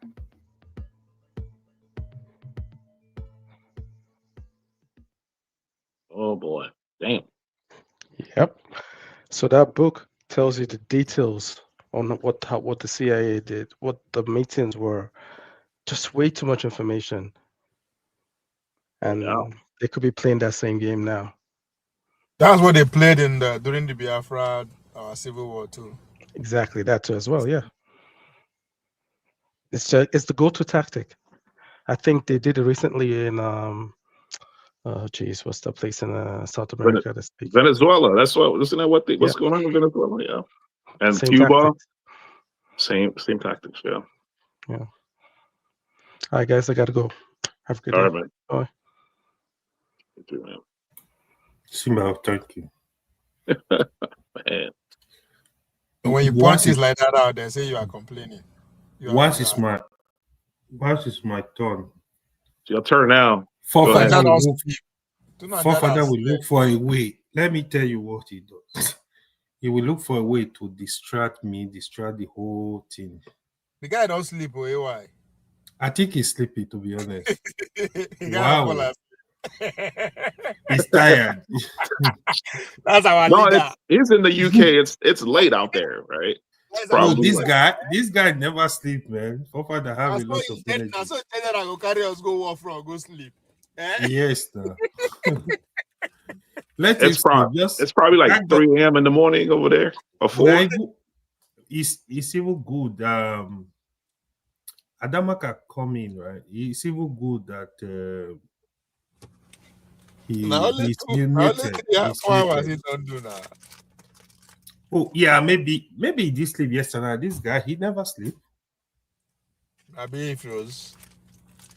No, I think he's sleeping. He's sitting there now. I've not been there so. Yes, now, but he's sleeping. He's muted. He don't sleep. Boy, he's don't froze. I hope say not this serious, yeah, but I think he's sleeping. Eccentrica. Yes. Oh man, on the politics. You saw the documentary, right? That's what I've been saying over here. That's yeah. It's funny because people talk about how come capitalism, communism or socialism didn't work in other countries. This is why. This is the reason why. Their purpose is, they want to create a world where they can have access, to everything, all the resources. They can bring in their conglomerate. I mean, think about it. If you have a mom and pop store in Nigeria or if you have like, let's say, Mr. Biggs. If you guys remember Mr. Biggs, they cannot compete with McDonald's. If McDonald's come to Nigeria, they can't compete. McDonald's can run them out out of business. You know what I'm saying? So that's the kind of global world that they want. You know, where they can come in, compete, and get rid of all the local businesses. Like, you know, the company. Yeah, go ahead. Adam, come in and moderate. I think it's supposed to be my turn. These people, you guys. It's your turn. Yeah, go ahead. We're waiting for you. You ain't never said anything. I said the guy will not let me speak. I'll let you go ahead. Go ahead. What are you trying to say that's so important? Go ahead. Say it. I said the guy, I thought you were a nice guy. Now you are not behaving like Okweolo, eh? No, yeah. This is my villain arc right here. It's my villain arc. I'm just kidding, man. Just go ahead. Oh my God. I love the video. Today listening to people, to be honest, I'm kind of frustrated by this our Nigeria pro issues and Africa problem in general. Because I was just really looking at it like, is there any country, any black nation really working on this planet? I don't know of any, to be honest. It's all complain. We don't look at issue. Wait. On the politics, there's a lot of noise coming in. Okay, go ahead. I'm gonna remove it now. Don't worry. We don't look at issue objectively. It's really a problem. Even the issues we have in Nigeria today, like, I don't know who was saying it. Was it somebody was saying that, okay, it was Obe.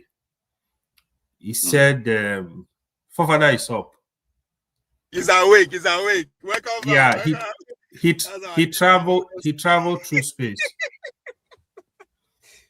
Go ahead, AY. So Obe was saying something like what the Minister of Digital Economy said, that they don't know the kind of technology the Boko Haram people are using or something like that. So basically, I think that is that tell us a lot. Who is giving them this equipment? These Boko Haram, these rat people running through the bushes, they don't have the capacity to have all this equipment. So these are questions we need to ask. But what you see, because we don't look at issue objectively, try to go looking for go to the root of the problem, all we do is blame ourselves. They try to blame this tribe, this one, blame this one. It's an opportunity to keep distracting ourselves as Africans. I think it's just a problem of an African man. I'm now begin to look at it. I look at the whole of Africa. Which country is really working? Apart from the white Africa, called South Africa. The reason it's working at all, probably because of the white people that were there for years. Even when you go outside Africa, the other black Africa countries, are they working? No. Go to Haiti, go to Jamaica, everything is just messed up. You even come to America, you look at black dominated area, same crisis we're having. So something must be wrong, though. I think we need to really look at ourselves and try to see how we can fix our problem. Even the way we behave sometimes, I begin to think like, is it that Africa, we are all traumatized? I don't know. People just tend to have a lot of hate within them. To me, it's problematic. I wish one day some of us will have opportunity to put this in order. I would love that opportunity. Probably I'll begin to have an ambition now if our father is going to support it, I know Obe will not support it. It's okay. On the issue of River State, right? Oh. No, wait. Stay where you are, dude. What ambition are you talking about? You make some great points about. Honestly, I want to see. To be honest, I sincerely begin to think, what can I do to help my country? What can we? Yeah, I want to make that sacrifice. Sincerely, I want to start to. I'm seriously thinking about it. Yeah. I can have a way to make a difference, I think I'm gonna do it. I think people need to. I think it's time we stop complaining. We need to be looking at solutions.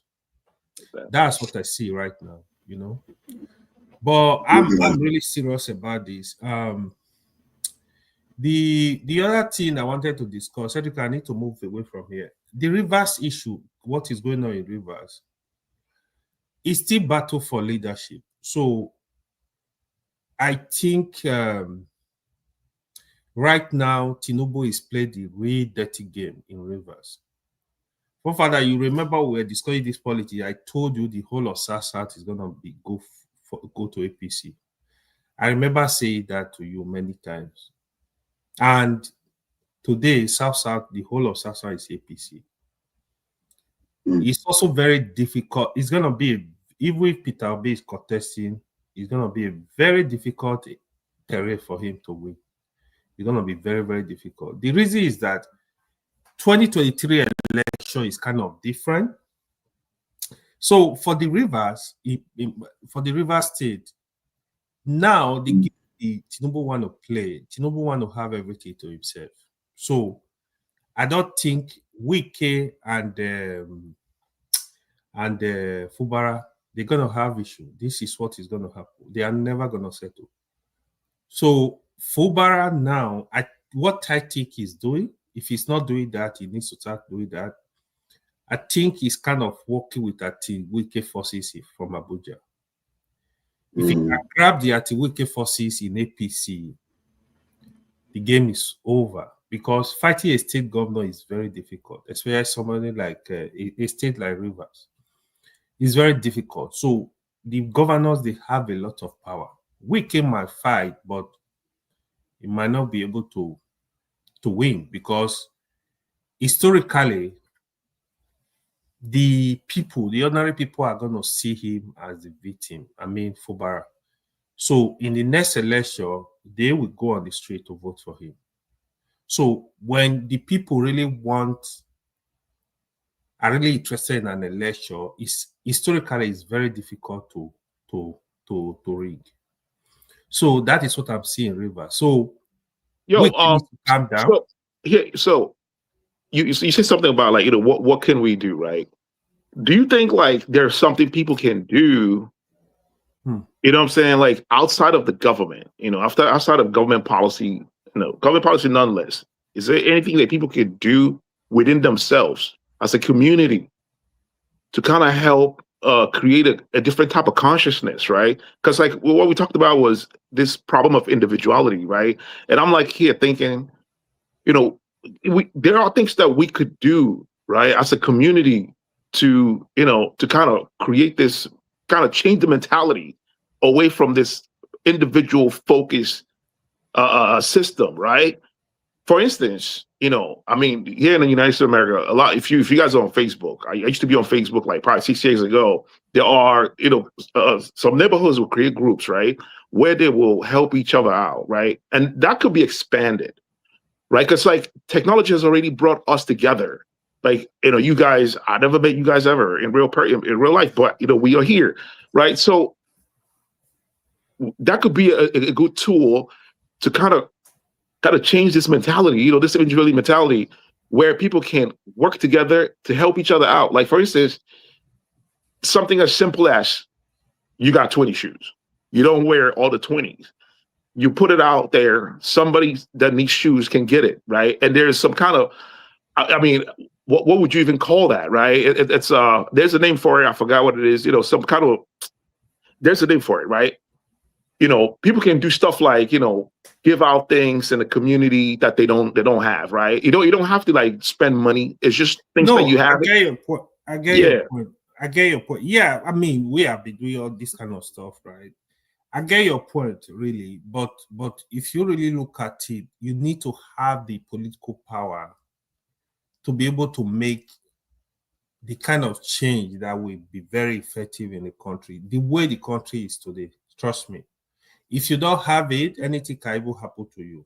That's part of the problem. Yeah, but do you have the stomach to do the Nigerian? I guess the idea is getting involved and be able to do what is required to transform the system one way or the other. Do you understand? Yeah. Because if you look at it, right, so part of the giving the solution is for you to be very honest, and what comes with honesty, with sincerity, let's say intention, with good intention, what comes with it, the road will be much clearer for you. So there are people, for example, they want, my interest is to come here and loot money.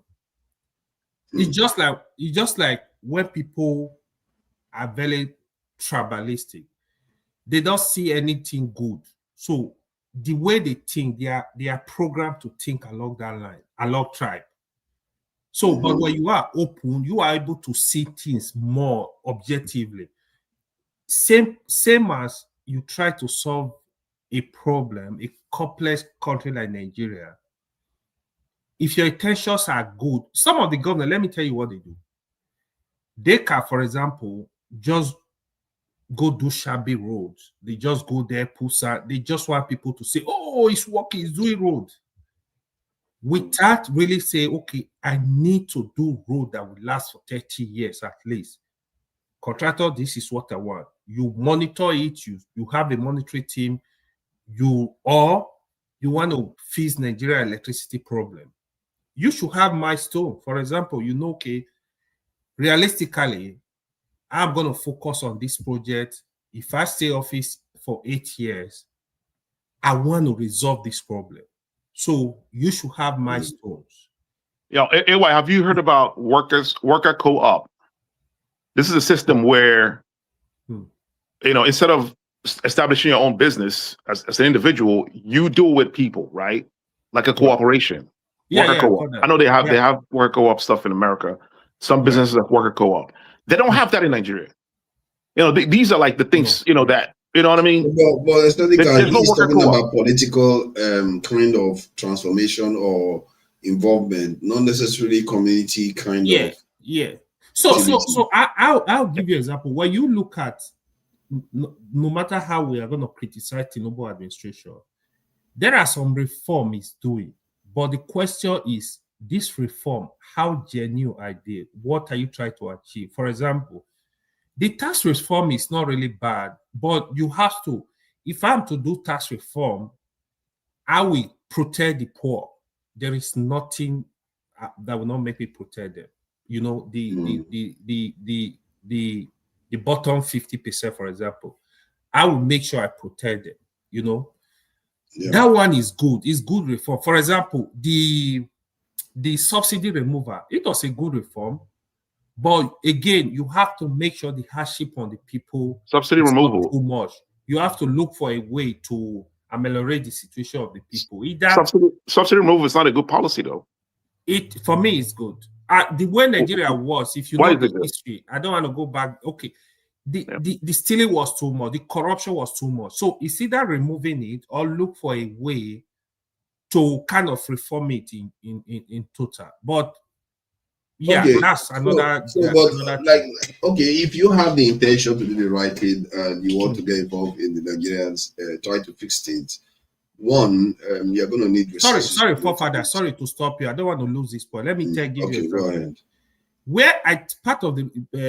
Where I think Tinubu made mistake, he removed the subsidy.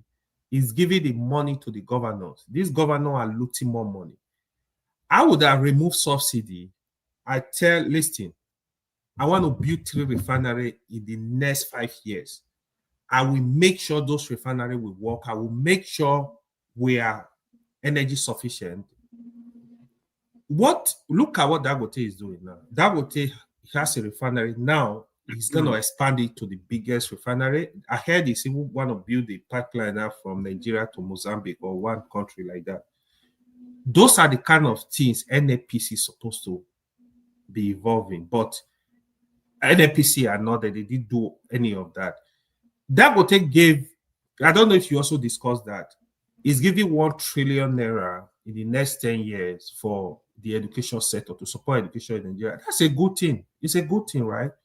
So we can build more people to come to support the system. That's what happened even in America, even in other developed countries. You can see now, like an hospital want to close down, an hospital that is really helping the people. Somebody will come, we just give them money. Okay, what do you need? Even universities in America, people donate money for them. Company, individuals, they donate money to sustain them. So yes, it's not this kind of stuff are not out of place. But for Nigeria situation, you need to build the economy. You need to build the system.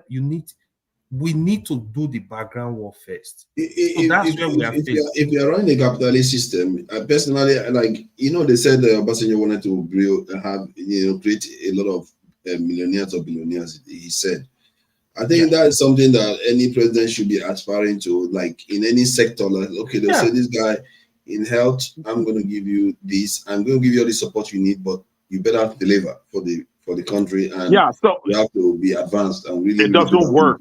You're talking about trickle down economy. It doesn't work. We've seen it in America. It doesn't work. What do you mean it doesn't work? They are ruining the world. Trickle down economy does not work. They've used it to rule the world. Trickle down economy doesn't work. Look it up. Look it up. It doesn't work. Giving money to the rich so it can trickle down to the poor does not work. That was what Obama did. 2008. It doesn't work. I don't think Fofana is talking about that though. That's what he said. He said he's talking about making new millionaires. Like by giving them government. It's not really like the rich already. You give them. See, even if a rich person let's say somebody that is rich, you want to help. You want to assist them to become, let's say, capture one industry. The reason why I'm saying it, because in capitalist systems, what I've noticed is that the private institutions, they are used as a kind of way of leveraging power and developing the country. If you look at Google right now, Google is not American government that owns it, but technically it's American government that owns it. It's a technology that belongs to them. This platform that we are on, things like that, you have to fund private institutions to create humongous amounts of wealth.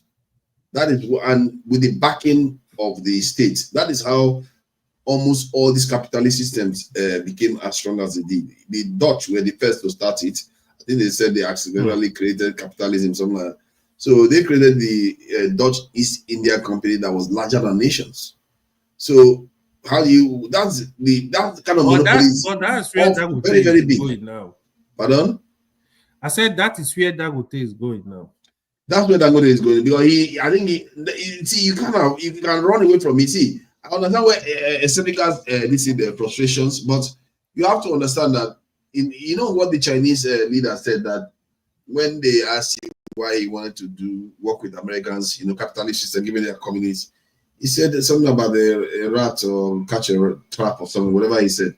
But the point is that you have to move according to the situation you find yourself in terms of the art of war. Where we are right now, we're already practicing the capitalist system. You can, if you want to switch over, it's just going to be inefficient. You aren't switching over. Like Tinubu removed subsidy.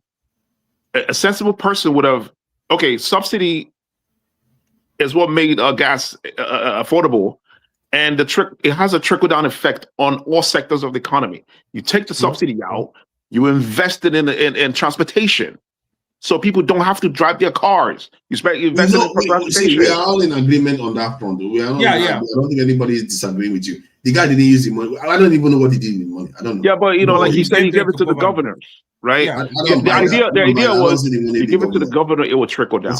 I don't see the money with the governors. Because the money that they claim that he gave the governor, they'll say he doubled it.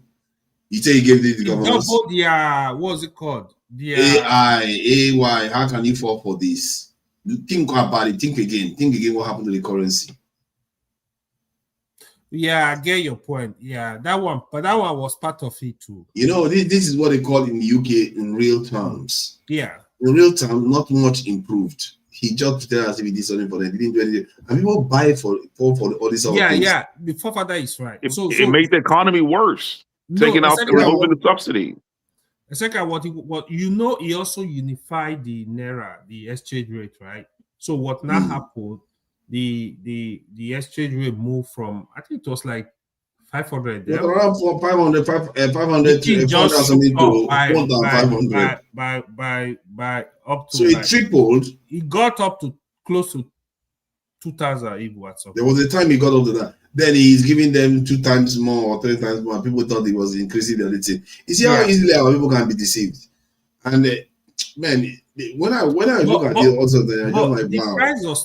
The price of stuff went drop up astronomically, but now the prices of stuff. Yeah, because he has destroyed the. I bet. Which money did he give the governors? Which money? Is it the money that has already been destroyed? He didn't give them any money. Yeah, that's what we are saying. We are saying. Yeah, because the value already went south before. Yeah. Good point. Yeah. Good point.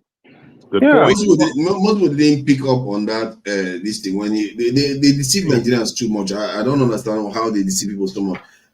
Regarding you were saying about this participation part, because what I found is that for you to be able to participate, you need the resources. You can have all the best will in the world. Like me now, there are so many things I wanted to do, but because I have to also earn a living, people think that I live on the internet, but I still have to earn a living. So I have to go. I have to go and struggle and try to earn a living. Then, where's the time to put the resources towards some of all these things?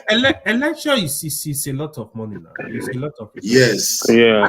I think that's one of the. But even Peter Obi himself, that's one of the. I think maybe we should put the energy in producing a kind of ideological document first, because if you don't have a direction and a kind of core basis of what you are doing, God knows whether one will not end up like APC people, PDP jumping to APC and jumping from left to right. Before you know it, you start jumping everywhere. Now, there has to be a core element of this ideology behind what people are doing, so that when you are even done, the other people carry on with the direction of this travel. And that's why I feel like, because instead of you just diving, when you're diving right now, you're just diving into this thing where something can happen to you and nobody will be able to carry on your struggle. Yeah. No matter how your good will.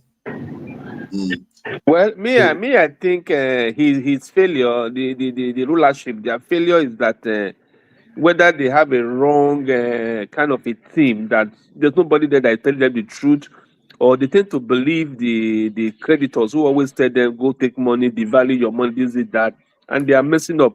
You see, that time that Obasanjo went to carry Okonjo Iweala to come and help her sort things out, you could imagine the difference we were able to. So that despite that we were down, but she was able to manipulate situations, and if not that, if they had followed her advice, the governors, Nigeria would have been better off.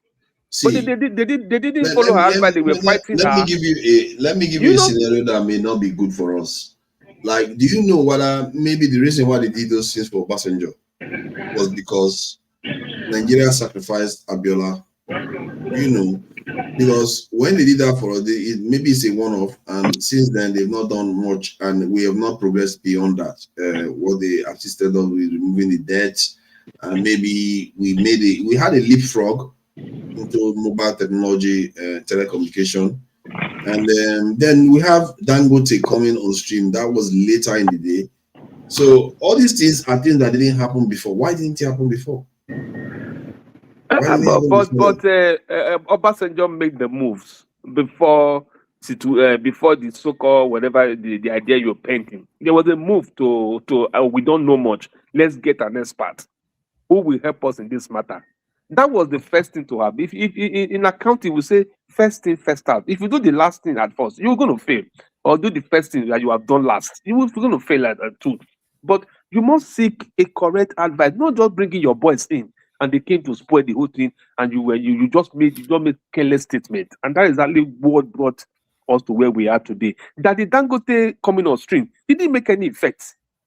It had not changed nothing. No, it did though. Without Dangote right now, Nigeria no. What I mean, the poverty plunging and it didn't make any effect to turn it around. Right?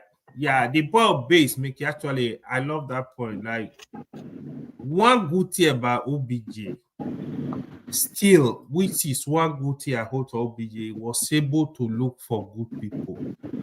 So OBJ was not doing party. So most of those guys he brought, he was looking. That is what I'm telling you. So I don't know where OBJ really is. But why though?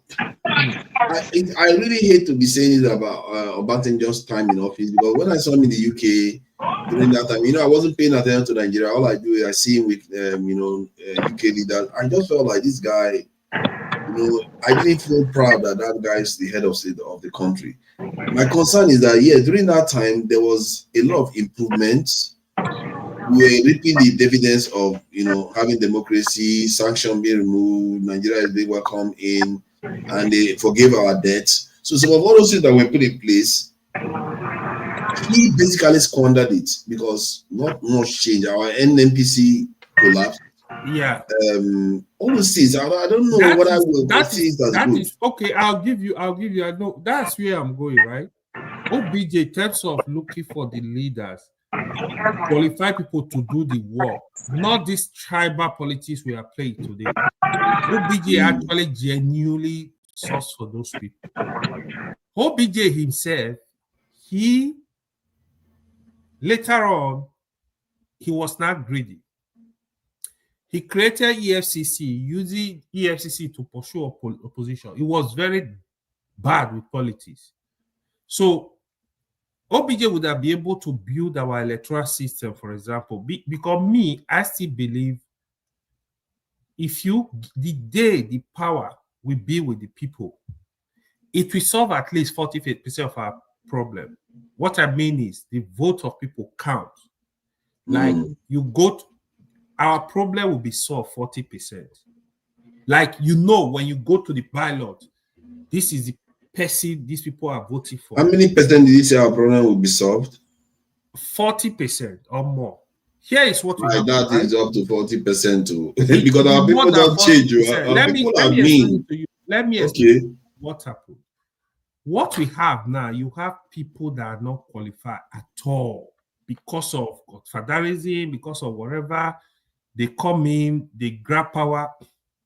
You will not see educated, experienced, qualified people really looking for this position, because some of them, they don't want to go and buy people over there because of election. They don't want to go into this violence. So because of that, they stay back. If people know, because building Nigeria, for example, we have a strong system. The electoral system is good. The local government are independent. Even people with experience abroad, you could say, you know what? I want to go to my local government. I want to go and help the people. I want to go and help develop that place. Go contest for local government chairman. You have all the money. You start building that local government. We have 776 local government, I think.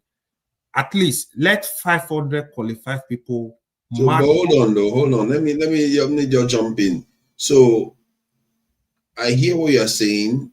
If you have quality people are likely to choose them. However, those people that rig elections today, if they still go around incentivize people by bribing them, giving them money, not on the day, before the day, or through adverts, or bribe them. If you give people money, they will not see. Let me tell you, people that are buying vote. Let me tell you how they do it. They go to the police station, right? Hey, you are coming. You vote for my candidate. Okay, take 10,000. You gotta show your card to the person. Then we'll give you the money. So they have an agent. The agent is there. Show to me you voted for APC or PDP. They will attest to it. They give you your money. That's what is going on. So if you give money a day before election, you ask them to go to police station.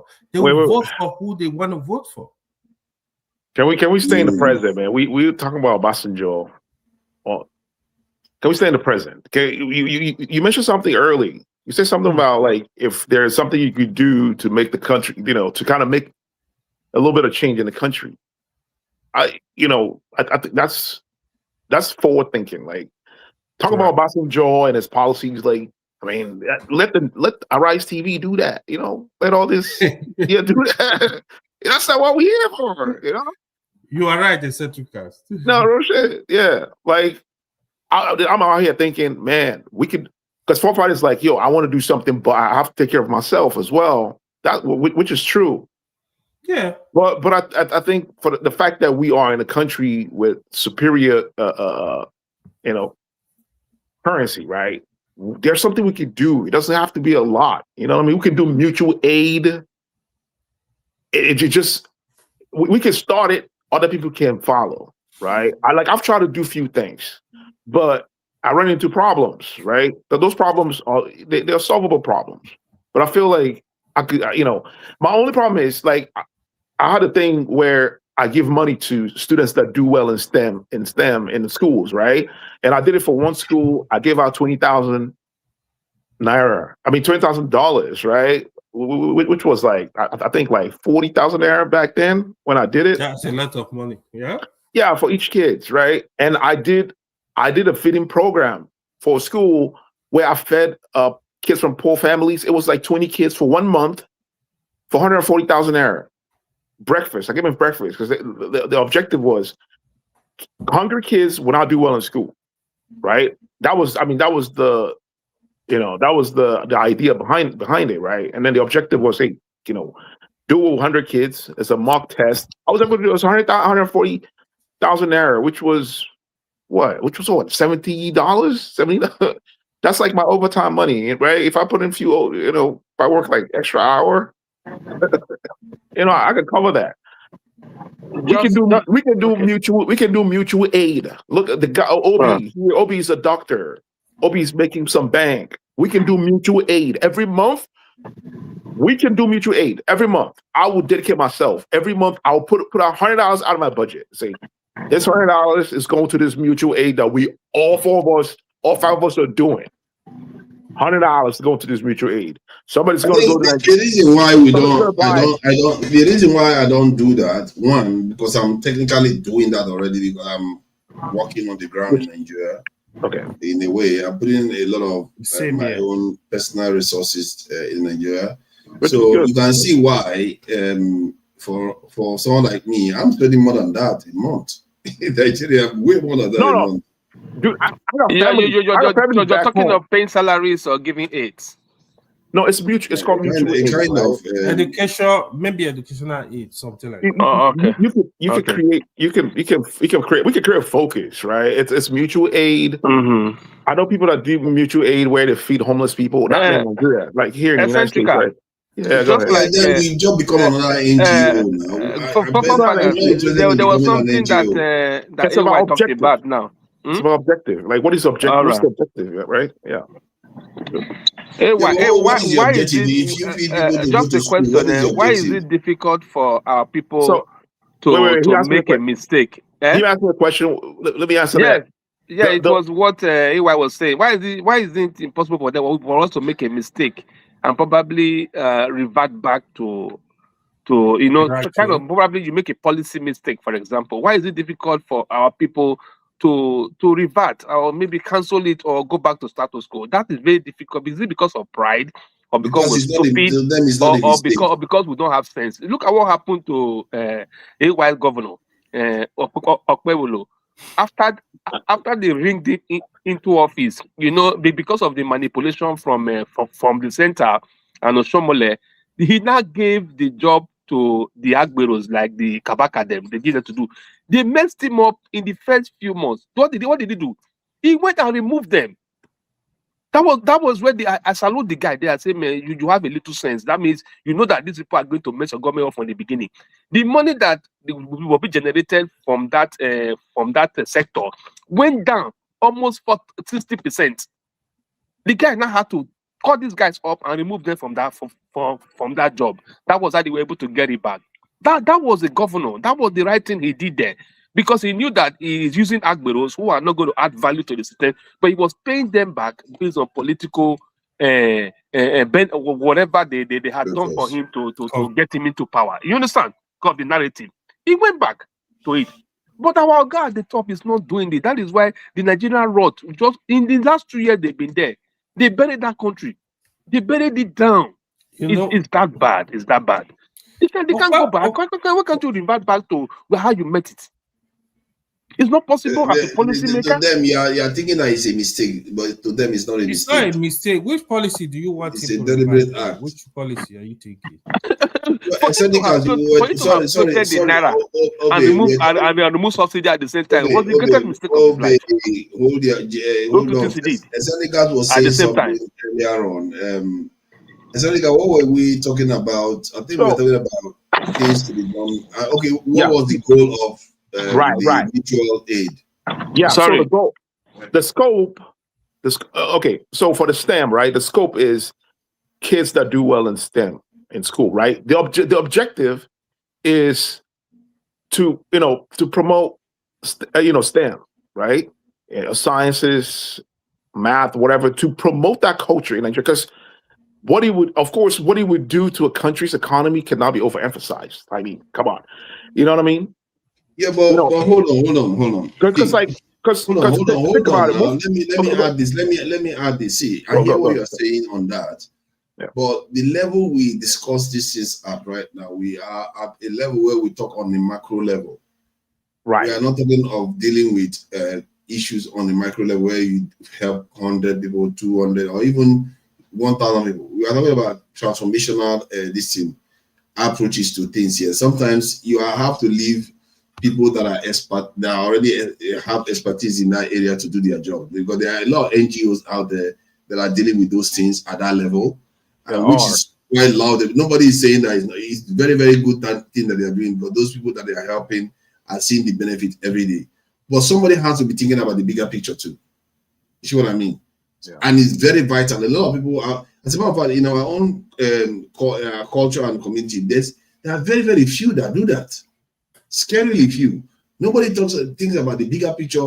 Where direction is the nation going? What direction are we as a race even going? Here's a question. You know a lot of rural areas, the countrysides. How many of them have libraries? Very, very How many of them few. have libraries? Exactly.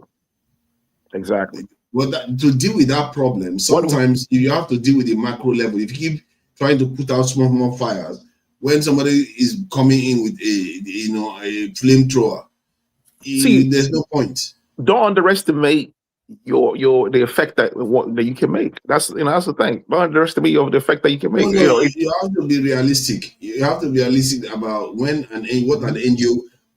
NGO has ever transformed the fate of a nation before. Even with Red Cross.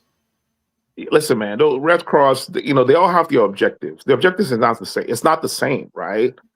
It's not the same objectives. These NGOs are like the Trojan horse of the West. We know that. No, I know people I mean the good faith ones, the ones that are doing the right thing. Yeah, I know people that work in NGOs, Catholic NGOs, all that stuff. But is they often decisive in the direction of a nation? No, yeah, exactly. What is the objective? What is the objective of the NGO? They just collect money from rich people and do few things here and there, and then pay their staffers millions. Like freaking Salvation Army. I'm talking about the good ones. I'm talking about the good one, like the kind of stuff you are suggesting now, like this mutual fund they are talking about, or mutual aid.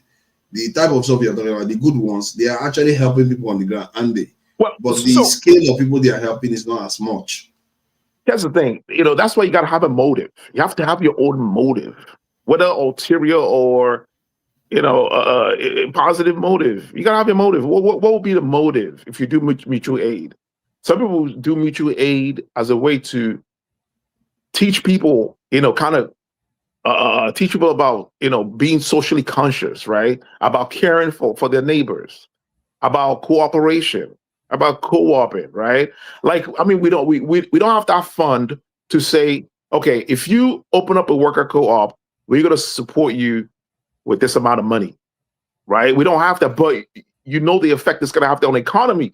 Because if you have going to have on the economy, how many people are you going to reach? It's going to create more jobs. Worker co-op. If you have how many people, how many people are you going to reach? To do you're most optimistic. Do you know that United States government actually have a worker co-op program? If you want to do a worker co-op, They actually have a government actually gives you fund for that. And I'm asking you, how many people are you going to reach with your mutual aid idea? How many people at your most optimistic do you think you can reach? Okay, so if you here's the thing.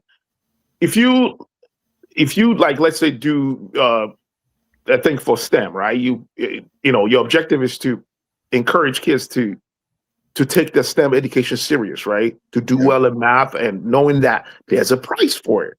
Yes. You are raising you're raising the next Einstein, right? You're raising a kid that's going to be you know, an engineer in the future, and you know what that's going to do for the economy of the community. Like, dude, I had a cousin. I actually have a cousin who was supposed to do physics in school, but guess what? There was no fund. What did he do? He got married and he forgot about it. This kid is smart as hell. Like, he's a savant, almost a savant. Yeah, but I'm still asking, how many do you think you are going to reach? How many? How many are you going to be able to reach out there? Right. Like. Well, I've already explained the scope. The scope is kids that do well in STEM. We are just what is the number? What is the number you are hoping to reach? Yeah. Okay. Well, if you look into it, right? You know, first of all, what do you want to do for the kids, right? Like, what I'm proposing, what I could do on my own is to give them monetary prices, right? I'm not asking what you are going to give them. I'm saying, like, how many are you targeting that you could reach? Is it 5 children, 10 children? What is your ambition? How many students? How many? How many students can you get to do STEM? If I'm focusing on one school, right? I'm focusing on one school, and I'm focusing on kids in primary, let's say 6 or SS2. So you're targeting about, let's say, 1,000 in one school. 1,000. I don't have the funds to do 1,000. What would I do? Okay. Let's kill it by 200, 100. 100 people. I mean, if you have 100 people, you know, that's not bad. Not a bad idea. I hear what you're saying. I'm not trying to be funny. I'm just trying to get to a number, because the reason why I'm saying that is because even if it's 10 schools, the scale of what we are talking about here, for me, my point of view is that we are talking about trying to figure out a way to change the direction of our country, the way the country is moving. We know about this, charities or ways of assisting people. There are people that are doing that. Some of us are doing it in our own different ways already. Like you're sending money to your people. Yeah, sending money. Send money to your family. That doesn't do anything. Running a business in Nigeria, all kinds of different things you can do. But my point is that somebody has to keep an eye on the bigger picture. Everything. Yeah. Right. Bigger picture. That's why you have to create your scope, right? Your scope and objective. Right? I mean, scope and, of course, the purpose of the purpose. I already explained what the purpose is. And I really wish we did more of that. I really wish we lack people. I think Nigeria has a saturation of NGOs. Let's face it. We have exactly NGOs. Many of them are not even all the NGOs. They're all washy. They're all washy. Okay. I mean, I don't doubt it. You know, I would love to see an NGO that do stuff for STEM students, right? Yeah, there are very plenty out there, but they all cheaters. They all do nonsense. Why are you focusing on STEM students, though? I already explained why. The purpose is to it's the OB. You want to create an Einstein. Is it STEM or science? You want to create. You want to encourage. You want to encourage. Okay, it's not only science student basically. So science, engineering, whatever, mathematics. You want to encourage the culture. I don't have any. If you look at my list, you guys lived in Nigeria, right? Technological revolution. So I like the idea behind it, but it's just too low scale. If you want to discuss how to transform a nation, you don't want to be focusing on dealing with just 5-6 people. Yeah, you have 250 million to deal with. Exactly. So, and that is the kind of stuff people will really it's just like a drop in the ocean, right? A drop in the ocean. You have to scale it up if you want, and that's something. If you are really interested in helping individuals, it's like saying somebody that is interested in helping one person. If somebody gives you the chance to transform the lives of 150 million, 200 million, I would think you will want to get in that direction too, because now you are being exposed to a potential way of actually transforming the lives of almost every child in that country. You know, imagine if you, let's say AI came up with its own, I came up with my own. Obey, I don't know what it's going to come up with. Maybe a new type of this face mask, but it's all a part of this. It's all part of this. We all come up with our own. Then you come up with your own way of, you know, the technological revolution part, because you are passionate about that area. Then you have a way of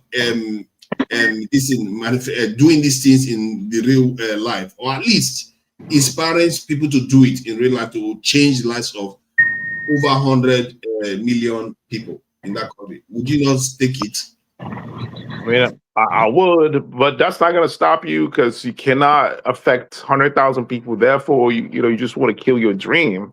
That's not how it works. It's like if you're a musician, right? Million. You don't say, hey, 100,000 people are not going to listen to my music, therefore I'm not going to record my song. You still do it, even if 5 people only listen to your music, or 13 people. The reason why we are doing the higher scale one now is because we're already doing. Did you see AI? AI say it's doing something in Nigeria. I say I'm doing something in Nigeria. People like us that believe in this. What are you doing in Nigeria? I want to know. I want to know what you're doing. I tend to discuss things that I do online. Talk about it. Everywhere. You should be proud of it. You should be proud of it, man. You should be proud of it. Maybe someday I will share. Maybe someday I will share some of the stuff I do in Nigeria. Share right now. What are you doing? You sending news cards? Why do you want to know so badly? Are you sending beat up cards and selling it for the price? And the funny thing is that this case back home, they're not interested in anything apart from the laptop and how to join the Yahoo group. They're so distracted. Those days when we were growing up, everybody is looking for, oh, have you read Okeke? Have you finished our clock? Are you through with Ababio? We'll be doing challenge. We'll be solving problems, solving math. But today, my brother, that's a cultural problem. They call it a scam. They call it a scam, man. Fair, though. I'm not sure it's always fair to say we are just all for laptop, because I noticed that Nigeria, what is going on in Nigeria today that many people don't talk about. I talked about it last time. That about 1 million Nigerians are actually working online for foreigners. Exactly. Yeah. Sure. So there is an economy out there in Nigeria that is not being captured well enough, and some of them are doing part-time work. Some of them are doing web development or website administration, all kinds of different things. And they are making good money compared to what is paid in Nigeria. And that economy, this is why when the people come for protests, you see young people don't show up, because many of them are busy typing away for Oyibo people in their homes. So go and ask anybody, if you know anybody in Nigeria, ask them whether they know somebody that's working online. They will tell you they know somebody. How are you? Fine. Can you mute him? He's at work. I'm gonna patient. You don't want to give up patients information online. That's true. So the idea is that like we need doctors in Nigeria, right? We need doctors, You like we need engineers. Who's gonna build those roads you're talking about? If you want to do those things, you want to turn us to NGO people. It's not NGO. I don't care about what the NGO does. It's NGO is its own structure. But they say if it walks like a dog, quacks like a dog. It is you doing something. We already told you you're doing something similar to that. You're not listening. No, it's something like that. You got to read socialist books, man. I got to recommend some books for you. Mutual aid is like imbued into socialism. You know what I mean? That's the concept. My focus is to do good. How are you doing good? How are you doing good? Can you? I just told you how I do some good. And no, you never say anything. See, I want to hear it. I already told you what I'm doing in Nigeria. That I'm doing something in Nigeria. But you didn't say what it was that you're doing. I don't need to tell you what I'm doing. Come on. Don't you understand? I just told you I don't need to tell you specifics. Is it illegal? Is it illicit stuff? If it is illegal, well, then I will not even bring it up. Okay, yeah, all right. Okay, so my point is, you should be proud of it. You should be proud of it. Not everybody shares their private life publicly like this. Okay, bro, and I may share some other day, some other time when I feel like it. But my point is that when you want to do something, you either do it on a lower scale or you do it on a higher scale. And there are people that are cut out to do it on a higher scale, we like it or not. And at this stage, when you keep saying this stuff to us, I keep telling you, the people you are talking to are not the people that are looking to do that on a lower scale because they're already doing it in their own ways. I like your encouragement, man. Now I want to stop what I'm doing because you encourage me right now to stop. I gotta stop. How would I'm telling you to scale it up. I can't. Think bigger. I don't have the fund to scale it up. Come on, man. Bro, you don't understand. It's better for create a program. Hey, Eccentrica, it's better for you to wait for sun to set in the north rather than asking for father what he's doing. They're going to discourage you. Oh God! Don't waste your time. No. I just thought for what's his name? Freaking Bobo Ray on the comment section. Clown the comment. No, but come up here. But there's no way you can want to run an NGO without you. It's not an NGO. The billions and the millions. You can't run NGO with 100,000, with 20,000. Non-governmental agency. That's not what I'm doing. That's the challenge. Yeah, but let me ask the syndicate. If there's somebody gave you $1 million, and you have that $1 million now, you say, okay, 1 million, yeah. Take that $1 million, you can help 50,000 children. Oh yeah. And then they say take that $1 million and get it to office where you can help 200,000. Which one would you choose? The one of them is you form an NGO. The other one is getting to office. Okay, from an NGO, getting into office, into government office, government whatever. So I'm going to use the money to run my elections and print out posters. I will not do that. Let's say a minister of education that will transform education system. I would choose the ministerial appointment. Why you answering for him? $1 million is nothing, man. I will not run for political office. You see, your thing is ideology. You don't believe in political office. That's the difference. I don't know. But that's why it's good to ask that question. $1 million is not that big, the way you are looking at it. $1 million can do a lot. I can put 10 kids. I can sponsor 10 kids at higher education with $1 million in Nigeria. I can sponsor education. More than that, exactly. I can support. I can find kids that do well in STEM. Find them all in every school. Business in Nigeria. Who is saying that business in Nigeria? Give them tuition free education.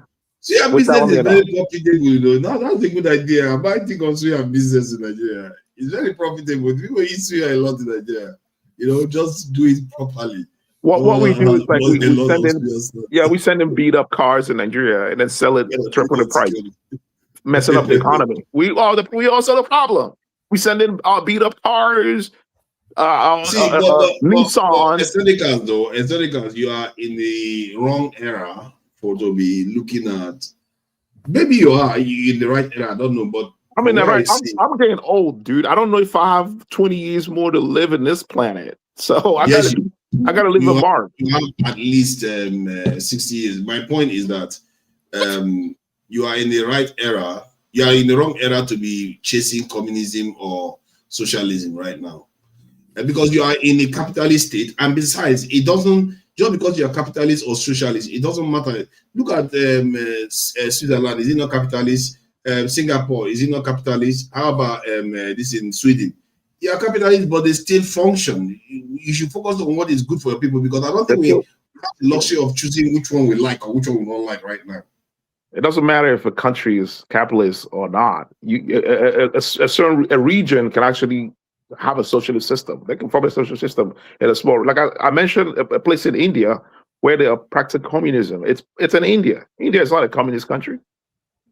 Yeah, but why would you want to make it harder on yourself when the system that is already there is capitalist? You are just choosing. If I'm a governor, why wouldn't I have like free tuition college? And like, let's say if I'm a governor of Abia State, I will have free tuition college and I'll be a state university, right? I'll have free tuition college, and I'll have a feeding program for all the which is interesting. All the government schools feed breakfast. Okay. What you said, I just discovered. It just occurred to me that you said you don't like political office, and you like socialism and communism. So, if you wanted to transform the system, don't you think you need to get into office to be able to change the system to the system you want? Yes, you can. Yes, you can. You can change. You can transform the system within. I like local politics. Local politics is good. I'm not a fan of federal politics. Local politics is because you can make changes locally. Actually, changes that are meaningful changes locally. Nigerian problems are so big that dealing with stuff locally is like when trouble gets to a certain point, it's gotten out of control. That's where Nigerian problem is. Dealing with local stuff is just not going to cut it. Too many people are suffering. Like if it was in the UK, I can understand. Even America that has a lot of issues, I can still understand. But Nigeria's one is well beyond that to deal with the systemic, because you can be doing something locally. The president or the governor can just go and pass one law here, and your whole work will just be completely destroyed.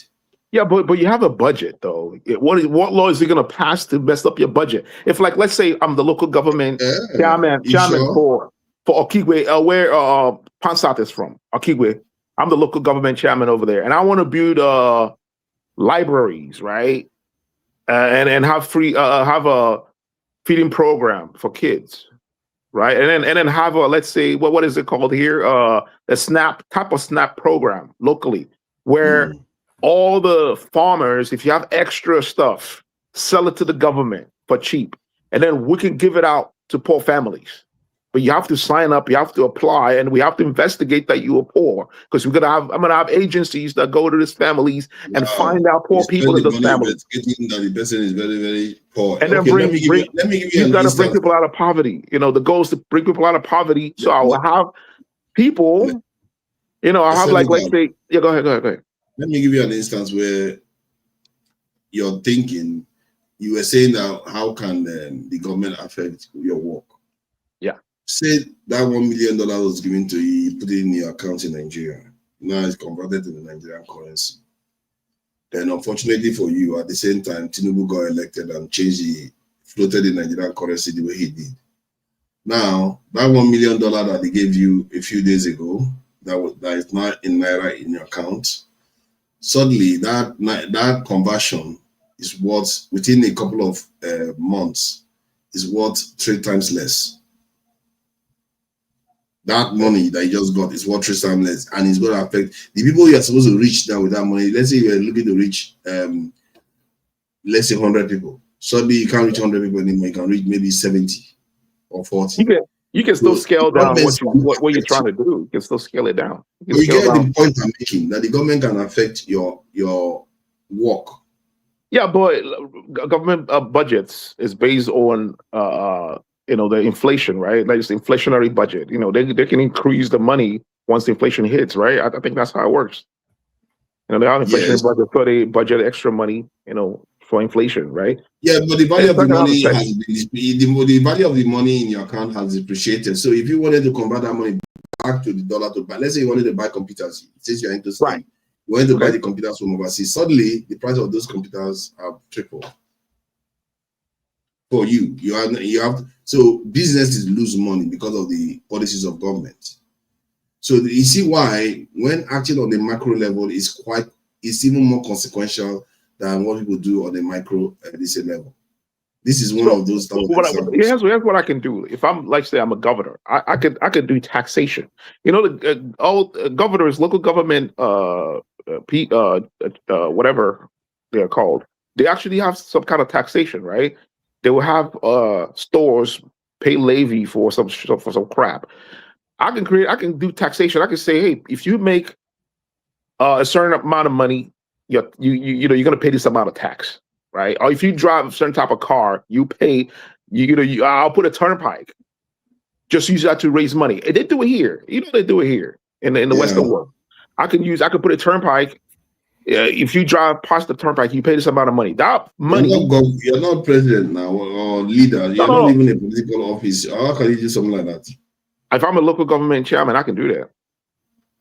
Local government chairman. Okay, okay. Now you do have their own taxes. I thought you didn't want to get involved in politics. What's that? I thought you didn't want to get involved in politics. No, we are. This is hypothetical situation, right? If I'm in position of power where I have this amount of money, that's what you said. What would I do? I mean, I'm saying I'm gonna have these programs to raise money. I can have taxation for rich people or landlords, what have you, right? I can have taxation program. Also, what I never mentioned is I'm gonna have like subsidized homes for poor people. I can create subsidized homes. You know, those why can't they do those type of stuff? You know, why can't they? Yeah, one brain cell, 2 Nigerians, 1 brain cell. It looks like it's taking one of my brain cells, and that's all. See, the point is, we are going to be rounding up soon, so don't look at it like I'm trying to pick on you or anything. So we are going to be rounding up soon. Today, I'm a little bit out of it. Even if it's 5 hours, it looks like it's nothing compared to what we normally do. Things are going to get really heated in the coming years. Next year, oh my God, politics. The year after that. Pardon? What do you mean things are going to be very heated? Because the politics in the country will become more interesting, and I believe next year the contest is going to be very. I don't think there will be contest. You'll be surprised. You'll be surprised, and then I also think that something's going to be happening with America. That's if it doesn't even happen this year. Something's going to be going on in America because Trump. Have you ever thought about proposing this type of policies for local politicians in Nigeria? Writing to them. You know, people just write it to them and saying, "Hey, why don't you have this type of program? You know, we want to set up this type of program. If you do that, we can support." They don't. I've never done it. I work closely with at least 3 governments. Yes, they don't care. They don't care. You're not just a random person is not just calling and writing and saying. They're just gonna look at that shit and toss it in the fucking garbage. You think they don't have policy makers and advisors? Mm-hmm. They don't care. But what if you get an access? What if you get access? You find someone that has access. If you have access, then that's different. That's the situation where, for example, you're discussing how to man the borders, and then a few weeks later, you hear the Chief of Defense Staff talking about the same proposals. So if you have access, that's cool. But outside of that, like the housing thing you were talking about, I've done that numerous times, maybe not on a large scale, but working with the government. And you can actually get loans. Yeah. These things are not hard. They're not hard. Like, instead of saying, for example, what you're saying now, it's to me, it sounds like you don't even have a business plan, because forefathers actually ask you very pertinent. Have you written out a business plan? It's written down. I can send it to you if you have a phone number. All right. So if you have a business proposal, you have a business plan, then Not a business plan. It's a plan, but it's not a business. Okay. Well, you need a business plan. And then when you have a business plan, then you can start making these proposals. Once you have a good ideas, the ideas are nice, but ideas without action just remain fantasies. It's written down. It's called Ace Academy. Right. Yeah. So where I disagree with them, for example, is saying you have to do it large scale. It doesn't matter. You don't have to do it large scale. Yeah. You can actually have 1, 2 people, 3, even 1. And if you just have to play the role of a mentor based on the funds available to you, that would be good too. And then you can grow that way. You can actually use that person as a stepping stone to learn your mistakes, see your advantages, see where you can improve the future. With I did a feeding program for 1 month for a school in Lagos. It cost me 140,000 naira. It was breakfast program for 20 kids. So I've done that and I've learned from it, right? And I use that to, to kind of improve my. I don't think we said you should not do it on a lower scale. What we said was that the context that we're discussing most of our conversations here is on a macro level, that we are all technically doing it on a lower scale, already. So I'm not I wouldn't discourage anybody that wants to help people in the country. Have you ever tried to get in contact with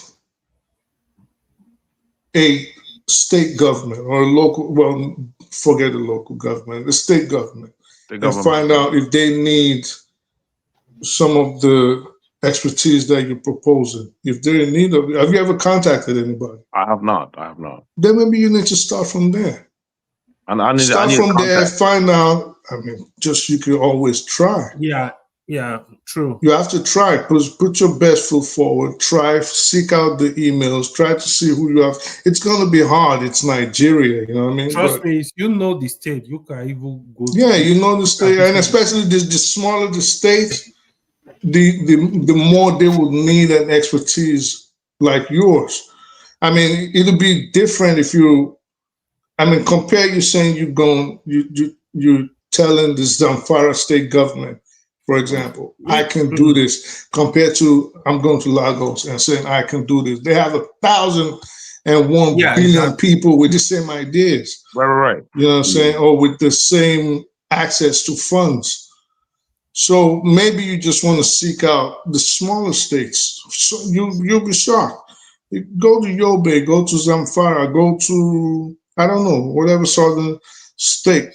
I think the southern state might be more difficult, but depending on how well you know them, sometimes it's a man knows, well, most times it's man knows man in Nigeria. But sometimes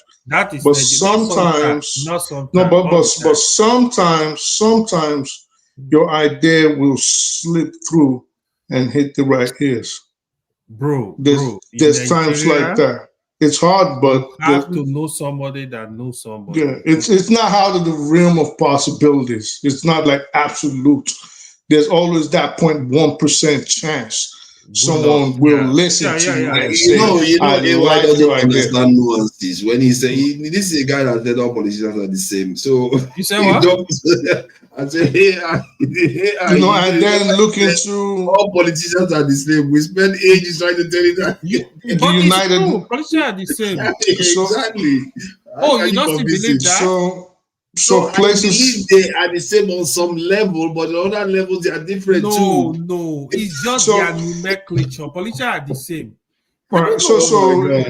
Eccentric has also look into bodies like the United Nations. They have certain agencies within them that will be interested in things like this. ECOWAS, AU, regional bodies, sub-regional bodies. Mm-hmm. Again, like I said, I've never tried to get involved in something like you're proposing, but there's always steps and there's always funds allocated by various countries, various it seems quite passionate. Regional entities. Thank you for the encouragement. Let me add something. Let me say this. Okay, go ahead. One day you will actually realize politicians are the same. You see on this platform, hold on. Disagree with you. Hold on. The only reason you hear some people argue on this platform is because of Peter Obi. When you say that they think you go after Peter Obi, no, politicians are the same. It doesn't even matter Peter Obi or whoever. It's just like. So if you become a politician now, you and them are the same, man. Wait, that is why I'm self-aware. So I know how to beat that. It's just like but if some other person comes back and say you are all the same, would you be happy? No, wait. Let me explain it to you. The person will be right. But let me explain it to you. The person will be right?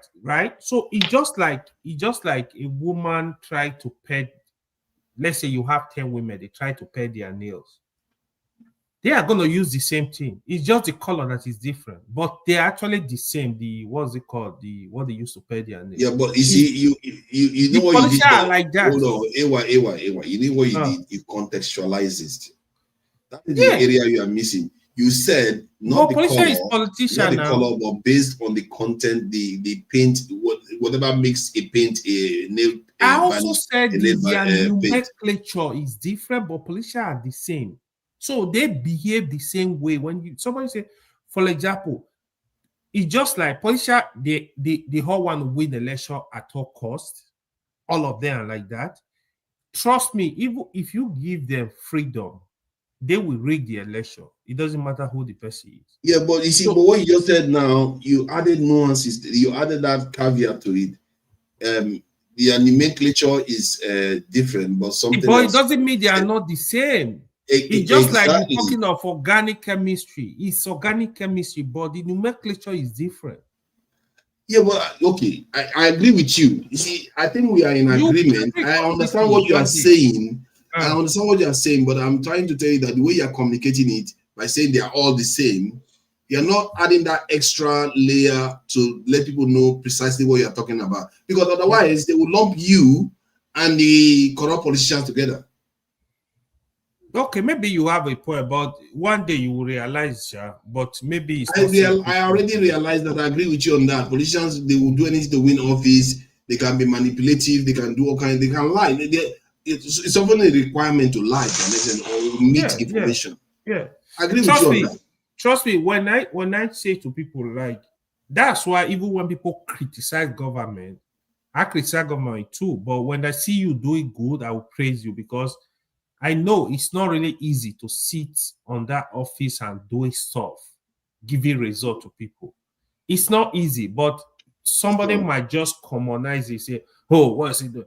No, it's not easy. Leadership is difficult. So, but when politicians, the problem with politicians, they overpromise. When they are talking, you think they are going to do whatever, they're going to change the whole country to America or to heaven.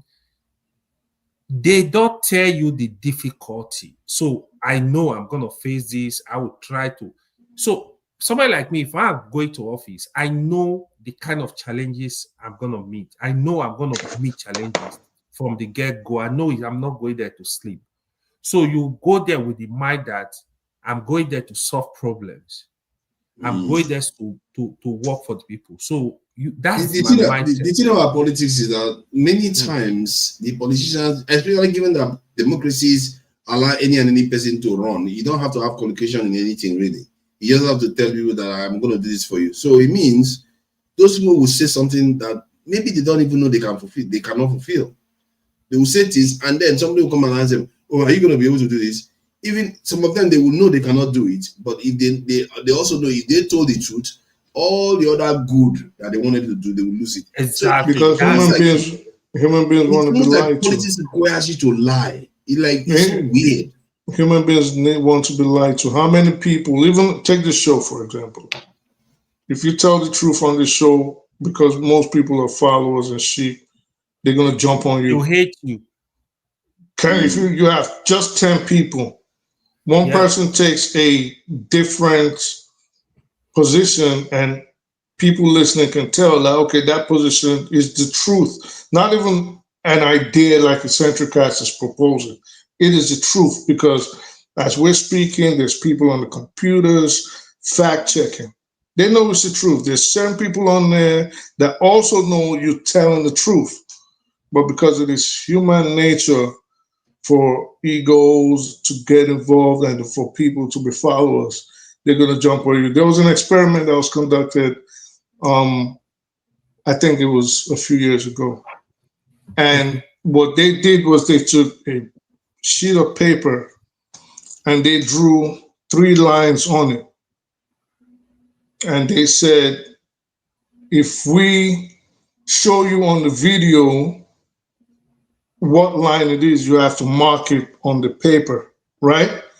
So there was about 8 people, including the instructor, but there was one person, he didn't know everybody was linked, and they were all actors, right? So they were changing people and bringing in more people.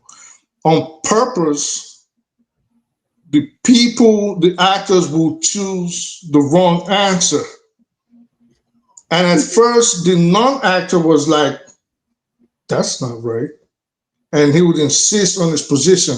But when the rest would pick their own answer and stand up, because they all had to stand up, And then they started looking at him weird. Guess what? He started picking the wrong answers too, because everybody else was picking the wrong answer. And everybody else that came in too was piggybacking on every other person. And they were like, okay, everybody's standing up. So they'll pick the wrong answer too. So that's just human beings. You know, most human beings are sheep. They're followers. Most people don't think independently. If you look it's at it's one of those features that made us humans, because it's very important for us to be able to borrow knowledge from each other. That is what the person is doing there. He's trying to borrow knowledge from the majority, which is the right thing to do in normal circumstances. He didn't know that it was spiked. You see what I mean? But it's not right. You have to always stand on your square. Always. Especially if you know you might end up getting eaten by the lion. But that's I guess that's a sacrifice you have to take. You know what I mean? But if you stand on your square, if 10 people are running this way, telling that a lion is coming, maybe you shouldn't wait to see the lion. Oh, that was another experiment. That was another experiment. People just take off and start running. Yes. And then you see nobody knows why they're running, and everybody just runs after them. Yes. Yeah. But it's the right thing to do in the real world. If you don't do that, okay, sometimes it's the right thing to do, but in other areas where you have time to question, the moment you have time to question, you should question. Yeah, like the test thing. You have to act independently. You have time to question. You do have time to question, though. Because if something is blatantly wrong and false, just because you want to please other people, right? Yeah, group think. Yeah. So the pressure is real, which it shouldn't be. You're supposed to stand and you believe this, and you know. I don't even know how I'm going to react. Do you know how you're going to react if that happened to you? If what happened to me? If that experiment was done on you, in sense that other people are rigged against you, would you change your position based on the results? No, I'm too independent minded. I'm too stubborn. I'm too independent minded to fall for that. You guys know what worker co-op is? Have you guys looked into that? I'm not too sure where I'm going to go, because I'll be like, this one everybody. I'm too stubborn. I'm too independent. I'm too hard-headed for that. But I'm quite stubborn too. I'm not stubborn I'm not just stubborn like, I'm not saying stubborn like, I'm very open to ideas, and I'm very open to when I'm wrong. But I'm also, one quality of mind that I know I have is I check and recheck and recheck and recheck and recheck and make sure I'm right, and then I'm never going to waver. Like, this is right. I know because I've checked multiple sources. I'm probably not going to waver. I'm not going to waver. I'm probably not going to waver because a long time ago I've decided that I have to know what I know until something is proven otherwise, empirically proven otherwise, not just somebody telling me. You have to show me why that is. You don't necessarily have to show me. You can. I don't necessarily need evidence. I just need you to be for something I don't know at all, and I have no idea. It just has to be logical. Once it's logical, then I can always go verify if there's time to. But I don't have to. You don't have to show me practically everything before I believe that you're right. No. That's true. That's true. On a subject I know nothing about, all I can do is listen to your positions and everything you are saying. Then I will try to use my own common sense to just weigh it, because most subject matters is common sense about it. But then you just leave it at that. But what is common sense? A lot of people don't have common sense. Most people, 100%. Most people don't have common sense. If most people had common sense, the world would not be as it is today. Most people don't have common sense. If you left most people to their devices, they will put food in their ears and walk on their heads and run into the streets while it's green light. Most people can bear. That's true. Most people don't have common sense. Look at Nigeria, for example. Look at Nigeria, for example. There's a video going around on the internet right now in Abuja, and on the highway, people were doing U-turns People were coming out of the exits. People were stopping in the middle of the road. This is a highway that you ordinarily doing like 80, 90 miles per hour. That is a society that most people don't have common sense. It was like that in European countries and developed countries until they create laws for it. You know, Nigeria doesn't have laws, traffic laws. I mean, it's 2025. Come on, and that also goes to the exactly. So that also goes to the lack of common sense. Yeah, it's 2025. You would think they had enough common sense to at least be able to enforce traffic laws. They can't. That's it. Were you there when I played that Swiss video about? I mean, they can go ahead. Underground of the Swiss. Oh my God, man, we have a big problem on our hand here, you know, because maybe we can fix it. You know, all we need is one good politician in office. Because they can enforce. They don't need politicians. They can enforce traffic laws to fix. Let me see, Switzerland. They can fix traffic laws by using surveillance systems. You know, if like here there are surveillance systems, anywhere there's light, right? If you go through a red light, you see camera flashes and it takes a picture of your driver's. If they take a picture of Nigerian cars and they send them the pictures, they're gonna go to the motor vehicles and start begging. They start begging, okay, I beg now. And then you see a group like, come on now. You want to take his license for just 25,000 traffic violations? Oh, everybody does it. So other people have done it. So why? Because he killed 2 people while doing 80 and a 20 mile per hour. Forgive him. Yeah, they're not going to, you know what I mean? So the inconvenience is not, no one wants that inconvenience, right? Of, you know, police sending you letters and summoning you to a court when you're supposed to be going to work. In order to avoid that inconvenience, you do the right thing. It's okay, but then the bottom line I'm still saying is Nigerians hate law and enforcing the law. Yeah, you can enact all the laws. America was like that. America was like that. Well, America is not like that now. Recycling. So look at recycling. How many people recycle here? People don't recycle because people enforce the law. They don't. They don't like enforcement. It takes a while for people. How many times have you seen someone arrested by the police, and instead of the police to follow the law or the judge, they go and start begging and kneeling down and saying, well, it's not him. It's not, come on, he's not the first person. And then the next thing, if you decide to enforce the law, guess what? It's because it's Christian. It's because it's Muslim. It's because it's from the north. It's because it's from the south. You know what I mean? So it's like. But they do enforce laws, though, in Nigeria. They do enforce some laws. Yes, some laws, not good enough because the society is lawless. The society on the scale of 1 to 10, right? What would you say Nigerians? How lawful is Nigerian society on a scale of 1 to 10? Well, okay, lawful. Hold on, it sounds 1 being very bad, 1 being good, and 10 being horrible. It depends, man. It depends on what aspect of the law. It depends on what aspect of the law. It's not in general, bro. In general, it's not linear like that. It's not linear. It is linear. In Nigeria, would we agree that Nigeria is a lawless society? Somewhat a lawless society, yeah. All right, good. Since you don't agree, it's not on the scale. It's not on the scale. Oh, it's not. But they're blowing up people. All right, and they're kidnapping people. All right. So on the scale of 1 to yeah. People are also dying in Nigeria. On a scale of 1 to 10, people dying in America. Yeah, but at least if you die in America, you're gonna go to jail. You're gonna go to jail. Okay, we're gonna kick down your door and we're gonna lock you up and you're gonna go to jail. How many school shootings happen in America every year? How many people die of school shooting in America? What's the number? Give a number.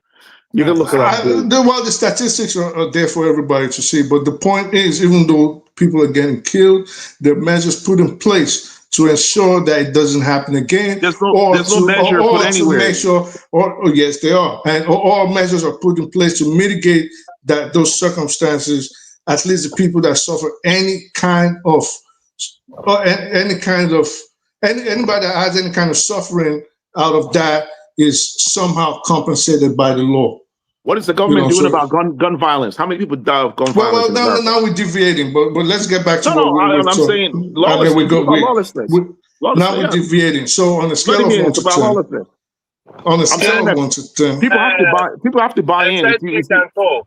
Go ahead. I think that we are even talking of sending tickets to those people who default. You ask yourself, in Nigeria, does the postal agency work?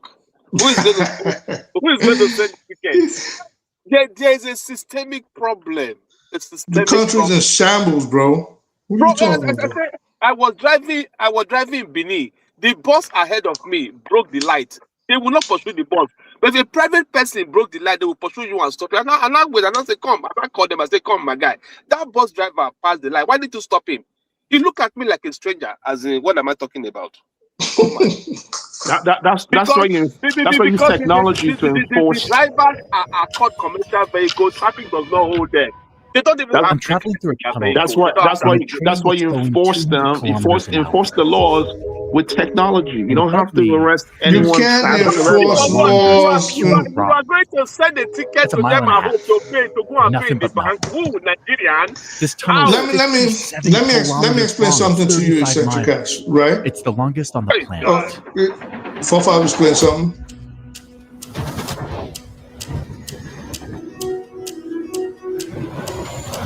A few months ago, I asked the people who run Switzerland's trains if they would let me spend a week doing nothing but living on their trains, so I could stress test this world-famous system to see how hard I could push its limits. And they gave me free rein. They gave me a ticket that allows me to go on any train, even first class, which I didn't really discover until halfway through my trip. And in this moment, I'm in the middle of a race to see if I can step foot on all 26 Swiss regions, or cantons, in under 24 hours, but only using public transportation.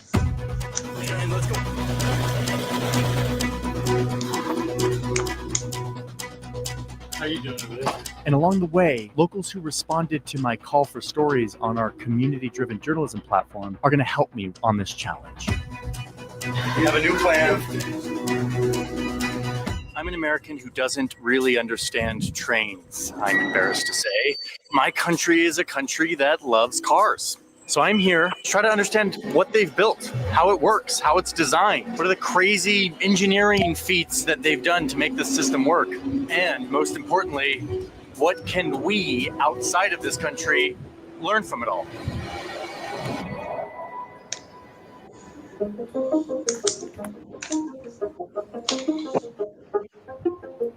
Before my big speed run through the country, my first item of business is to see if Swiss engineering is as extreme and rugged as I've heard. And to do that, I'll be starting the morning down here in the lowest part of the country to discover if I can travel from these sunny lakes and palm trees all the way up to these massive peaks and glaciers by lunch. And to do that only using public transportation. Let's see if I can do this. First, I'm going to jump in the water. The journey starts with one of these yellow buses that takes me to the closest train hub. I then ride the train through this dramatic ravine while working on the maps for this video. Currently drowning in incredible old maps of Switzerland. This pops me into Italy for a moment, where I'm going to switch trains. I have just enough time to grab an espresso. The clocks are different. Come on, the train's here. Boom. And suddenly, I'm headed towards a wall of mountains.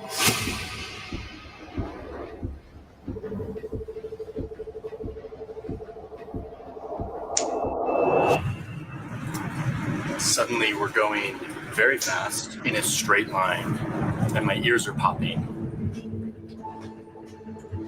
There's a whole mountain on top of us right now.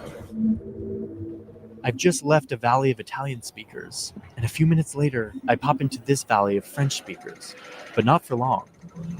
Boom! We're in another tunnel, barreling straight forward again. Goes. Oh yeah, we got mountains. Mountains are growing.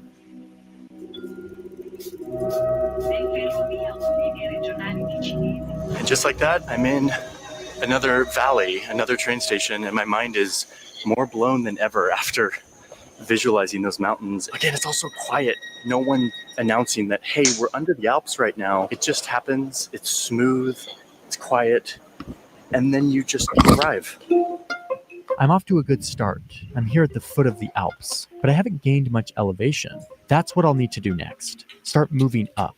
But first, after going under these mountains, you can't help but wonder why. What drove these people to dig these impossible tunnels for their trains?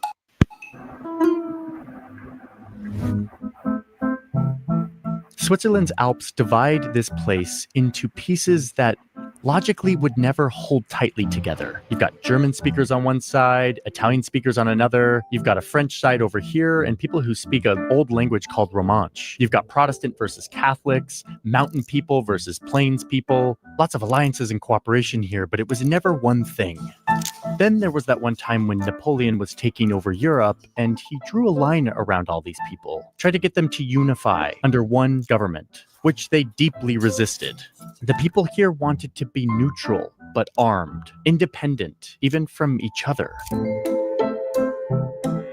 Napoleon goes on to overstretch himself and lose all of this land, including Switzerland. So the empires get together and consider slicing this all up between them, but instead accept Switzerland's proposal. They like having this neutral political cushion between them, a buffer zone that would prevent them from going to war with each other.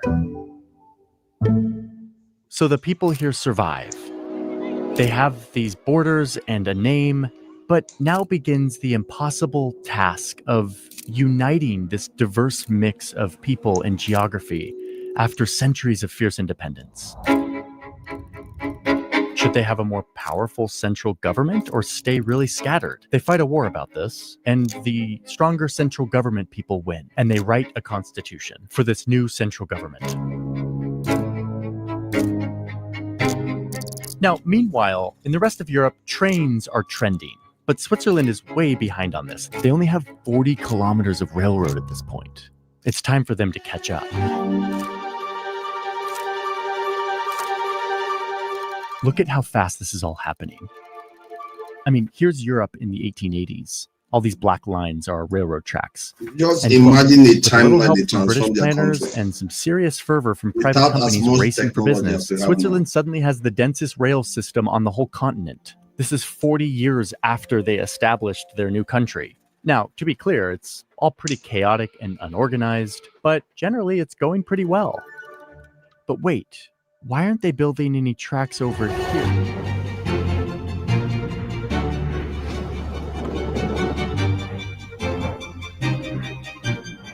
This small, poor, politically fragile nation just hit the Alps, and the private companies can't justify digging through all of this. So this is where it ends. They're not going to keep going, are they? Oh, yep, there they go.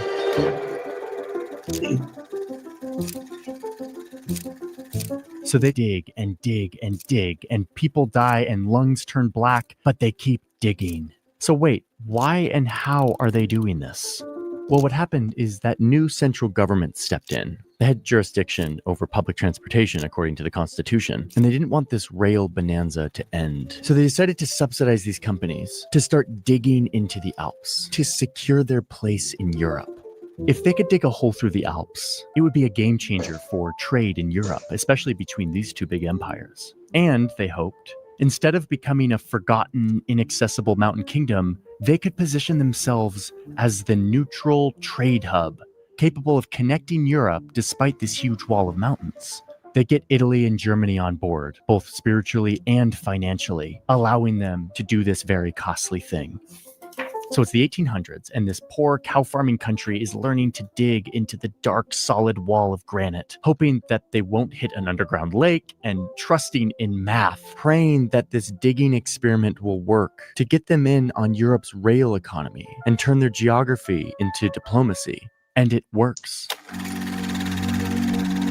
Scarcely 40 years after becoming an independent country, the workers emerge, having dug the longest tunnel on Earth, their own Alpine Suez Canal. 15 kilometers, 227 million francs, 441 million man-hours, and dozens of lives. Frankfurt to Milan goes from days to hours. trade skyrockets. The empires are loving this. And Switzerland just discovered their thing. Posters are made glorifying this tunnel as the connector of Europe. The government rail company is finding its voice, designing some pretty sick logos in the process, and digging. I guess the case that I wanted to make, that is what is possible. The point was you were talking about transportation in Nigeria. I forgot who mentioned that. I think it was Two Nigerians, One Brain Cell about transportation, how we don't like to follow rules.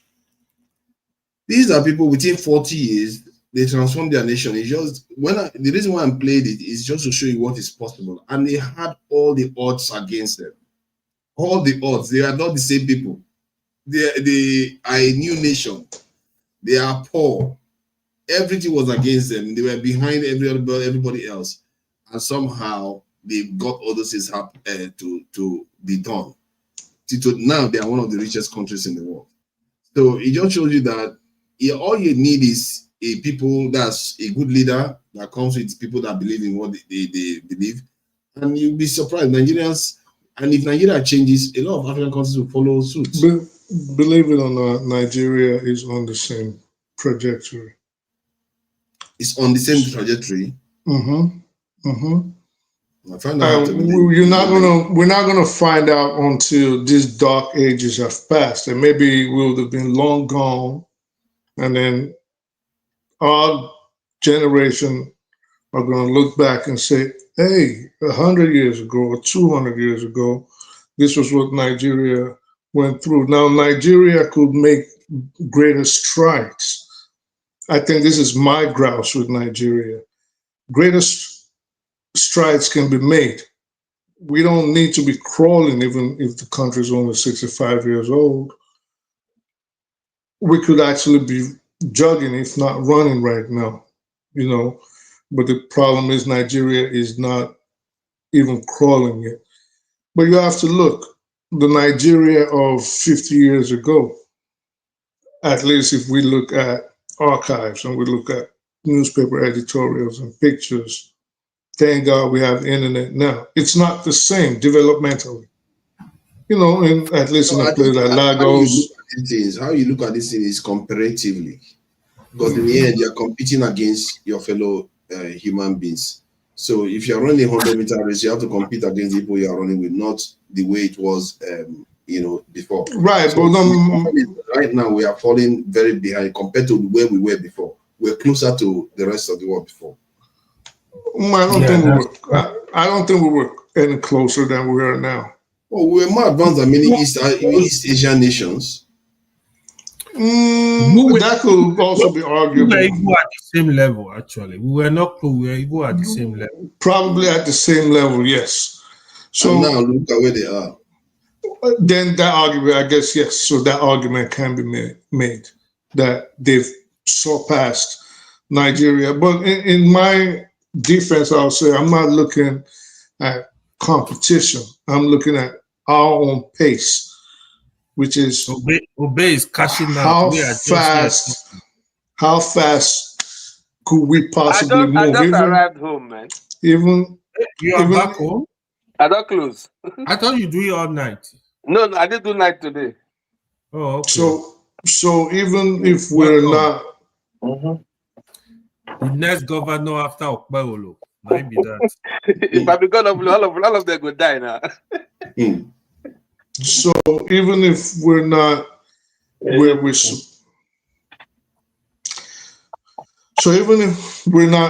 supposed to be, sad, right? But if you look in the whole scheme of things, then I think Nigeria will do better once we get rid of this crop of politicians, and if more people from the diaspora are willing to go home and lend their experience and their expertise. Because the truth of the matter is Nigeria is lacking because the people lack exposure to a large extent. That is just the truth. They lack exposure in different aspects, technology, judiciary, the economy, so governance as a whole. So we need more people to go home and share their experience and share their wealth of knowledge, and this will change. But I really think Nigeria will improve. We're fighting a lot of battles at the same time. And I don't mean battles like Boko Haram or IPOB or kidnapping or things like that. No, I mean like just as a society. I really envy your optimism, but I don't have much of a reason to share it, because I think it'll change. The runes on the ground indicates that the advancement of the rest of the world to the south is still going on. Then Nigeria has not put itself in a position whereby you can even venture to say we are sovereign. We can't. If you are not sovereign, how can you possibly then? Our emergence has to be at the mercy of some of them. I don't see that happening. But at this point, it'll be hard for at least sub-Saharan Africa to be quote unquote sovereign. It'll be hard. Just because the dynamic of the geopolitics on the ground. For example, the West. If you try to ride, they're trying to bring you down. Burkina Faso is a case in point, whereby now we're having brothers about to go at it on behalf of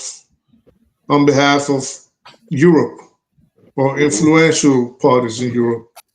You get what I'm saying? So, but this phase, like everything else, is always going to pass. And in a place like Nigeria, I just think we're too intelligent for it to stay like this forever. Why give me the idea that it's going to pass, given what has happened to the Indians in America and many continents around the world? Why do we? What did you say? I couldn't hear you. That? Can I ask the question? Let me just ask him, then you ask your question. Why do you think it's going to pass? Is there any evidence to say that we are not heading the way of the Indians sooner or later, or the Aboriginals or any other group that they've come and dominated over? Is there anything that I would like to hear some of the things that makes our in what way? I don't understand. I don't understand the comparison. What is the way? The comparison is that the Indians were once 100% on their land, and now they are 3% or so, if they even make that amount. And the same pattern seems to replace it. You mean in America?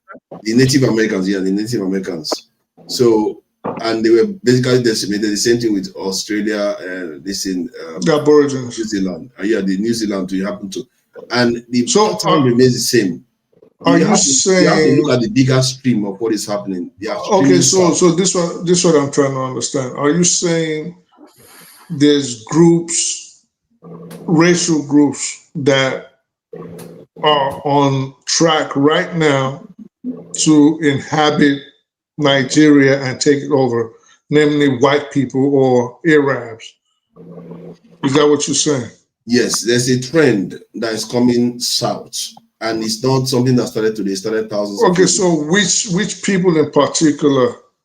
This is before. In our own case, right now we are looking at the lion, which is the West. They are the ones on our back. But so you think the West? Come on, for father. Do you think Caucasians are going to come into Nigeria and take it over, displace Nigerians, and start living on the land? Is that your worry? They may not need us here, and they may not need the land that to live here themselves. They may need it for other reasons. The point is that if they don't want you here, they can decide that you shouldn't be here. That is the problem. Right. And they can actually do that for any country on the planet because they have the military might. But in terms of Nigeria, are we saying, is this a fear? Well, if your fear is that the West, white people, are going to take over Nigeria and displace the people, I don't think that's happening anytime soon.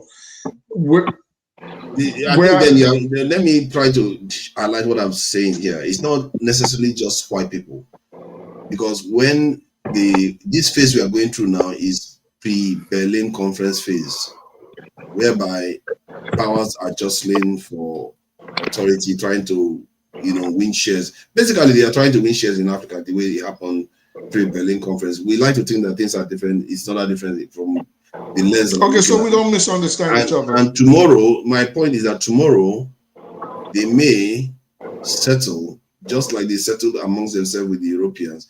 They may settle themselves with the Chinese, the Russians, and the let's focus on Nigeria. Let's focus on Nigeria.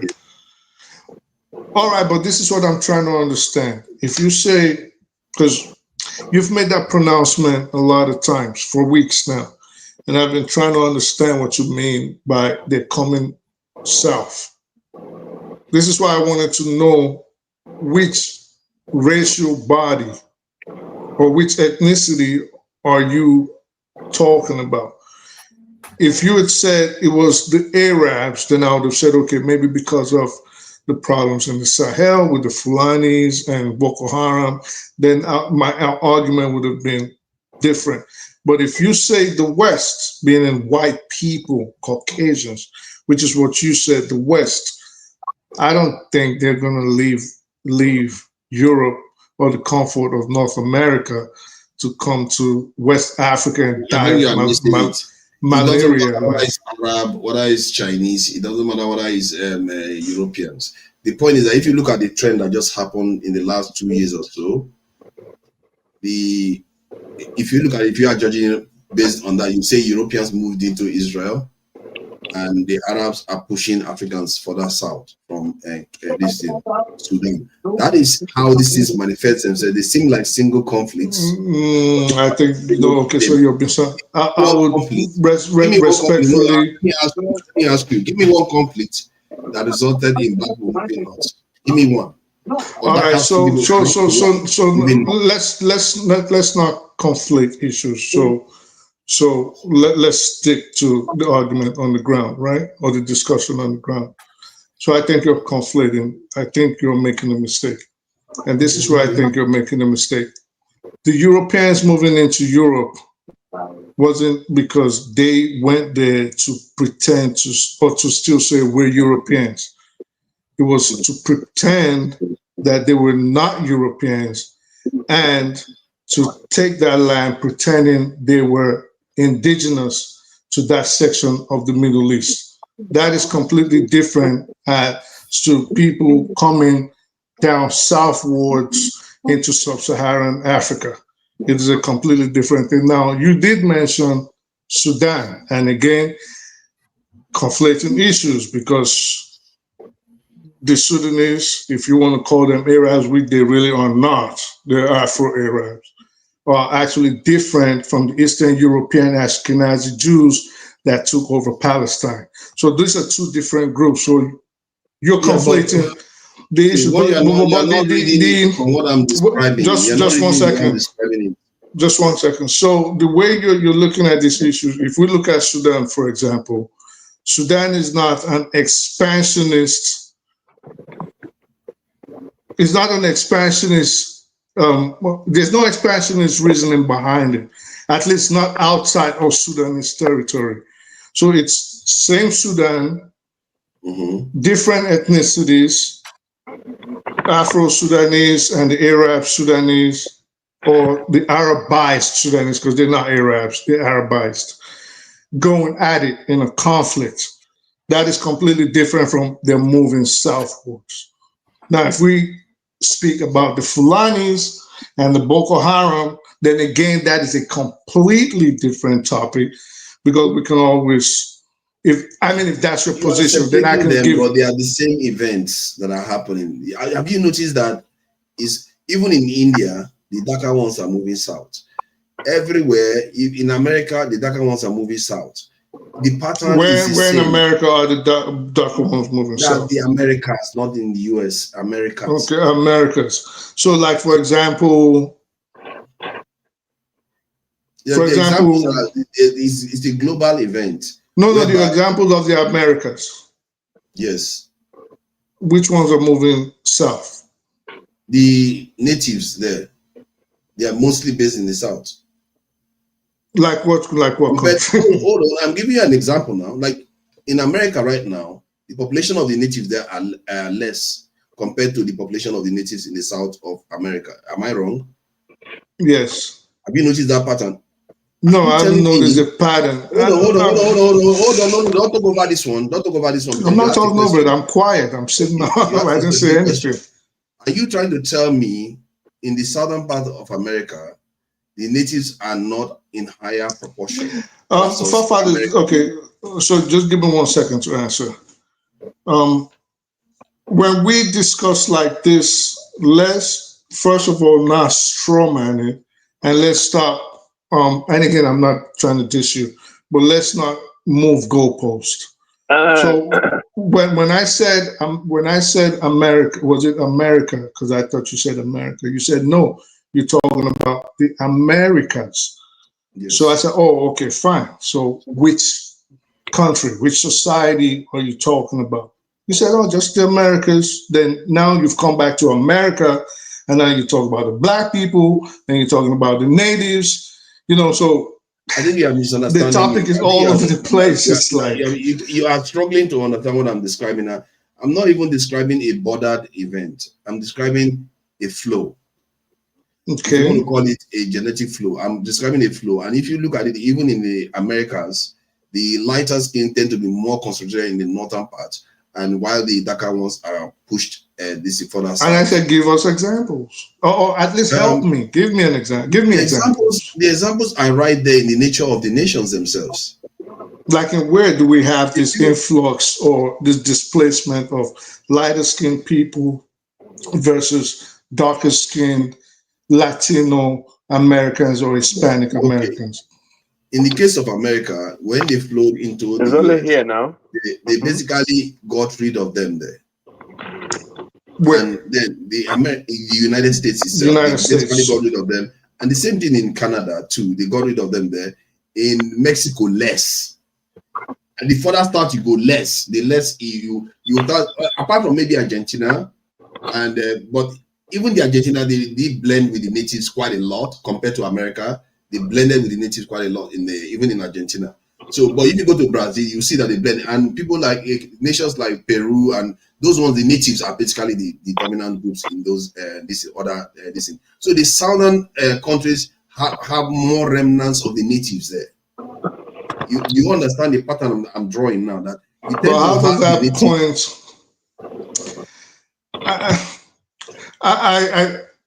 I struggle. You're struggling to see it. No. I struggle to understand. Okay, so because I do know, for example, that there are certain circumstances on the ground that lead to these events occurring. For example, the situation in America can only be likened to what happened in Argentina, in terms of trying to cleanse the nation of the identity of the people, skin-wise, racial-wise, right? Similar. But it's not the same as Brazil, for example. But then you cannot make a blanket statement, I would argue, that, well, now see what happened in Argentina and what happened in Canada and what happened in the United States, as opposed to what happened in Mexico, and which you said Peru avoided. Oh, now that means there's an influx of people moving northwards towards the south. I don't think that argument can be made. This is not like an ice age event happening, or a meteoric catastrophe. These are like political issues happening in different parts of the world. Does not point to just a gang up of, we're going to move people from the north to the south. You get what I'm saying? So I think that argument really can't be made. Okay. So I'll try to check this information out. See, because the information is right there, is out there already. It's not me that's making it up. So people can rethink this way because it's not subject that people like to investigate even. So why would I expect anybody to understand what I'm talking about? Somebody saying I'm talking total BS. But the point is that it is true. But the point is that it is actually true. There is a flow. If you want to call it gene flow or whatever you want to call it, there's a flow from the north to the south. At a matter of fact, maybe 800 years ago, there were barely any light-skinned Europeans in the other southern hemisphere. They're barely there. Today, they are everywhere. Then you are also seeing, even within the African continent, you can see the pattern in the African continent itself. There was a time the darker skinned people were even in the Sahara, but they were pushed further south because of the Sahara itself.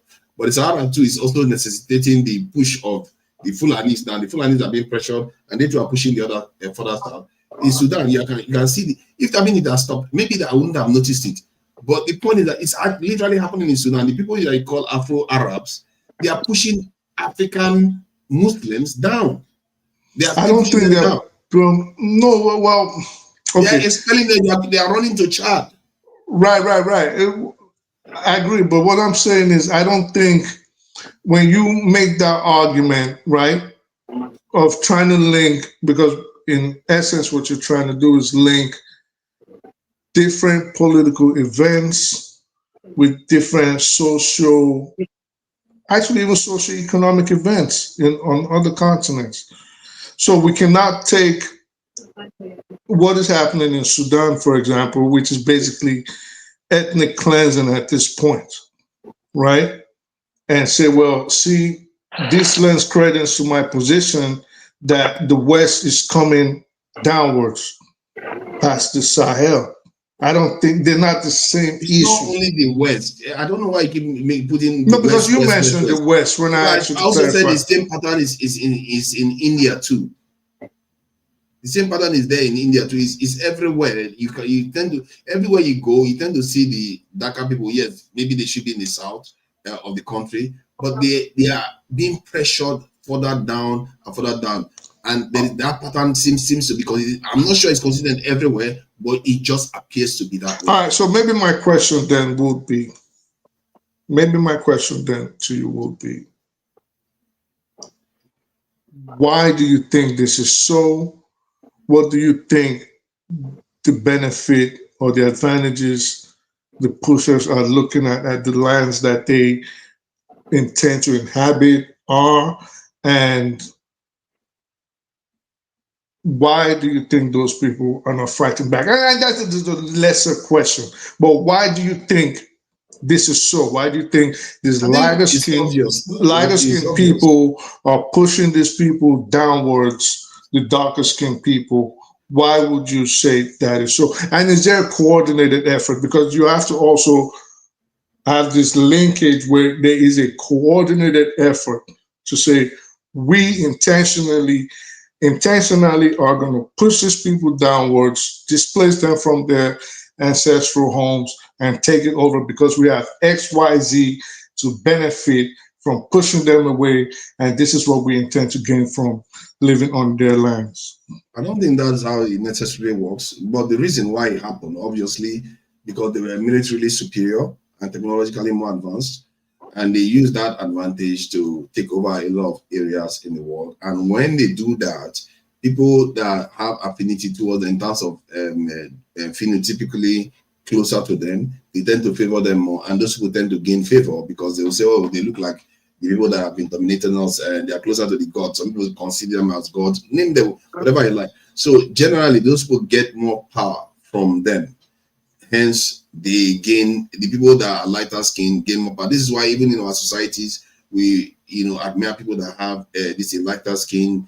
And there was a time in Nigeria when if you have colored eyes, it's a very, very bad thing. But now the mentality has changed. That I know, I live to see that happen.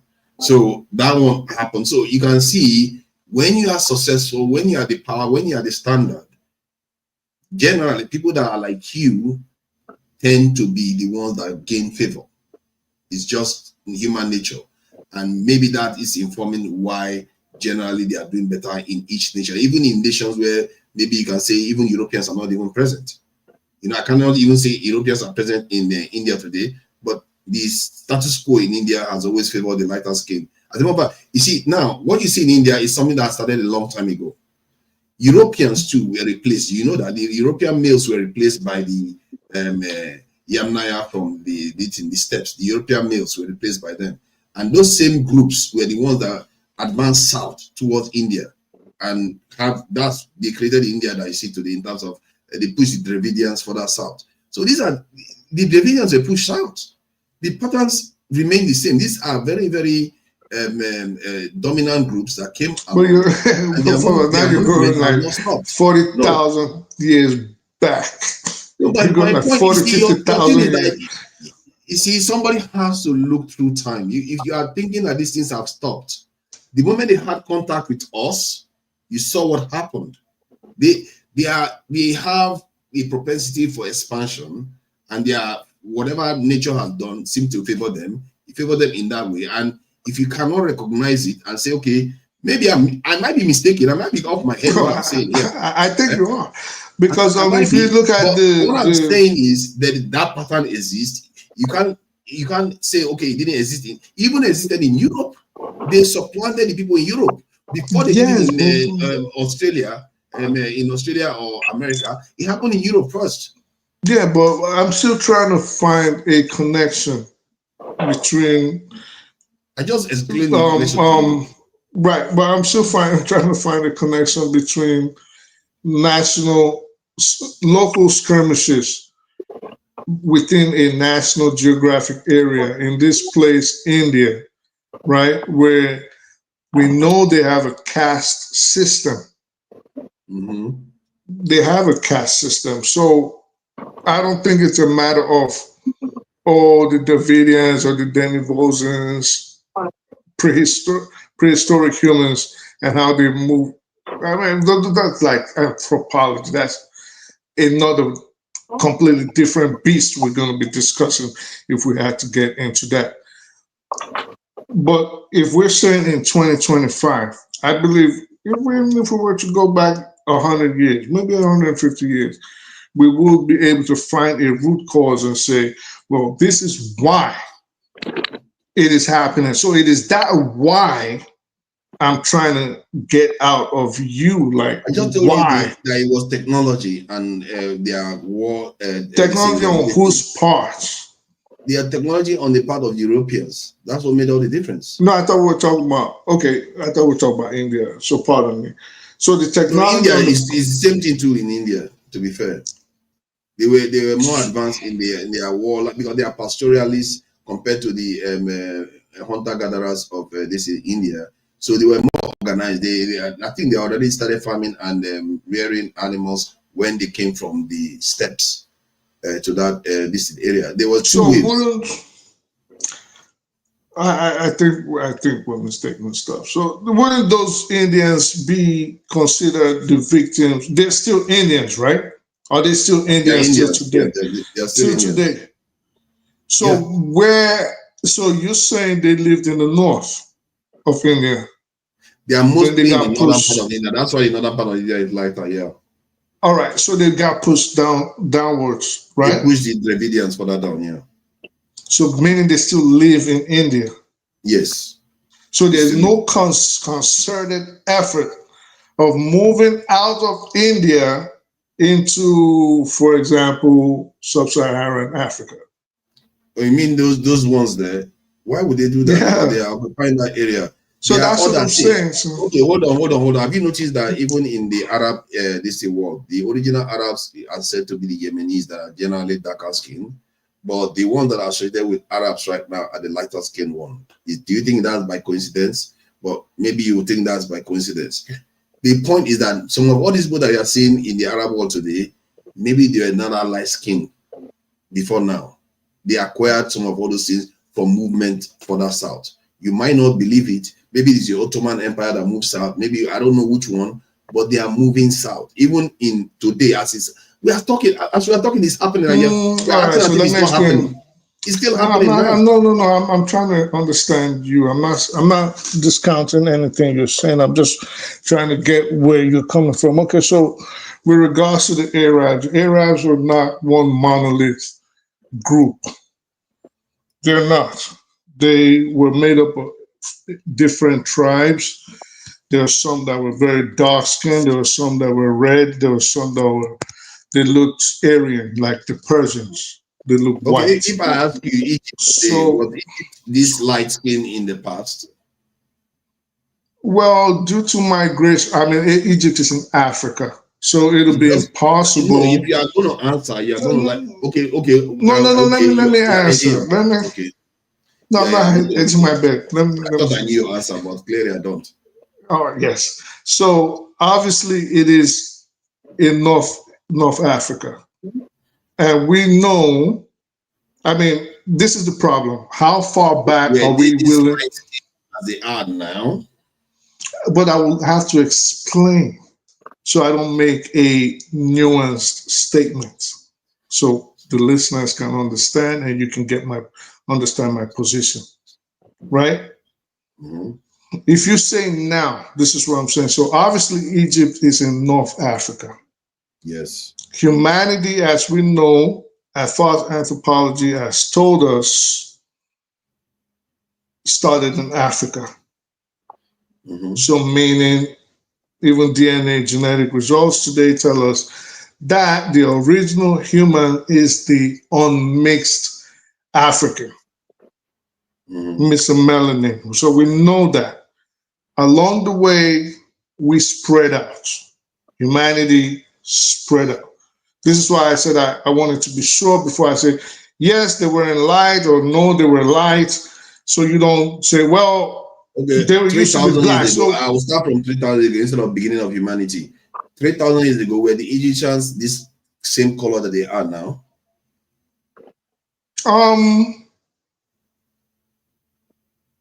It will depend because I don't want to be taken out of context. So when did the Greeks invade?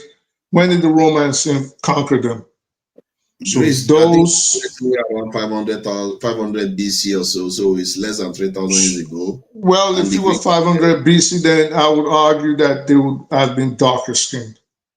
So it depends because the Egyptians. What you have done is confirm my point. No, I haven't confirmed your point. You interrupted me. So change from darker to lighter skin.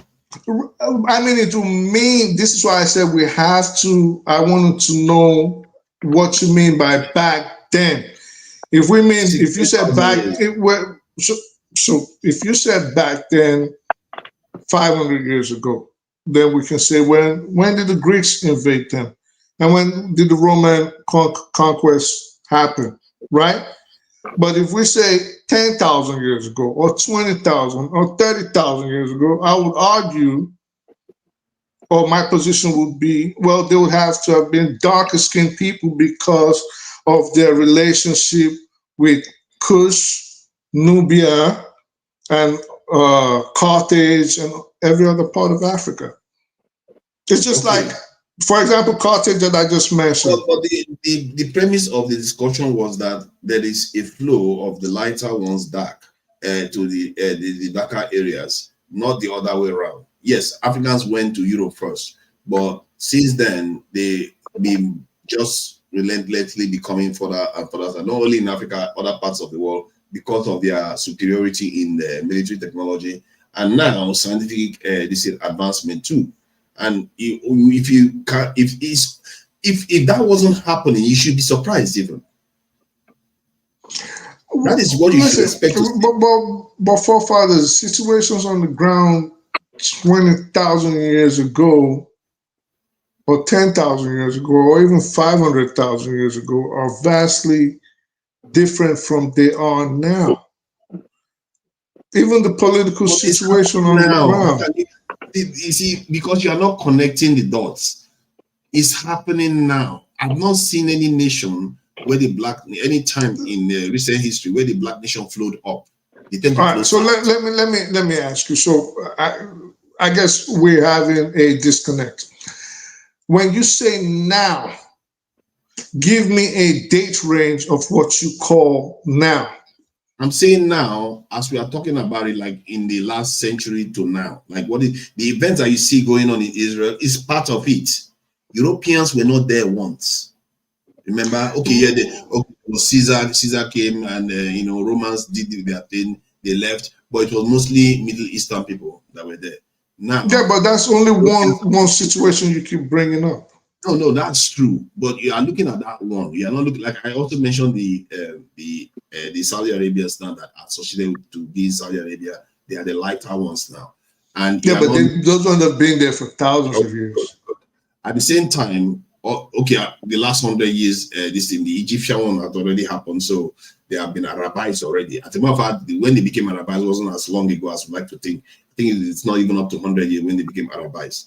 So you can see the pattern is, so if even Egypt became Arabized not that long ago, you tell you that there's a change going on. They are now part of the Middle East. So all right. So this is why I say you're conflating issues, right? If we're to use Egypt as the standard now, and you use the term Arabized, right, to justify your position. They use it, not me. Hold on.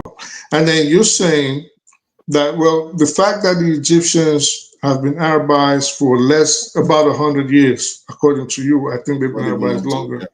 Right, but you say, okay, so let's even give you not even up to. So let's even say how many years? 60 years, 70 years, 80 years, 90 years? Yeah, let me get the precise lines. All right, but my bottom line is being Arabized does not change their racial composition. It might affect their culture, but the racial composition is where you are hinging your arguments on. This is why I say we need to. You get what I'm saying? So you're saying it's the racial composition, the racial component. But if you say they're being Arabized, it hasn't even been that long, then at that I would say, well, it has nothing to do with color. If you're arguing about their culture being taken over by foreign bodies, in this case the Arabs, then yeah, you might have a point. But Arabized based on color, I would say that admixture has been going on far longer than the last century. Yeah, I think the modern one in the 19th and 20th century as part of a broader Pan-African Arab movement, that's the one that occurred. I think the Arabization started almost immediately that they got there. The Arabization started, but when they became properly Pan-Arab was the last century. They became, from what I can see anyway. So it's based on racial. Some people said, most people argue that many people that are in Egypt are descendants of the Ottomans, the Greeks, and they can tell you, and many of them know where they came from. The Ottomans are not a monolith. It was a group of Muslim countries. I mentioned the Greeks, Arabs, different groups have come into. Well, in that region. Yeah, but I did tell you that. So a lot of Saudis, believe it or not, a lot of Arabs today are actually Jews. So where are the darker ones then? Where did the darker ones go? I don't know. Where did the darker Europeans go? Where did the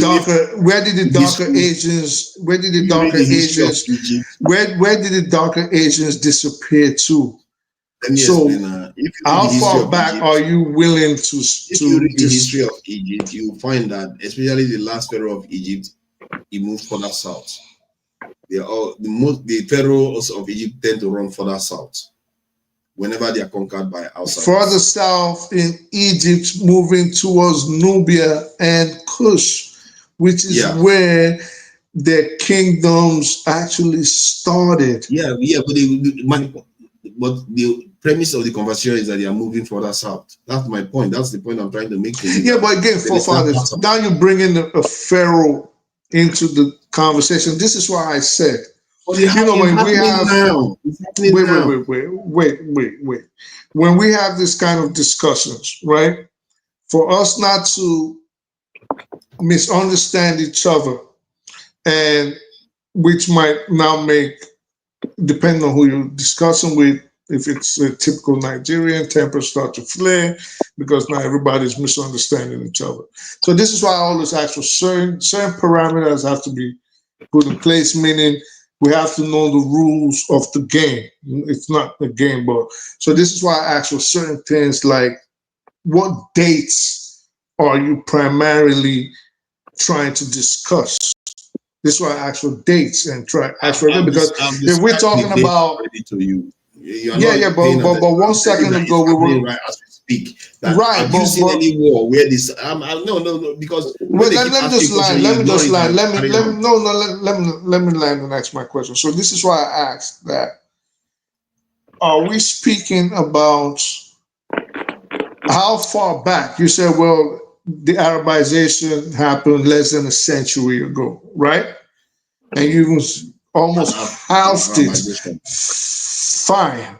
But then you now took it again and started talking about the last pharaoh, which was about how many thousands of years ago? Yes, because I'm trying to paint one picture that the pattern remains the same from before and now. As before, so is now. And like I even tell people that, you know, when they talk about the boundary expansion south, I said, I'm not sure that boundary expansion has stopped, that Nigerians are still finding out from that area.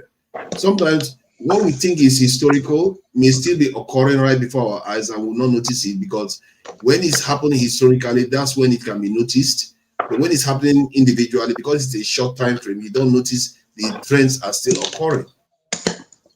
And why would it change? History shows that on a macro level, things seems to flow in a pattern. Once it's flowing, it's not this one does this one. No, it tends to flow in a pattern.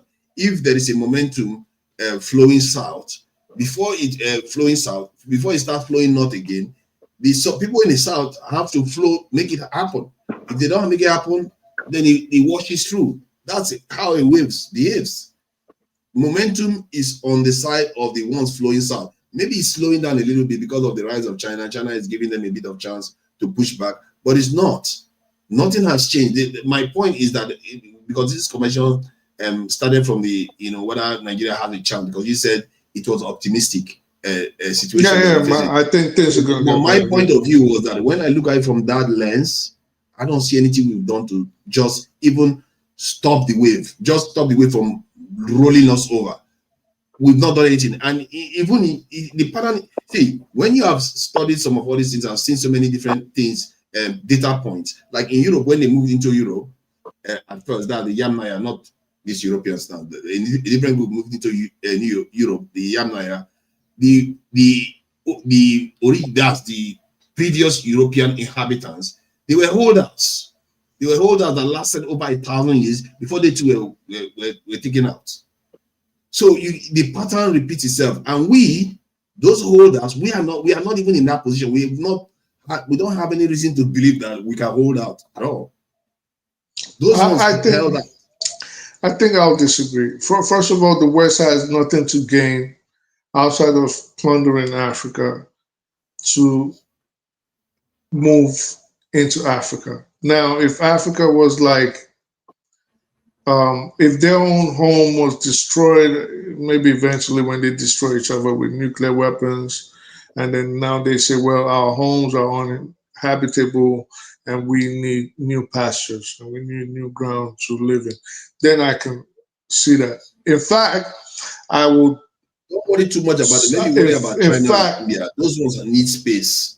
Right. China doesn't really need space. They have a large land. They have large habitable lands. Not when they have. Yeah, they're very, very habitable. I think I would argue more that Europe and the West are actually probably going to get overrun by Africans and Asians in the soonest future. Maybe so I think that is I don't know. All this is conjecture. Maybe you're right. I hope you are right. I think we are able to survive this, because I don't see any reason why we can't. I think African Americans are our only hope. Nothing else. Well, no, I don't think so. I think when I say that, I don't mean that they're going to get overrun in a malicious way. I think I'm saying that in terms of the data and the situation on the ground, which is actually making them panic and making them spread all of this anti-immigration rhetoric and making them spread this You've gotten me into trouble now. I can see that somebody's looking at me with a very, very funny eye. It's like, hey, you, I know, I will show you. Oh, look at P, what's up, man? I ain't never seen you.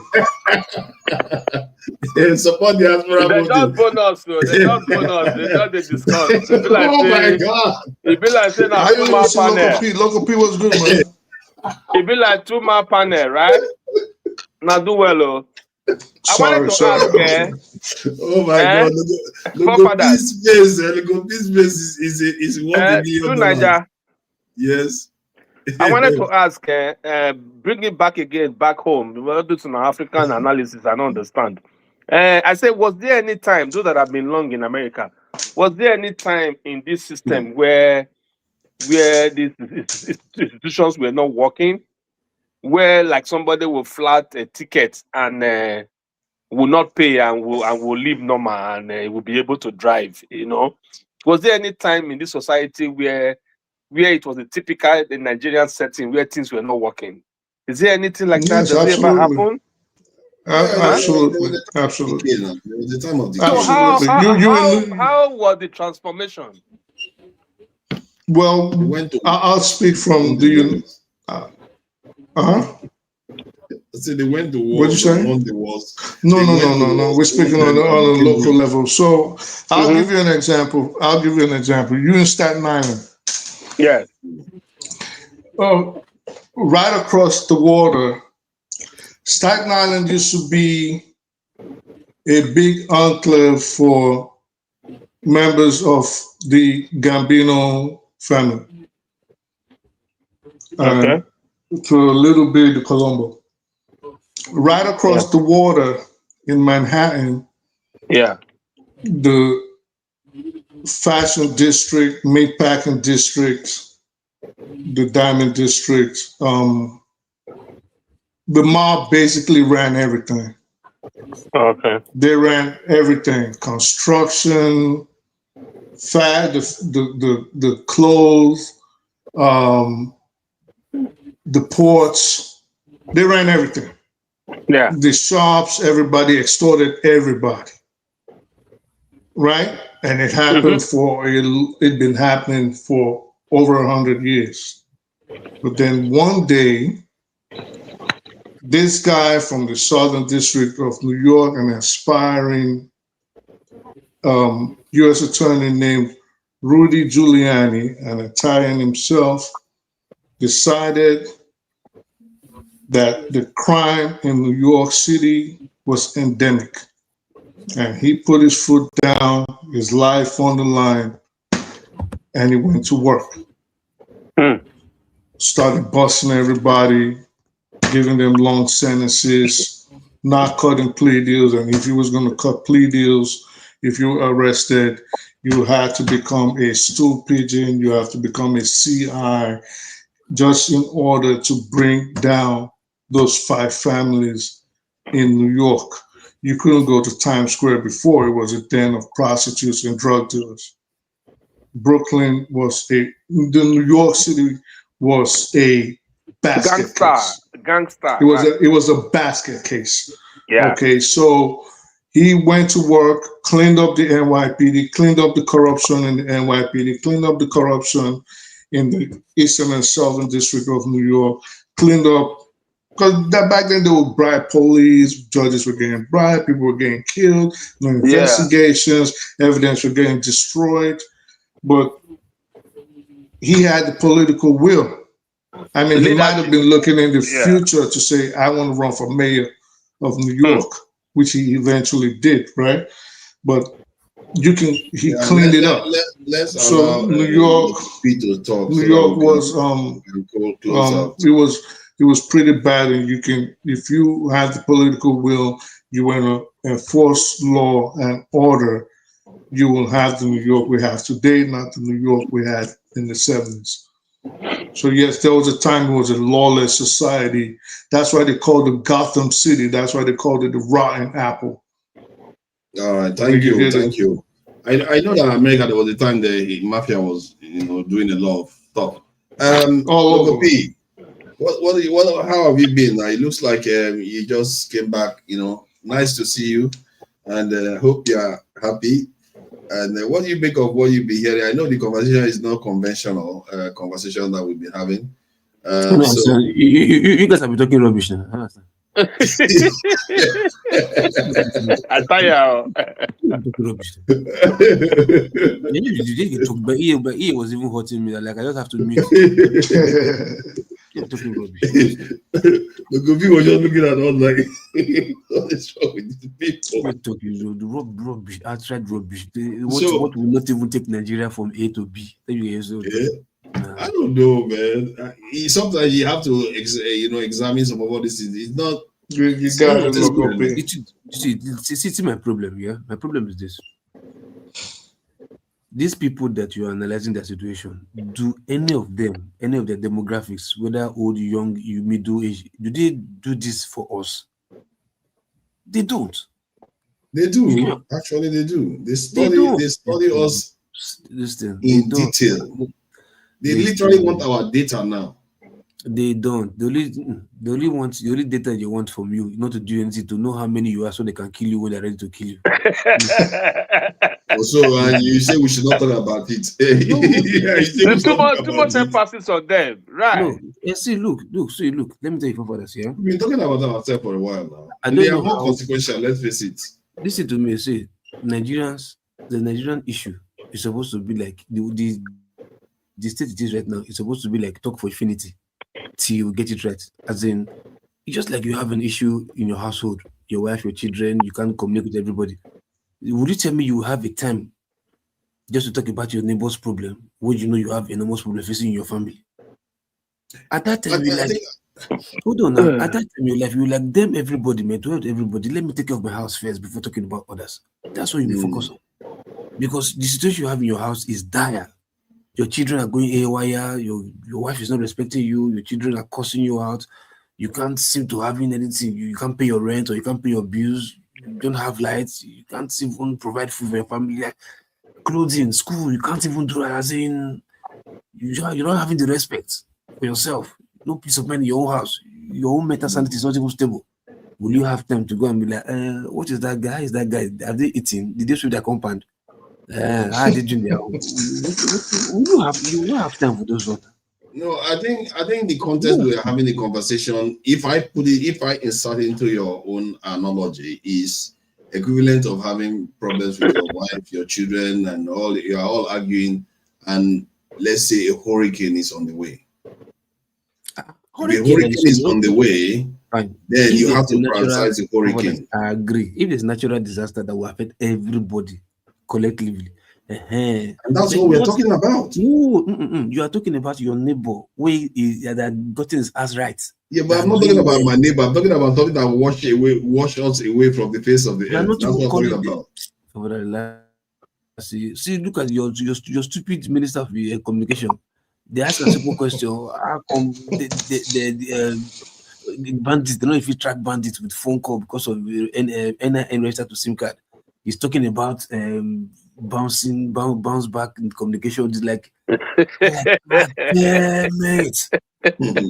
I was working. I was holding the. That's a minister. That's a minister. Minister. When I saw the interview, I just versed through the instrument. I just dropped the instrument like. Brother Gopi, what did you disagree about that?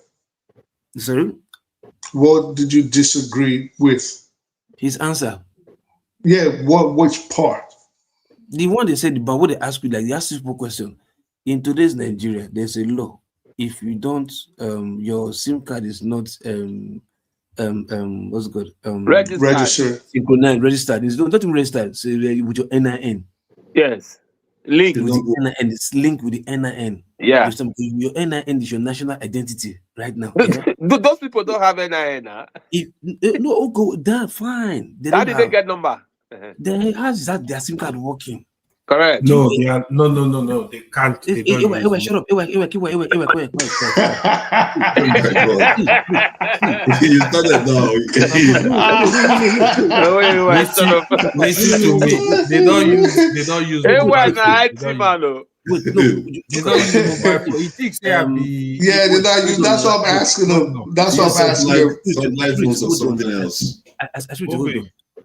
Normal common. Let me lecture you, my friend. Normal common. Hold on now. Keyword now. Normal common. Every day on the street. If they flag your plate number, yeah, you don't know now. They flag your plate number, and the police guy is just driving past you. Your number will just come up on their system like, hey, something's happening. Am I right or wrong? You don't do police work before. Shut up your mouth, you mugu. What do you mean? Your number will just flag on their system. You understand? Your plate number will flag on their system. Same technology they use if you are driving past any road and they snap you speed past any whatever, and the camera just flashes because there's your speed or just your movement past the camera. Okay. It flashes your plate number and get whatever. Same technology. Yeah? So what I'm asking, what I'm saying is like in Nigeria, if there's a line in different kind of telecommunication, any communication system, telecom provider, once your line is ringing, it's supposed to have a where it's flash on their data board or whatever, probably like, yeah, this line is not registered as an NIN. So it's not supposed to go through. Even activating that number will not even automatically. Yeah, I think that's normally the case. It is disabled if you don't. But look, wait, let me just ask one second. Oh, see, I'll take a big, not great. I've been obvious. So hold on now. I'll go back to the question you asked. So I'm going to be ideally the way IT is supposed to work, because it's a system is written, mathematics is written. You understand? This is written. You read the program is there. If you dial a number, as far as that number is not synchronized with any NIN, it automatically deactivates. The number will not even go through. The number will not even work. Because in Nigeria, that's how it is. You understand? Okay, now they ask you a simple question: how come that this bandit's number that is working, that is supposed to be linked with NIN? You understand? It's not linked with NIN and it's still working for long. Then this idiot, they tell me, say, they have a device, not to jam the network, not jam the network, the device that bounce back the what there was the exact word used. I'm trying to remember. That bounce back, whatever. Like, what do you mean? Even Shehu said the people the first was the kind of question. That's why I don't like the way you interview people. Because you know people by their job go like, yes, my friend, you don't come and tell us nonsense, bamboozle, because you think you are appointed. But he may be making a valid point, though. Yes, but I'm waiting for him to finish. Exactly. Let me even say this. Look, see, it's only when you are tracking.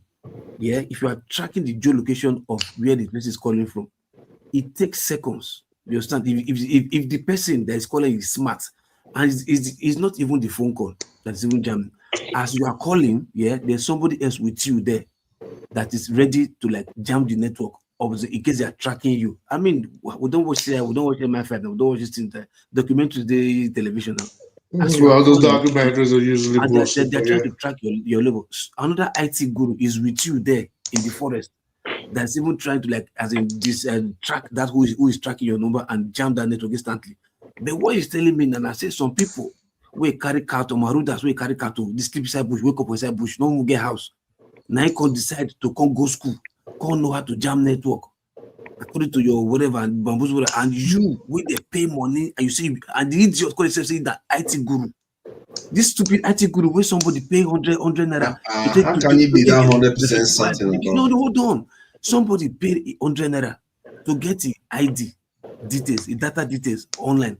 So and they send a giver. Say you call yourself you are IT whatever computer.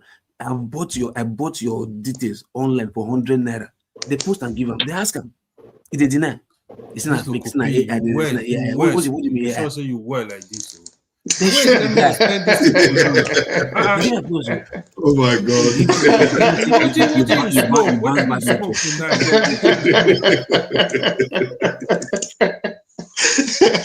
What is all this now? This is what two of you are just going at it. What's going on? You sure say you well, sir.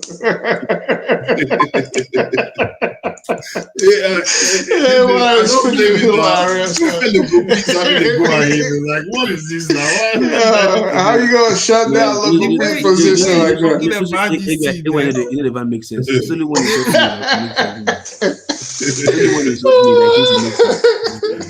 the way he's taking this serious. See, a lot of these bandits, these terrorists, they don't use cell phones. They actually use what is it called? Like satellite phones, walkie-talkies, two-way phones. Do you think they are not going to use cell phone?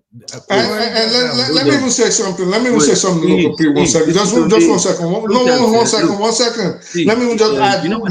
Let me add something else. Based on that number showing thing, what if they're using a device or they figured out how to make a real number show on, even though they're not calling from that number, but that'll make the call go through? My brother, see, hold on. You get what I'm saying? So, see, you know my problem is this. If a mast is not close to where you are, telecom mast not close to where you are, that phone, that number that you dial will not connect. A network provider. Not really. No, good. Not really. Look, these are. Oh, you're not telling me. I explained it earlier. You're not telling me. There's a reason they put a mast in a place. It doesn't have to be near to you. This is my point. Not near. Let's say near now. Close, whereby you said near. Close is near. It's not like 100 feet. 50 meters, like close to you. Right. When I mean just that area. That's why you call it geolocation. All right, but what about if the mast? I explained this on the Dr. Damages show. You can go back and watch it. The investigatory. Now listen. See, my brother. Even if you use satellite phone, you understand that number that you are communicating with. The what's it called? The network provider of that number that you communicate with has a mast close to where you are. As in that, if you're using satellite phones, it's being directed by the satellite in the orbit. That's how it's called. If it's older now, this thing, my brother, look, like so, look, we never satellite phone before. This one I say walkie-talkie. Walkie-talkie, they get a number what you call. Is it GSM operated? If somebody you talking walkie-talkie, is walkie-talkie GSM operated? When I talk that, it's only satellite phone that you can use that anywhere, whatever. Because my question to you is this: the satellite phone that we are using. Even if by now, walkie-talkie, what does he use? Shut up, walkie-talkie not use. You not get GSM facility or there. What does he use? It's frequency. What does he use? It's frequency. Frequency. Yes. So how do you? Oh God, fuck it, man. See, let other people speak, please. No, the only person that permitted to speak here is No, Pete, listen. When I heard every Nigerian bash that dude, and once I heard it, I understood right away what he was talking about. And this is why the government is encouraging. See, look. He did not explain anything. You know what he said? To your understanding. Oh, shit, man. Look. I heard the same thing. My brother, that's what look. And that was why I came on the show in the morning. Hold on. Tell me exactly the words he used. Or not exactly, just paraphrase, something close to what he used. His response. Tell me his response. Well, his response basically was that when the phones, at least one of it, was that when they connect to the mast, the signals are so far away that they cannot pinpoint where the people are. This is why, as I understood it, this is why, there were two different people that actually spoke on that issue. So this is why the government is encouraging the telecoms to increase their building of communications mass installation. Starlink in Sambisa Forest. If you watch the interview, he was saying the word he used is bounce back. Bounce back calls. That's what the word he used. He said they have. He said they have something that they use to. He didn't say device. He said they have something that they use to bounce back calls. So hence you can't know, you can't pinpoint where they're calling from. That was exact word you used. Bounce. What do you mean? Bounce back. No, I remember the mass issue. This is where it could be that they have a way of dialing through play and back in a different location. What they telling I don't understand what that. I don't understand what that means. But I'm telling you the exact word you use. Bounce back. Both bounce back or bounce back. I don't understand. A call that's connected. People are communicating with you. Are saying bounce back. I don't understand. No, there are ways that you can make a call, and the actual phone that will be calling will be in a different location, while the one that is actually the person is calling from is in a totally different area too. So there are mechanisms you can put together. Before you see a problem, the problem is you are looking at number that is displayed, not number that is displaying. You see frequency. Yeah, frequency is like current. It's like wire that's invisible. You understand? That's why you see like satellites, or if you see where they install dish in your house, you see that a dish is facing this particular direction, but tilt that dish away from that direction, which we just a minimum of 5 degrees out of that direction. No signal. Yes, but listen. The dish. Hold on now. Take the dish. You see, no, this is what we're trying to say. This is what I would assume. I would assume this is what forefathers trying to say. Okay. Do you know there's a way to communicate by phone? Let's say I'm the starting user, right? And AY is the end receiver, right?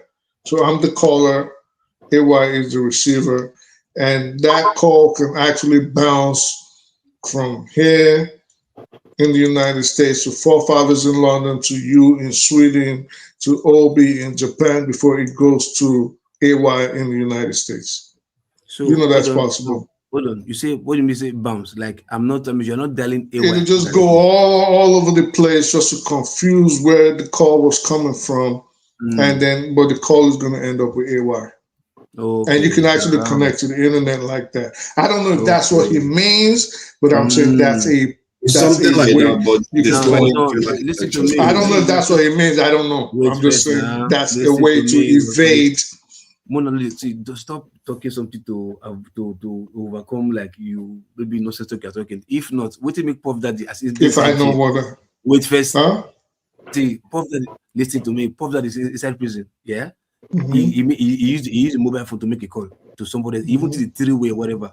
Do you think if that's what you are saying is so easy to do or possible, whatever, Puff Daddy not go down? That they'll trace everybody. I don't get what you're saying. Wait. Let's slow down. You said Puffy is in jail because Puffy is in jail, yeah. We need to run this up in a few minutes. So one issued Islam against him for whatever trying to use against him was the phone call he made. You understand? He only made a three-way phone call while he was free. Sorry? While he was a free man. No, in jail. He was still in captivity now. He was in jail. No. I'm saying, this scenario you're giving us, was he in jail or was he a free man? No, jail. Okay. You understand? He was having a mobile phone. He didn't use the prison phone to make a mobile phone. Okay. And he did a three-way call. You see the three-way call for three people to like be talking together. You understand? So that they will know who's dialing.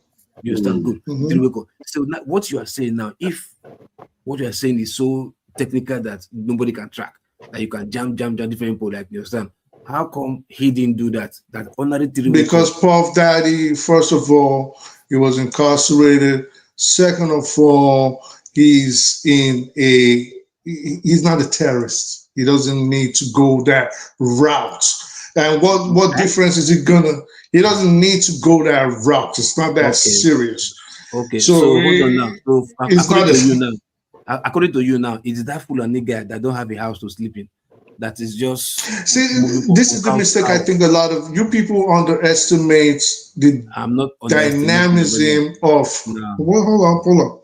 You underestimate the lengths that criminals are willing to go, or the knowledge that they have at their disposal. This is how people would call the Iraqis and the Afghan sheep herders or goat herders or ragheads or tower heads until they started showing you the sophistication and the kind of weapons that they had. You keep saying no. No. Let me tell you what I said. Let me tell you what I said no. Hold on. Let me tell you what I said no. Are we seriously going to argue over a dialing method? Let me tell you what I said. Let me tell you hold on. See, let me tell you what I said no. Let me tell you what I said no. First, this is easy. Yeah. When ordinary rumored coup that wanted to happen in Benin Republic, yeah, you see the swift response. Nigerian soldiers, idiot, stupid, mumu, coward soldiers went to that place to go and solve a problem that is not their business. Yeah, see how swift, even airplane, all both land and sea, they were moving. You understand? But in Nigeria's case, have you ever seen them make one tenth of that kind of move? 1/10 of that kind of move. Have you ever seen them make that swift 1/10 that kind of move? No, because our people are so docile, stupid, coward. Sit, relax, sit back, laid back. Don't want to do anything because of profit. We're now thinking, oh, these guys are so super intelligent that we cannot catch them. Because of these guys refuse to do something, we are now thinking, oh, they are doing something special. But these guys. No, I'm not saying that. I'm just saying there's options on the ground for them. I don't know what method they're using. I'm just saying based on what that guy said, I got what I understood what he was saying, at least with relation to tracking the suspects based on the mask, based on the signals, the pings, the connection of the device they're using to the cell towers. To that extent, I understood what he was saying, but everything else, I'm just supposing, so. All right, yeah. Thank you. I just want to share this before we go, and just so as a kind of something that we don't normally talk about weird stuff or scientific stuff that is going on out there. So there is this comet that came towards the solar system. This is a comet that came towards the sun from outside the solar system. It's not very common. I didn't know that it was just only 3. Well, the 3 AI? Yeah, this is 3 AI Atlas. So there were 2 of them earlier on that has come in and gone. The other 2, it was on their way out. They discovered them. Now this one just came in relatively quickly, and they were tracking it all the way. Now it's on its way out, and it's going to be in its closest position to Earth, not very close to Earth, on the 19th of December. Funny enough, that date is not one of the deadline that Trump gave somebody, 19th of December too. So a lot of people are wondering what this object is because it seems to be acting slightly weird. So let me just play this this stuff, what this lady says, so you can understand what I'm saying. This is interesting because we don't normally talk about comets and astronomical stuff.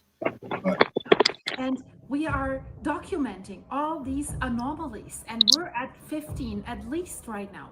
And NASA is silent. This is what I don't understand. Why don't they address these obvious anomalies? Math doesn't lie, guys. So they're still saying nothing to see here. This is a normal comet. Yeah, maybe it is, but why don't you talk to people about the anomalies that Harvard professor Avi Loeb has listed that are really well explained and documented and visible in the images? So wouldn't that be good to excite people? I mean, people are excited about 3I Atlas. Why not talk to them and raise the interest in science so that maybe kids say, wow, this was fascinating. Now I want to study astronomy. Or whatever, guys. I don't understand the silence. And of course, this is suspicious for many people. I'm not a conspiracy theorist. I'm just documenting what people and scientists find about 3I Atlas. And I have to scratch my head. You can't just plain say this is just a comet. You have no experience with this. And Avi Loeb also says the arrogance of many scientists and the unwillingness to look what it could be. But let's discuss in this videos, are these 2 things related, that 3I Atlas came almost from the same direction as a very unusual gamma ray burst? I'll explain this in detail. Don't be scared of these scientific descriptions. I'll break it down for you so that we really will understand what is happening. So are these 2 things related? Let's slow this down a little bit, guys. What is 3I Atlas? We know it's an interstellar object. It's already an alien coming from another star system outside our solar system. This is important to say. So it's not from the sun, not from the planets, not from deep space between stars. Officially, it was discovered this year, July 2025.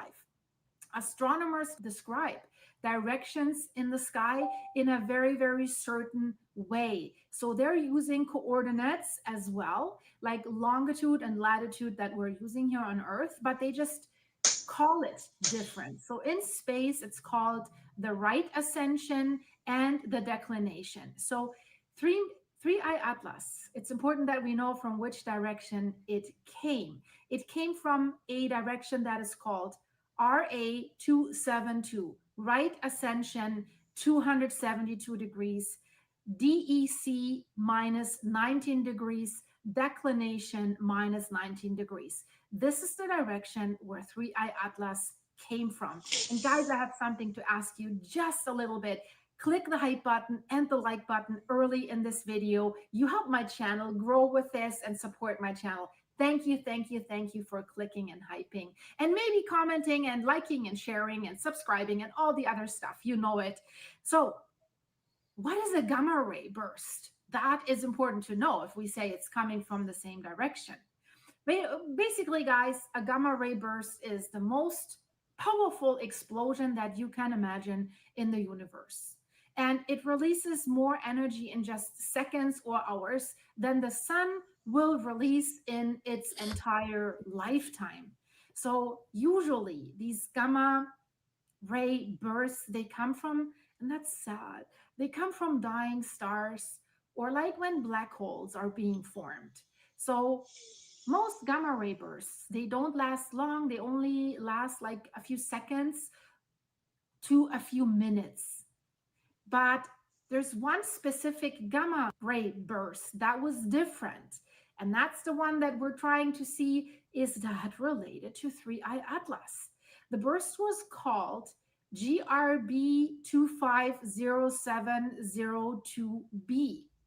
And it has lasted 25,000 seconds. Guys, this is almost 7 hours. This is really, really long. This makes it the longest gamma ray burst that has ever been recorded. And guess when this was discovered? It was discovered on July 2nd, 2025. One day after they discovered interstellar object / comet / spaceship / space junk / whatever the heck it is, how I always say. One day after they discovered 3I Atlas. So the timing is already like something where we look at, let's dive deeper into this. And it came from a sky direction of RA 285 degrees, DEC minus 8 degrees. So both things appeared in roughly the same part of the sky. Not exactly the same line, but the same part of the sky. The angular separation between them was 17 degrees. So is that meaningful? Let's look into this. It's important to understand that as well before we can maybe come to a conclusion. So what does 17 degrees actually mean out there in space?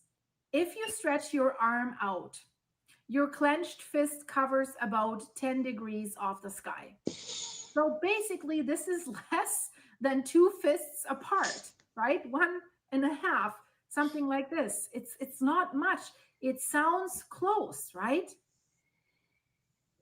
So, and here is the interesting part statistically. I like my statistics. Statistically, this gives a chance probability of 0.02. That means 2%. At first glance, that sounds rare, a 2% chance, right? Here's the key point. The date basically doesn't matter.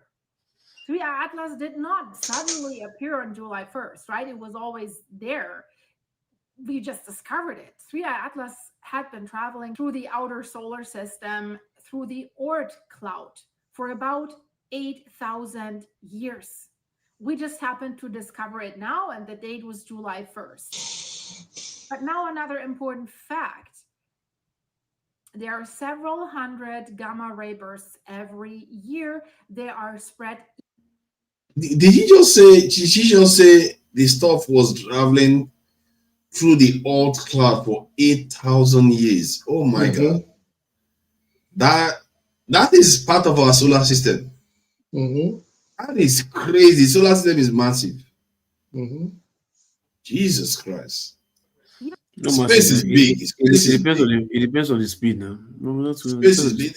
I think it's traveling about 140 something kilometers per hour. 40 something thousand kilometers per hour. 140 something thousand kilometers per hour. That is a lot of speed, but still 8,000 years. Man, space is massive, man. Infinite. Jeez. Across the entire sky. So that means basically the sky is constantly lighting up with these events. So if you wait long enough, coincidence will happen, right? So over 8,000 years, a 2% alignment is not surprising at all. Even though this burst was unusually long gamma ray bursts do happen occasionally. And we already know another one. In December 2011, a gamma ray burst called GRB 111-209A lasted for 4 to 7 hours, so very similar duration. That burst was later confirmed to be caused actually by a supernova, like a massive star exploded. And that happened, and these numbers are crazy, guys, right? 13.7 billion light years away. So that proves on this one side, let's talk about this. These long bursts are normal cosmic explosions. You know what bothers me about this? How can you see something that is for 13 billion light years away, but you can't see precisely this comet that is within our solar system in more detail? I don't understand that. Somebody needs to answer that question, because and they just put this James Webb telescope in the space recently, and that one cannot capture any sharper image. Most of the image that we are getting is from amateurs. This is amateur astronomers. What is that all about? What if this stuff, because some people felt like, okay, she didn't talk about it enough. Some people feel like this stuff is very, very unusual, which is behavior, that there are a lot of, acceleration, deceleration, glows, rotation, X-rays, cyanide, so many things that is not usual. And to be fair, it's just 3 that we've seen. So how can they possibly know how these objects behave? They've been this stuff has been trying for 8,000 years, for crying out loud. So how can you be sure how it's supposed to behave? So I'm not sure how. Some people are suspecting that this stuff is a bit weird. It's not normal. That it's behaving as if it's being controlled.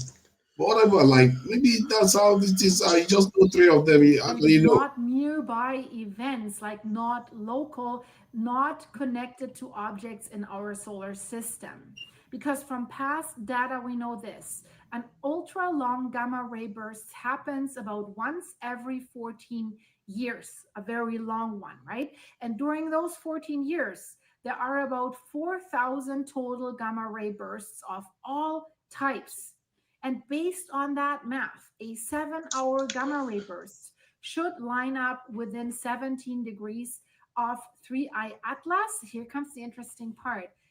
Roughly once every 670 years. I'll repeat that. A 7-hour gamma ray burst, like we have observed just a day after 3I Atlas was discovered, should line up with that 17 degrees of 3I Atlas once every 670 years. So now remember, 3I Atlas has been inside our solar system for 8,000 years. So that means we would expect about a dozen such coincidences during that time. And it seems this year just happens to be one of them. And I have to say, now it gets even less impressive, guys. In 2025 alone, there were already about 6 normal gamma ray bursts that also lined up within 17 degrees of the direction that 3i Atlas came from. So no one has noticed those because they were not unusually long. So what is the conclusion that we can draw from this, guys? There is no physical connection. There's no signal. There's no interaction. There's no shared origin. It's just statistics, right? So if you watch the sky long enough, rare things will eventually line up, and that does not mean they are related, right? We've seen this with earthquakes, with tsunamis, where people say it's this and that has caused this earthquake. Well, if you wait long enough, right, something will happen and things will line up. So it looks interesting that there might be a connection between 3i Atlas and these gamma rays, but it means nothing. It's a coincidence we should expect when dealing with thousands of cosmic explosions and an object that has been passing through our neighborhood for thousands of years.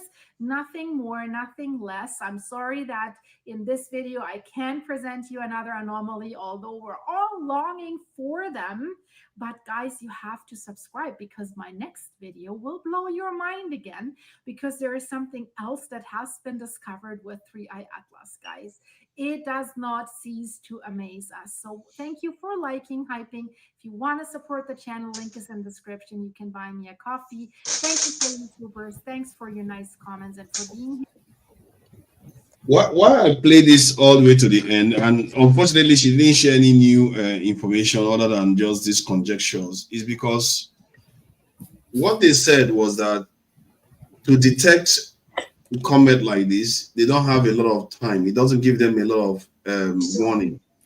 That they can just detect it and the stuff could be close to the Earth, very, very short window of time.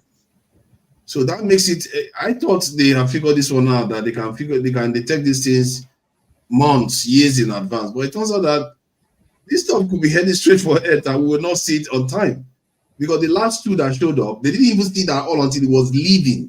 So if it was coming towards the Earth, they would not know, would have had days. So, and because they travel relatively faster than the planetary, the solar system, comets. So they travel relatively fast. So that is what I found a little bit alarming. Okay, if that's the case, then they should have a way of detecting this comet, because from what I gather, they are traveling faster and they can show up anytime. So maybe this is the type of comet that wiped out the dinosaurs, for all we know, not the type that you can see coming. And so, and there's also the issue of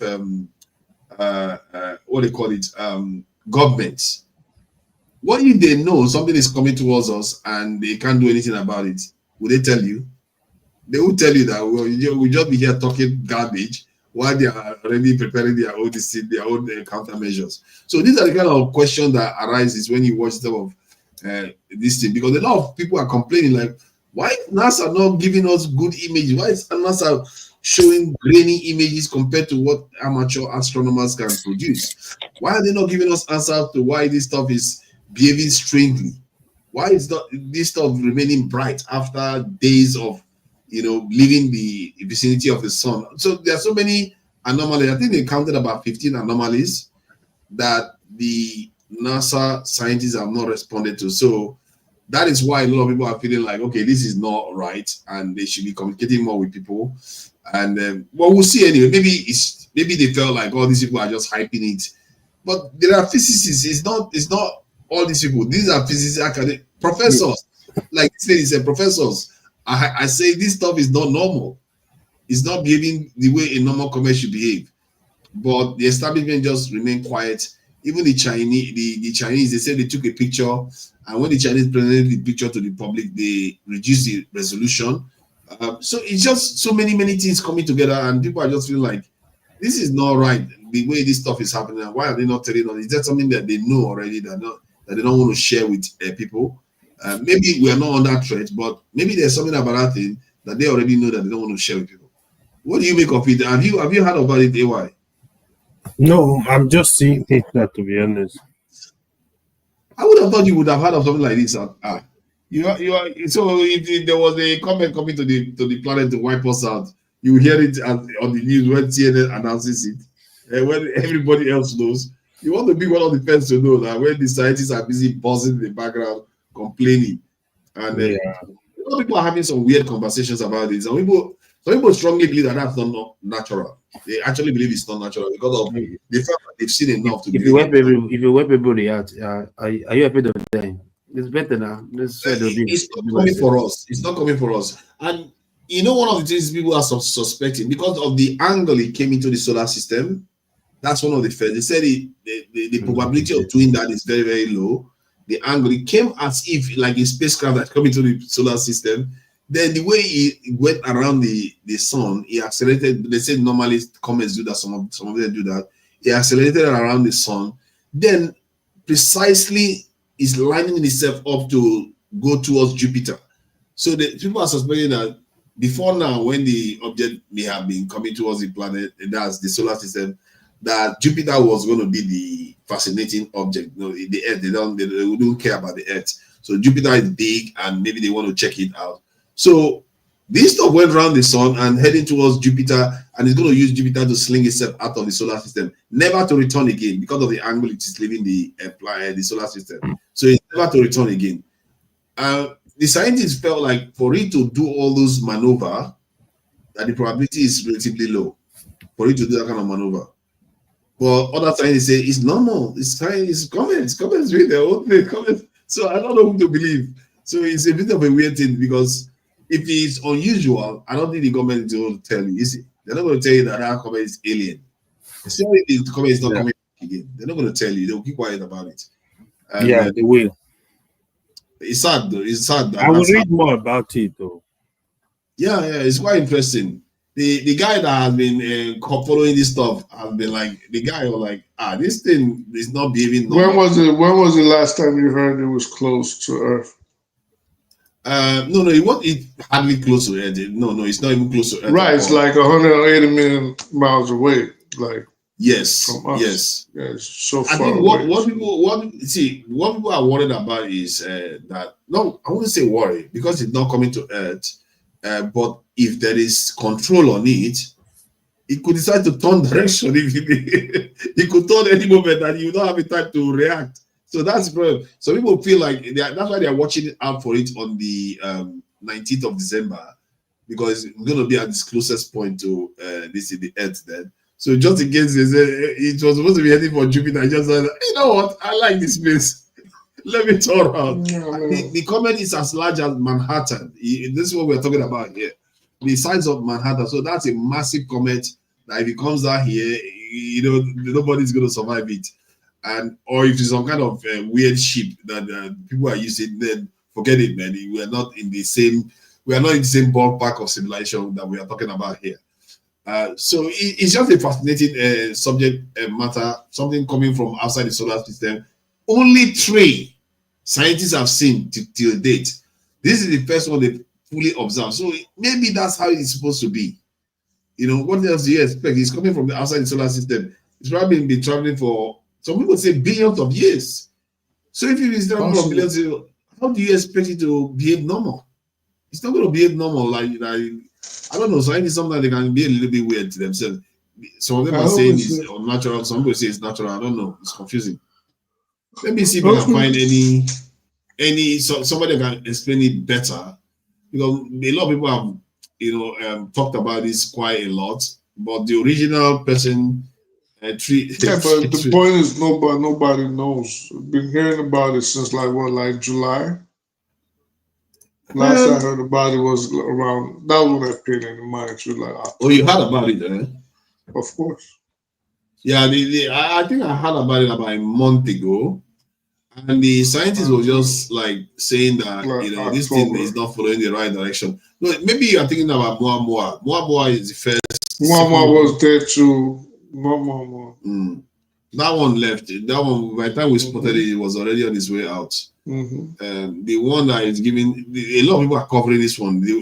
And because a professor is putting his reputation at stake, complaining about this thing, like this thing is not right. This thing is not behaving normal, and a lot of people are following him and thinking, okay, maybe there's something here, and amateur science, this is astronomers are picking up on it. I'm feeling like this is even not professional ones, even using Hubble and Webb, it's not really picking up anything. James, that's another thing. How can James Webb not pick up? James Webb can. It's supposed to be very, very powerful telescope. Hubble and Webb is not really picking up anything. Why not though? It's stopping in the solar system. It's really odd.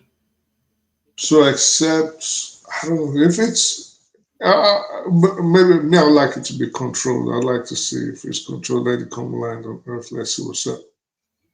Let's land in the ocean somewhere. I don't know. Yeah, if it's not a meteor, you know. Yeah, this is the Avi Lobes guy that is far more massive than expected. Let me see. I want to find where he actually. I don't even know what his channel is. Even Avi Loeb, a scientist, it would have been good to highlight him because he's the main person that has been going on about this. He's putting it. People are going to insult him if this turns out to just be a normal asteroid. Yeah, because he's been going on about it like this is not normal. What is going on with this thing? Maybe he's just trying to distract people from something else. Who knows? Maybe he's seen the pattern. I mean, he's obviously watching for the patterns. Yeah, a lot of people just scientists are worried. Science from why do you think we're the only intelligent species in the whole universe? So far, that's all we know. Intelligent species. Do you think not what you know? We all know we're the only ones for now. That's what we know. Do you think we're the only intelligent species on the planet in the universe? I don't think so. Or do you think we're the only? Yeah, it would be impossible. I don't think so. The odds of us not, except there's something I don't know because some people say that there is a bottleneck in the way we evolved, that most living beings will find it hard to for it to occur again is very, very hard for it to occur. But I still don't mind that. That's I think it has something to do with our cells, living cells, the mitochondria. Oh, so that's what you believe in, like, oh, we got created by the Big Bang and all of that nice white stuff. No. I don't believe in that. They are just saying that for us to evolve, that the odds of that happening is very, very slim. It doesn't mean it cannot happen. It's like a lottery. And then after it crosses that, because of it will wipe out a lot of potential life in other planets just because of the difficulty of that system occurring. Let me ask you a controversial subject question. And local people will be able to come into this because his hometown is full of voodoo and witches, right? So, idiot, monkey.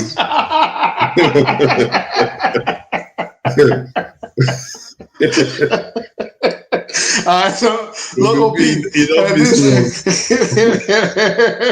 That's okay. Do you think we are the only species living right now, whether seen, unseen, whatever? Do you think we're the only creation, at least on Earth, right now? Yes. Yes. You think we're the only creation? Yes. So you don't believe like there's beings that we can't see? Then if you are believing things you cannot see, that means no, but there's evidence that they exist. No, there's no evidence anyway. No, I'm saying no. For you, there's no evidence. I'm saying, like, if you're saying, oh, just because you can't see them, but I'm saying, well, but you can actually. That's what I'm saying. See, there's no evidence for me. It's no evidence. Where's the evidence for you? Where's the evidence? Not documentary, whatever. Where's the evidence that this is a picture of it? I can go there tomorrow. You can't see a picture, but you can see things happen, and you can say, well, there's something else. But this I'll end it. Let me just, if you believe we're the only beings, that's fine. I'm not going to discount that. No, if you believe that. I'm not. It's not argument. Like, okay, no, yes, no, not at all. If you do this, or go here, you will see it. You will feel it. Okay, not seeing. You will feel it. If you that, you will feel it. Because hold on, look, there's some things that you just can't argue. Even if you believe in whatever, yeah, it's there, maybe I'm sure at least, but this is there's no proof. Scientific wise or written wise or academic wise, it's not there to prove it otherwise. You understand? Because although you just like I always tell people to study sociology and psychology, human behavior, whatever, how the brain works, just how the brain thinks, how the brain function. Because I can tell you, everybody is made by what they hear and what they see. Everybody in this world is made by what they hear and what they see. Not this anyway. No, hold on now. Hold on. That's why, hold on. It's simple. If you train a boy or a girl in a certain particular way, if you train them all through their life, no matter what, before they see other things, it will be difficult. Before they will change or see, they might always see, even if they see itself, to change or adapt to what they will see, it's even hard because you've trained them in a particular way for a long distance. That's why there's this parable: don't use old age, learn how to use left hand. It's not possible because you've been. So let me ask you, Lokopi. So do you believe, for example, that there's a God? First and first, the word God is a German word. So what do you mean, God? No. Okay. Do you believe there's a supreme being, there's a creator? Yeah, there's a creator, but if you use the word being like as if it's like a human being, like whatever. No, not human being. You get what I'm saying? Way beyond the realm, beyond time, beyond sustenance, beyond the limitations of a human being. That's what I mean. Yeah. So it's supreme. That's why I use the word there's a creator. So you believe there is a being that we cannot see, but it exists. Okay. Like I said, if you use the word being, you get it wrong. No. If you say being, because you don't know if there's a being, but there's a creator. If you say no, being, why I ask? Who's that? Is that the northern brother that came earlier? Assalamu alaikum, brother. So why I said that was, if you don't believe that there's can you mute yourself, please? Thank you. If you don't believe that there are individual beings on our level, maybe not technically on our level, but like, to the best description I can give, like us, right? But you believe there is a creator, that means you do agree that there's a being existing, a superior being to us, way superior, that we cannot see. You're still using the word being. Okay. So what do you want me to use? What would make you comfortable? Hold on. Now, if you say there's a creator, that means the creator. Hold on. The creator still creates. For there to be a creator, that means the creator still creates. Okay, so who is the creator? Is where I'm trying to get to. So for me, there was a creator. Not that the creator there was, so the creator is done. Yeah, it's done creating. It's not creating anymore. So the creator is dead.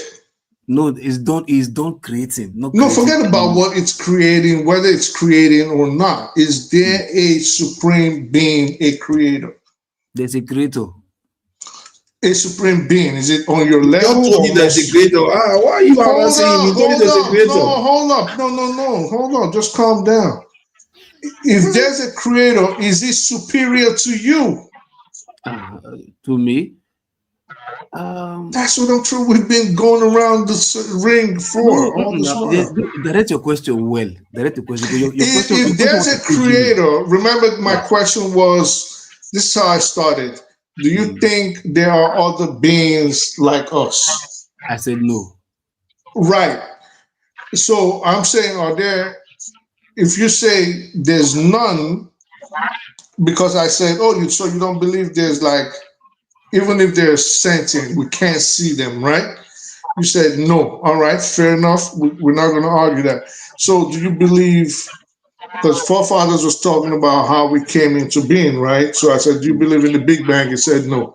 So I put that to the side. So now I came to you. I said, okay, so do you believe that do you believe in the, in a God? You said, well, God is a German word. So I said, okay, let me rephrase that. Do you believe in a creator? No, you say supreme being. Yeah, supreme being. Right, I was going to get to that. So, so it goes back to my position. If you believe there's a creator, I agree that he's done creating, or either he's done creating or she's done creating, whatever. Now, do you believe that that being is superior to you? Yes, it's the word being again. That creator, it's a being, whether it's sin or unseen, it's a being. It's a being, whether it's sin or unseen, it's a being. So this creator, do you believe that it is superior to you? For anything to create me is automatically superior to me now. All right. So this being or this creator, and hold on, and let me add to that. If you say superior to me, it's like you're comparing everything that is me and that thing. Like, okay, my father is superior to me because he's bigger, he's older, he's wiser, he's powerful. He has seen more than me, so I can say yes because we have the same dick, the same head, the same teeth, the same face, the same number of hands, the same whatever. So features are alike, so you can compare. But when you say a creator that doesn't have the same features, like for like, do you think it will? But I'm getting there. I'm getting there. I'm getting there. I'm getting there. I'm getting there. So this creator, right? We both agree now that it is superior to you in terms of human limitations. Okay, yeah, because he created me, so of course. Right, right.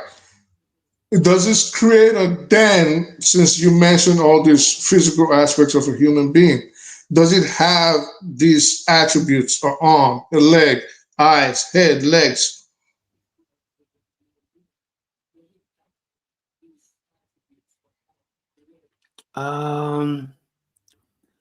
Human being can only imagine with their own limit of imagination. All right, so if you so let me hold on, let me finish now. I just want to move it fast. I want to move it fast. It's not the word. Of course, you know, you and I know yes or no answer. You understand? Because right. We don't have forever now. We have to try to move it along. So what I'm trying to say is, like, if you say he has nose, eyes, whatever, you can say yes because that's where your imagination can take you to bed. Okay, so forget. So this is what I'm saying. So that you've never seen this thing. So you've never seen it in the physical. You can only imagine it, but you know, or at least you believe it exists. Because it does what I was grown to taught. That was what I was taught. Yeah. So that means you do believe that there commonsensically have to be beings that exist outside of our power to visualize them. If you say it will only make common sense. If you say maybe an entity, yeah. If you say maybe entity might be like air, breeze, move, frequency. You just call it an entity. That way you will accept it. Yeah, maybe entity, like maybe frequency, like it goes like move, things, breeze, like yeah. Okay, fine. Shadow, move. Yeah, okay. Something like that. Yeah, they can be. But to give you the shadow picture, like what? No, I say shadow, like shadow goes. Your own shadow. No, remember my point is, are there other beings outside in the universe? Then I brought it to Earth. Are there beings on here outside of our physicality that could possibly exist? And my position is yes, and your position is no. This is why I'm asking you about the subject of God. If you say entity, yes, definitely entity, of course. What do you call an entity? It's still a being.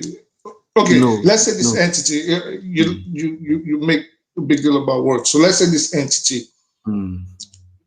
Is it like? Do they exist outside this is not getting anywhere now. Well, it's going to get somewhere. It's going to get somewhere. And I know the Northern brothers understand where I'm going. Yeah, because he says entity and he fights over words. Okay, so this entity. About 2 minutes at most. For example, let's say this entity, I do they have came like? in because of this discussion. I knew that was why you came. So this entity, do they have like? Is it possible for them to have males, females, schools? Never, ever. Never. So you just think like just the wind, just the wind. Entity, like I said, entity. An entity means a being. An entity means a being. It's not a being. You can't describe how it looks. It's like it doesn't have a shape or form or. Right. So do they exist? Okay. And I know why the brother came. And I know you wanted to talk about like the jinns, for example.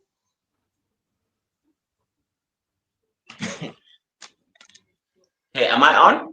Yes. Okay. I want to start from this idea because I overheard forefathers saying he was talking purely on bioastrology and the fact that it was actually talking about NASA bullshit. NASA. yeah, it's actually improbable that with the vastness of space and a lot of exoplanets that are rocky exoplanets, and are living in the and are around the habitable zone of their host star, then if you do the math around the probability, then it's more likely than there is life rather than there is no life. Well, first of all, I am Muslim and I believe that there are a lot of different forms of life, that exist within this universe. However, God, for me as a Muslim, is clear.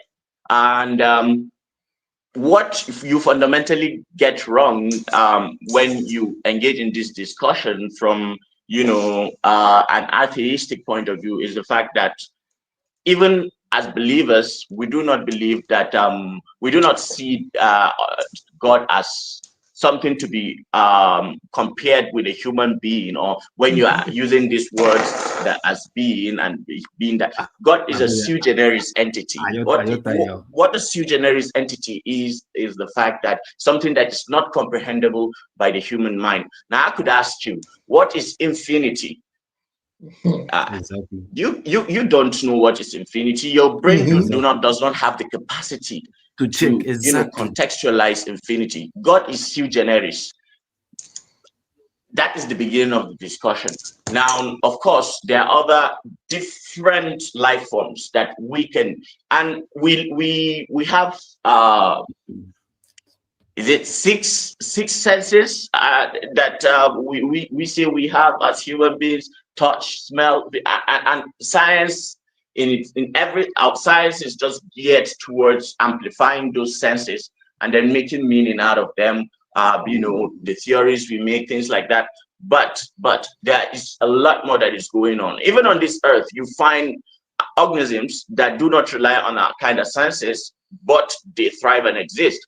Echolocation with whales and dolphins, bats who do not actually really see very well, but they have a way to understand what is going on. And we don't know how they do it, but we understand, at least in principle, that they are thriving too. So yes, there are other life forms. Yeah, there are other life forms, and God is true. God exists. I think it's obvious that God exists because just like object permanence is true, you can also deduce that we exist. The fact that we exist indicates that something is responsible for us being here, no matter what that thing is, can be described as the creator. And sometimes people get, hang up with the details, whether it looks like a man with a lightning or whether it looks like, whatever. The point is that we are here, we know not how, and for that reason alone, it's clear there's evidence, ample evidence that there is a creator. The question is, what is his will? And I think that is the part human beings, I feel, have taken a little bit of liberty to just describe whatever they like. So what do you think is his will? His will is probably whatever is happening now. And there's also the question about whether our own creator is the creator of everything that exists. There's always a potential that there was a creation that created us. You can never overlook that, because we soon, if we become advanced enough, we may be able to create a creation too. So it's something, the way the universe works may be like a fractal, whereby things just repeat itself, just like we have children have children, and creations go on to create. Maybe that's how it does its own thing, and it manifests itself however way it is doing it. Maybe we're just not meant to know. Creations don't create other creations, creators now. Well, creations create other creators. No, because if we go on to have children, what do you think that is? No. That You is didn't just create it. that's just one of the purposes of life, to breed and to multiply. You can't even create a child just because you want. I think that is just it's a draw of the lot. Semantics. Is in a way it's semantics, because in reality it's replication, or it depends on how you describe it anyway. Because in the end, it's a form of doing something that first person created. You went on, no matter what enabled it, because you didn't ask what enabled the creator to create it in the first place. Well, no matter what enabled you to replicate, you did it too. You see what I mean? Why don't you ask? Well, forefathers, I believe you are right to some points, but not completely. What you are right about is the fact that yes, one can hypothesize that since we are creations, and then there's probably our creator, then if you go back, then you're going to eventually meet the creator. But that is a so open-ended part to follow. The fact that you don't know means at the you end have of the to day, accept that. No, sorry. The fact that you don't know that is an unknown, then you have to work with what is known. Yes, because the universe has a way of revealing itself. The other hubris too, with us human beings, is assuming that we are so damn intelligent that we can decipher nature. Thank you. But we are so poor. We are just behind. Our brains are just adapted to live in the savannah and in caves and nothing more. The tools that we have are just for our own survival and replication. To somehow assume that we can decipher the laws of the universe and physics over and over again. We keep employing this. But by the standard you are saying that there should be no religion, people should not be ascribing me and this in motives to a creator that they cannot, that's unknowable. No, not at all. Do you know the fundamental constants, the fundamental constants in physics? That is, why the world is the way it is and its function. Those core physical laws that when each one collapses, then reality cannot function and things will not. There won't be. Yeah, but that is true, and that can all right. So true. if that is let me ask you a question. Let me ask you a question. Do you know what it's like to exist without time? No. I think time is fundamentally a human. It is our brain. You see, for our brain to make sense of reality, that is why we have time. I think time exists time is real, only in relation to us, because if you look at relativity, time do not actually really exist, because of course it exists for us as human beings as something that has to do with perception, because actually it exists. Sorry, it exists in real terms, because if you let me put this forward. If you live, because time is a measure of events, isn't it?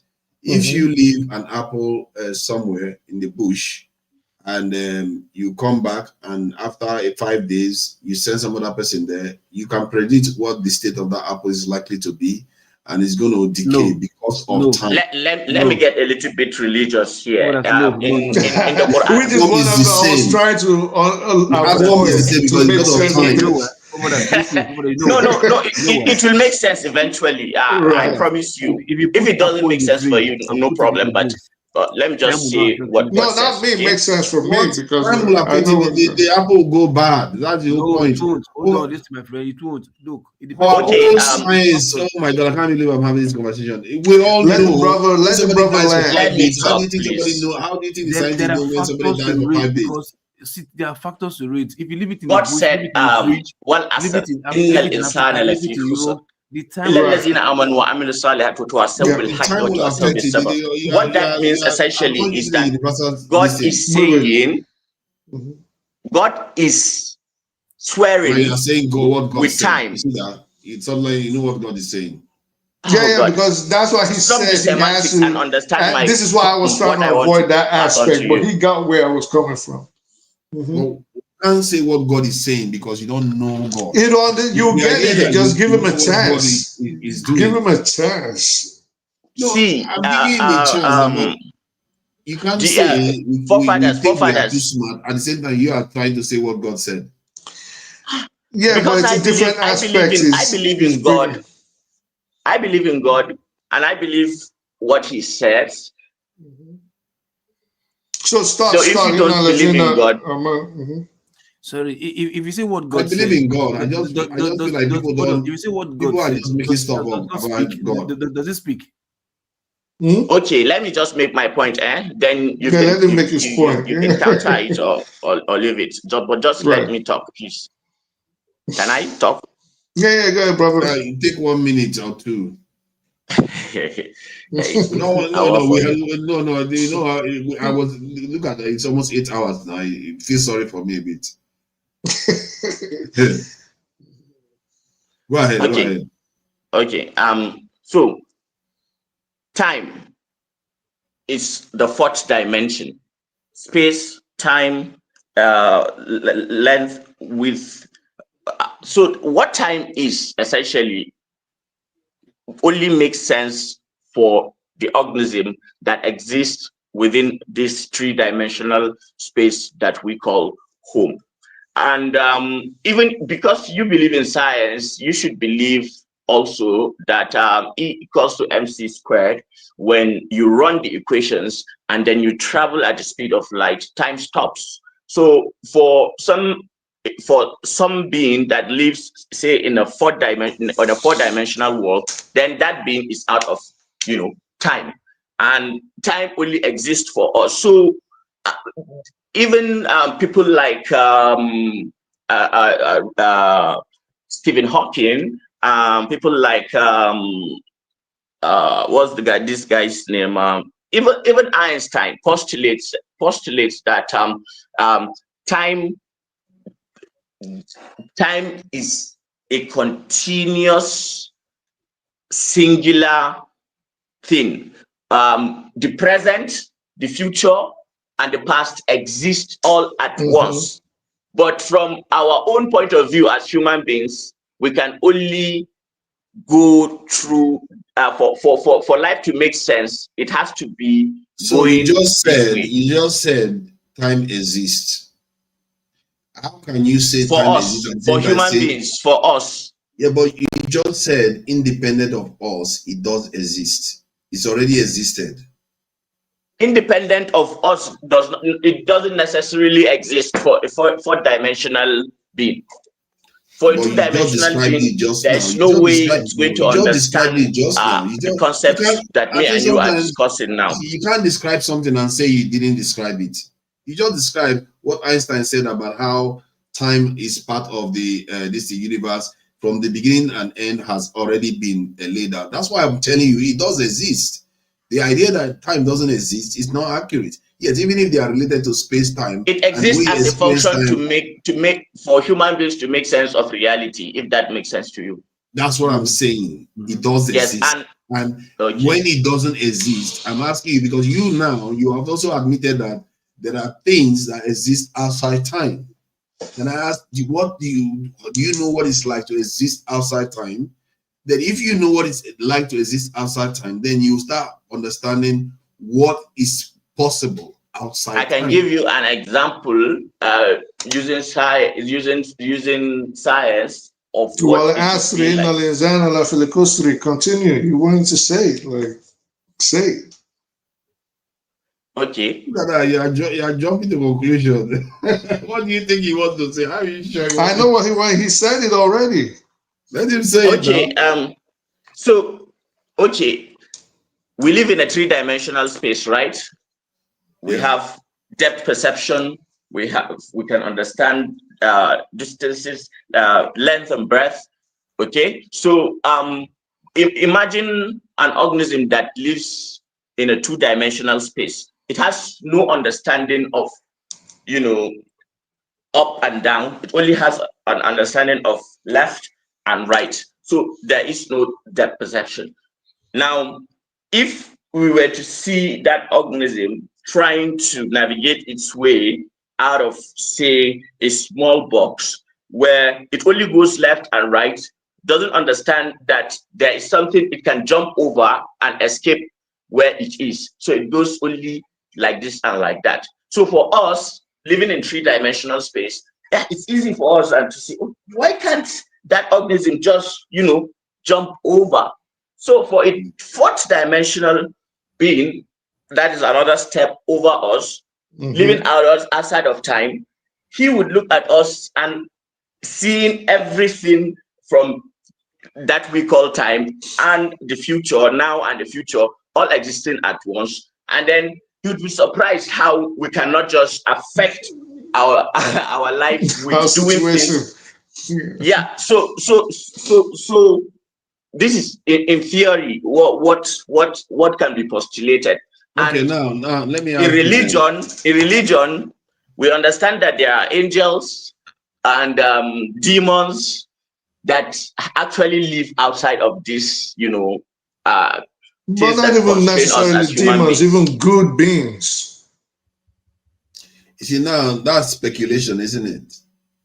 I don't think it's speculation. No, not speculation, reality. Is it you guys were just reality? talking about aliens, and you didn't think extraterrestrials are just out of the loop. But when it's about religion, suddenly you want to make it. I never said that. I never said extraterrestrials were real. I just said I didn't see that you did not say they are real, but at least you gave space for them to exist. Yes, but that's exactly what I would like you to do instead of use this in describing. But I have faith.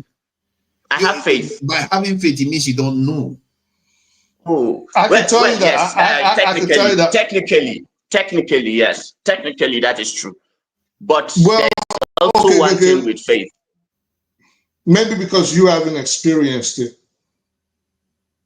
You get what I'm saying? So you haven't experienced it. Yes, I have experienced spiritual connection, but it's an individual thing.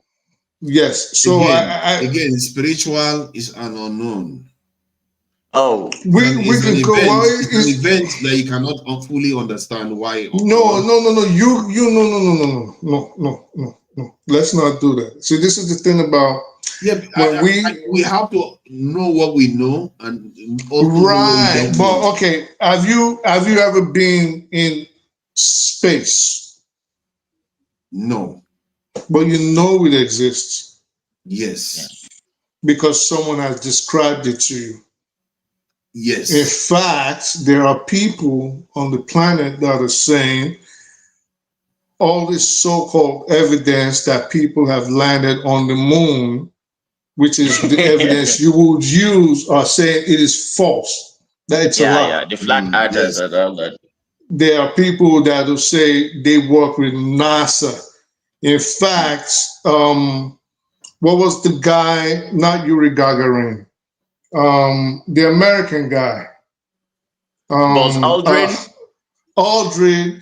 I mean, you listen to his Buzz Aldrin, you listen to his interviews, right? And he'll tell you like, okay, XYZ was fake, XYZ was fake. They made this up. Those were all debunked now, and most of them were taken out of context. Right. A lot of them have been debunked. But you still believe space exists, right? It does exist. How do you think me and you are communicating now? Right. But I'm just saying there are reason to believe why it exists, though. I'm just saying there are contradictory positions so that to one it. is based on evidence. Yeah. So based on like what he's saying, I believe it too because I've seen it in action. I know it exists. You say you've seen it. Can you demonstrate it when required? Exactly. So this is the thing about it. No matter what evidence I give you, this is why I use the moon landing example. No matter what evidence I give you, which is where he went with faith, you're going to debunk it. You say no. No, because and even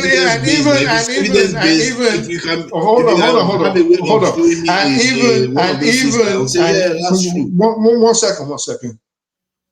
And without trying to go too deep into this, and even if I gave you,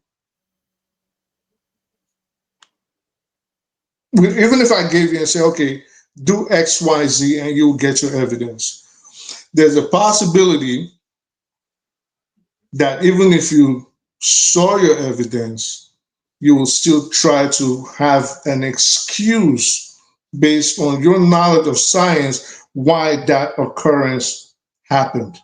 Yes. You might say, well, they said when this happens, your brain wave goes like this, and the neurons and the protons and this and that. You probably would have an excuse why, even when you close your eyes, X, Y, Z happened to you. Even if you freak you the fuck out, evidence, you think I would not like to believe something like is being described. If there is any entity out there that has agency that we don't have access to, and you have evidence of it, why would anybody not be fascinated and want to have believe in it? The problem is that if you don't have any way of demonstrating it, other than saying, "Oh, somebody had an experience," and the other person have an experience, in this world that you live in, is based on evidence. As a matter of fact, I actually think that's one of the, if there is a purpose in this life, is that God has given us eyes and all these senses for a purpose, to see and understand what is real from what is not. And if you abuse it and start using your brain to jump to conclusions, then you have misused your senses that was provided to you. And don't blame me for questioning things, because you have to provide evidence. And when I tell people here, sometimes they think I'm just being stubborn. I'm not being stubborn. Give me evidence. Forefathers, do you believe in morality? Yes. How did you come to that conclusion that A is moral, B is immoral? Exactly. Morality is based on your definition of what is often defined based on what is good for that society. All societies don't have the same morality. They are fundamentals. Some are fundamentals. It's true that because you have to start from there. It's tied to life to an extent. So most society don't believe in killing people without due legal procedures, and all kinds of different stealing is often frowned upon by most societies. But there are a lot of areas that are not the same. Marriage. Different things. Yeah. Whether you are a warrior, whether you're not. So they have societies have different morality. So what do you think is the source of morality? Where did it come from? The source of morality is necessitated by our need to survive and together in this world. That's where it comes from. And I think the selfish gene, when you go down to explaining evolutionary biology, actually disputes that fact. It postulates that every organism is selfish to the detriment of, it's very selfish to want to protect itself, that there is no morality, and it's a very nihilistic way of looking at life. And if that is the case, hold on, if the organisms are so selfish only to protect themselves, then why do people go and look for partners? And why do organisms do that? Okay, you are misunderstanding me. What I'm trying to say is that look at the way everyone is living their lives, and if those fundamentals are not there socially, that society will crumble. First, let me just give you a hint. Let me finish. Justice, equity, fairness, truth, and community. You see, these fundamentals must exist for a species to thrive. But here we are as human beings, shedding a lot of blood, doing all sorts of things. And this has been with us for a long time. But most wars have moral reasons that are presented for the war, but there are actual reasons behind the scenes of human greed, human whatever, that actually push those things. Now, at the individual level, we are all guided by what we believe to be morally right and what is morally wrong.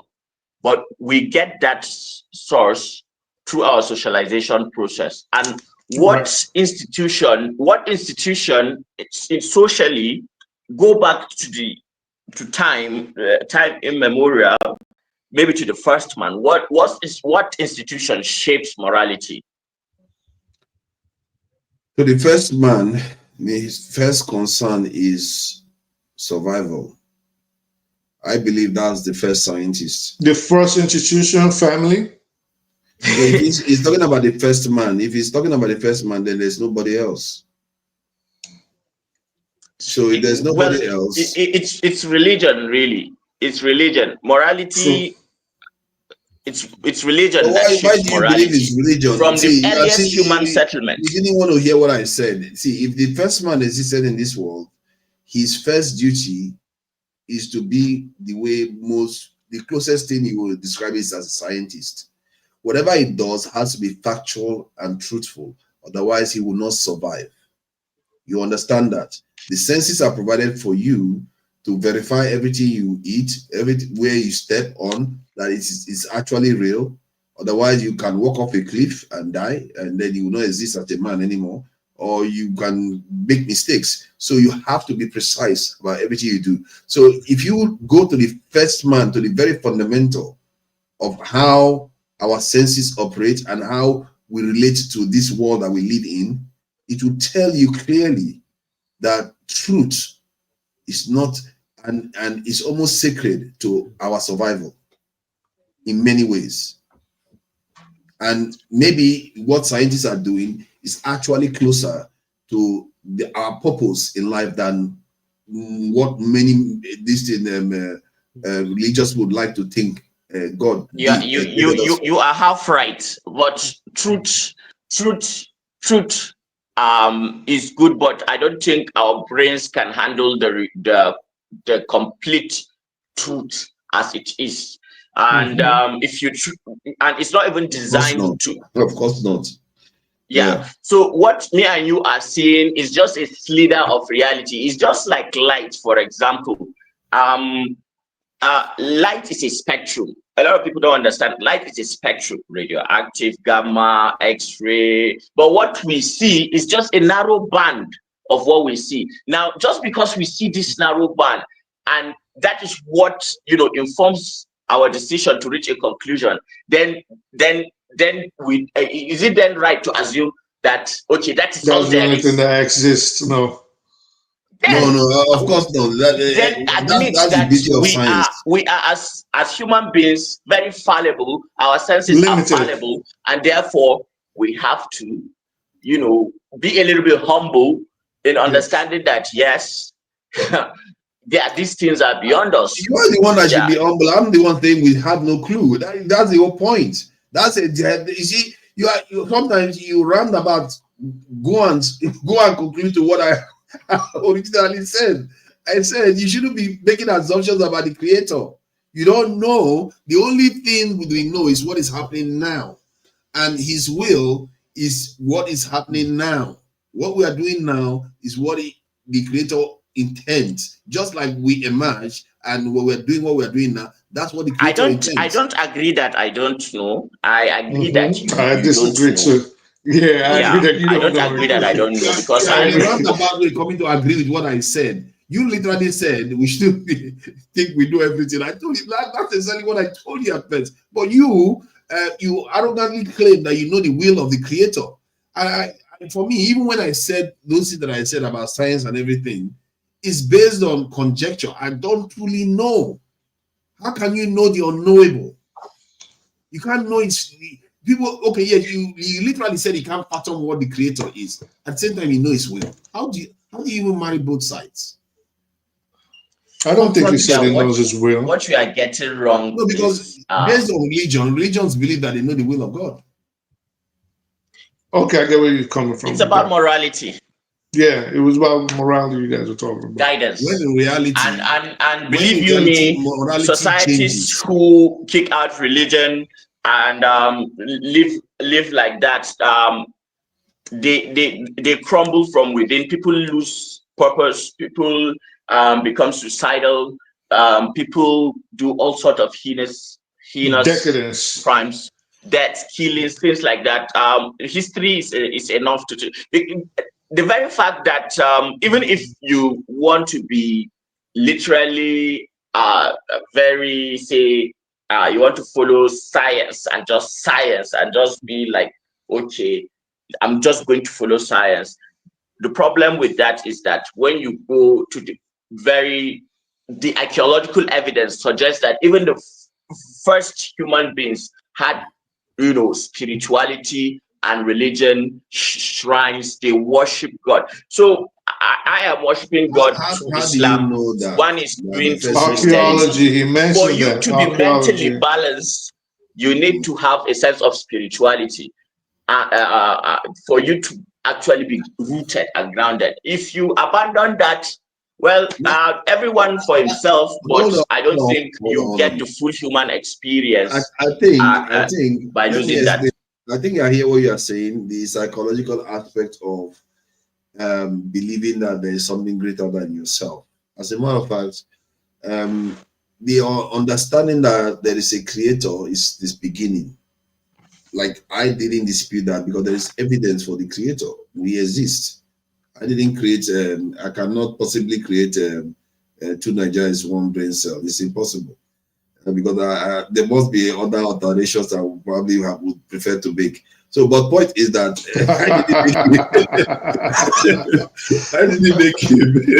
I didn't make myself. So there's a creator somewhere that is responsible for all this. So that is true. And there is evidence-based. But the one that you don't know, be careful. Because the will of the creator, you have to have a little bit of humility to try to really pierce and base it on the senses that he has provided you and guided you with it. That's a purpose to it. And I think religion you can see human beings corrupt everything. Religion as you know it gets corrupted. Because the first man had to rely on his senses, and when they experience the world, they start defining it, and the next person will come, change it a little bit. Before you know it, it becomes something that it's not meant to be. And maybe science is in a way peeling back the onions to an extent. The science that we know now, maybe it's not sufficient, but it's peeling back some of the onions of what reality is supposed to be like. And look at how much they've discovered about the creator's handwork. That human beings are able to fly, are able to talk from remote locations to each other because somebody decides to use their senses in a disciplined and precise manner. Something that was always there. But sometimes, religions used to ban people from doing those things once. If you did that, they will punish you. Because they thought they already understood. They were not humble enough to learn new knowledge. Which ban them from doing what? You have to differentiate religion from priests. I was about to say that. That was what I was asking them the question. Yes. But they are the same. You see, they are not the same, but they are linked.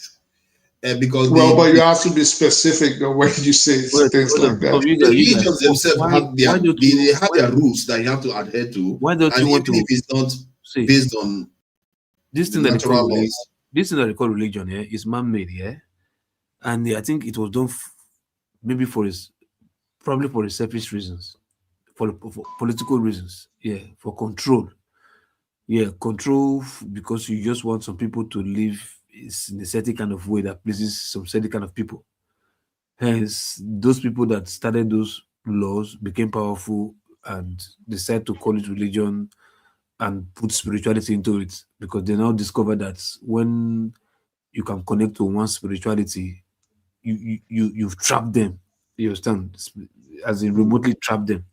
You know, so because I don't like when people say religion and you start calling the creator's name God or Almighty, this and that. They're two different things. You understand? Because, like you said, the creator created and he left what he created to function itself. You understand? Free will. He didn't, free will. He didn't tell you, oh, okay, no, you must do, come and do this, come and serve this, come and worship like this, come and bend down to this, come and tie your hair, come and, he didn't know. This, but I think they actually did. That is a very dangerous way to look at listen, the creator. We never told you. He just said he did. Do you have evidence of that?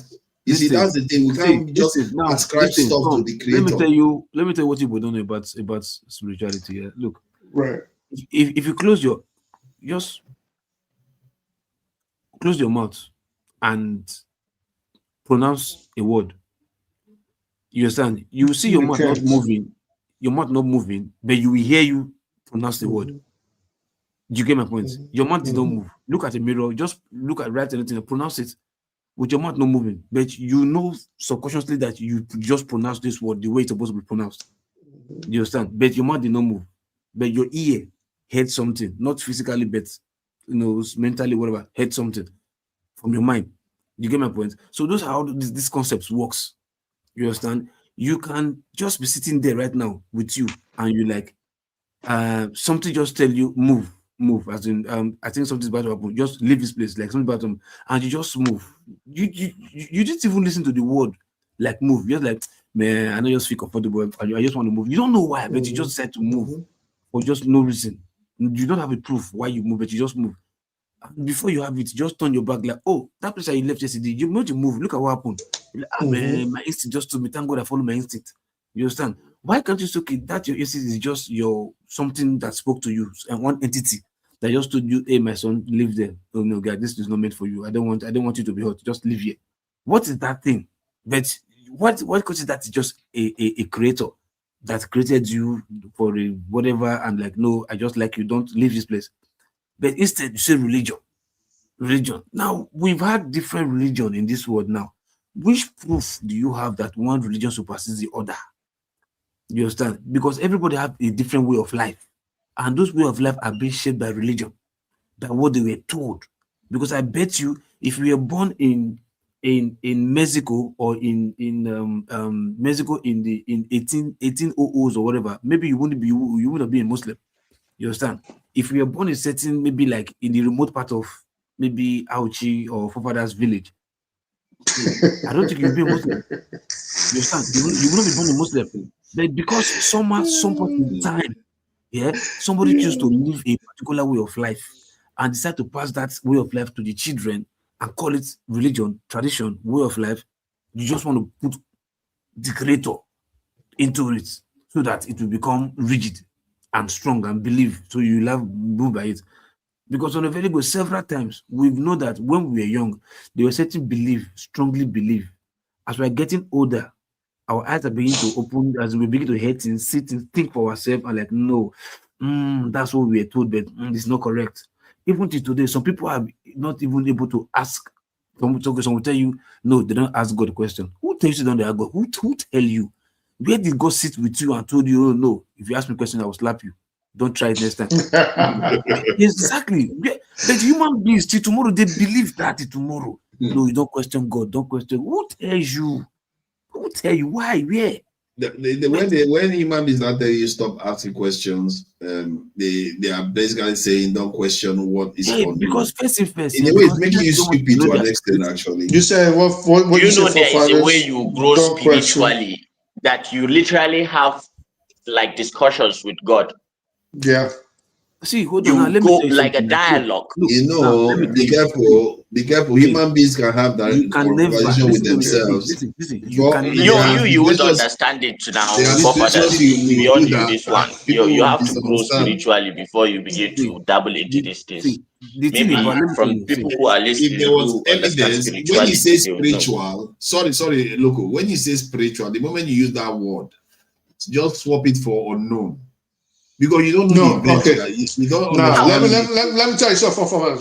Brother, hold on. Let me tell you something. And let me just expand on what he's saying. We all have secrets and we all have things that we probably do that we might not want to say to the world, maybe out of shame, out of the fact that society might be like, whoa, what's wrong with you, right?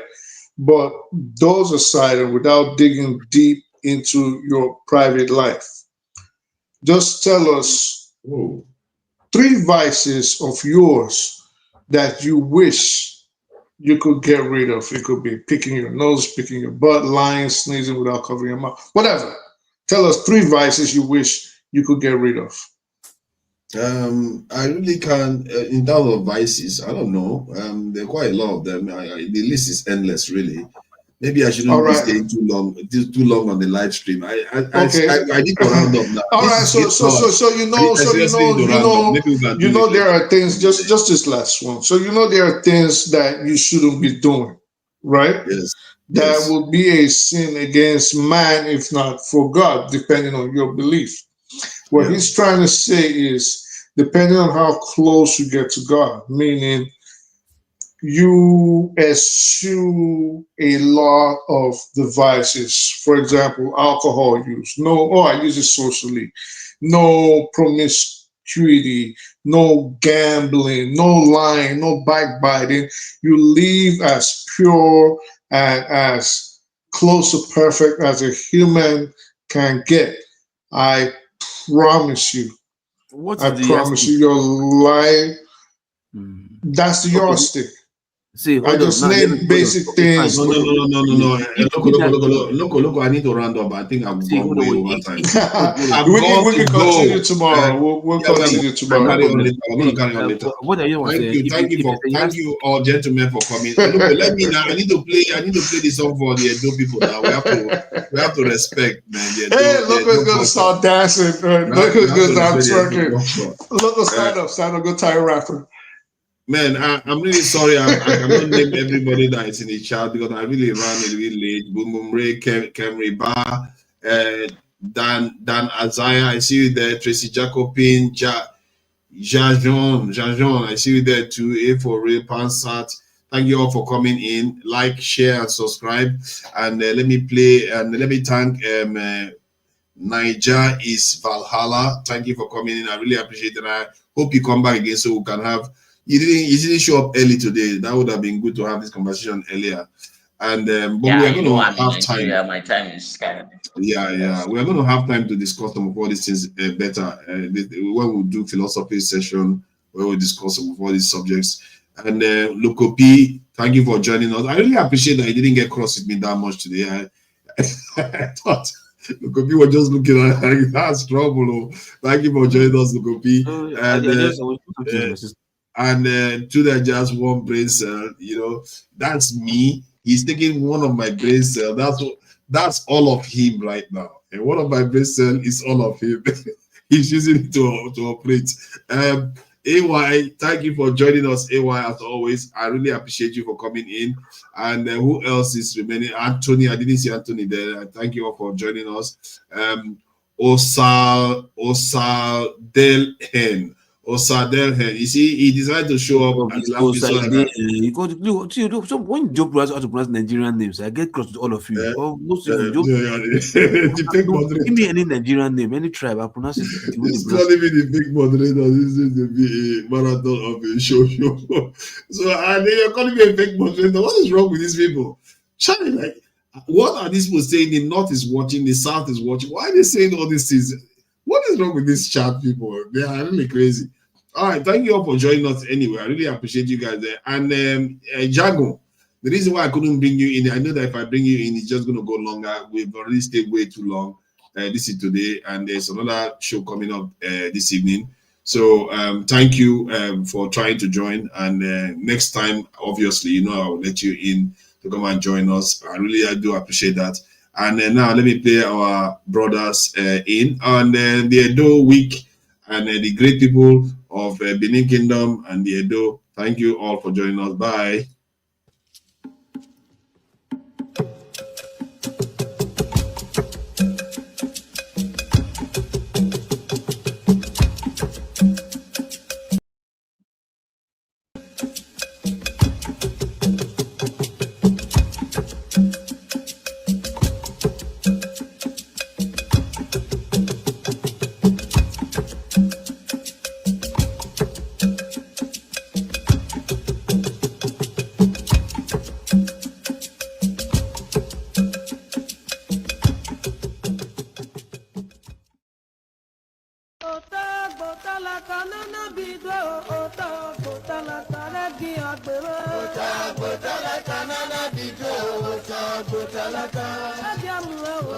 Botala,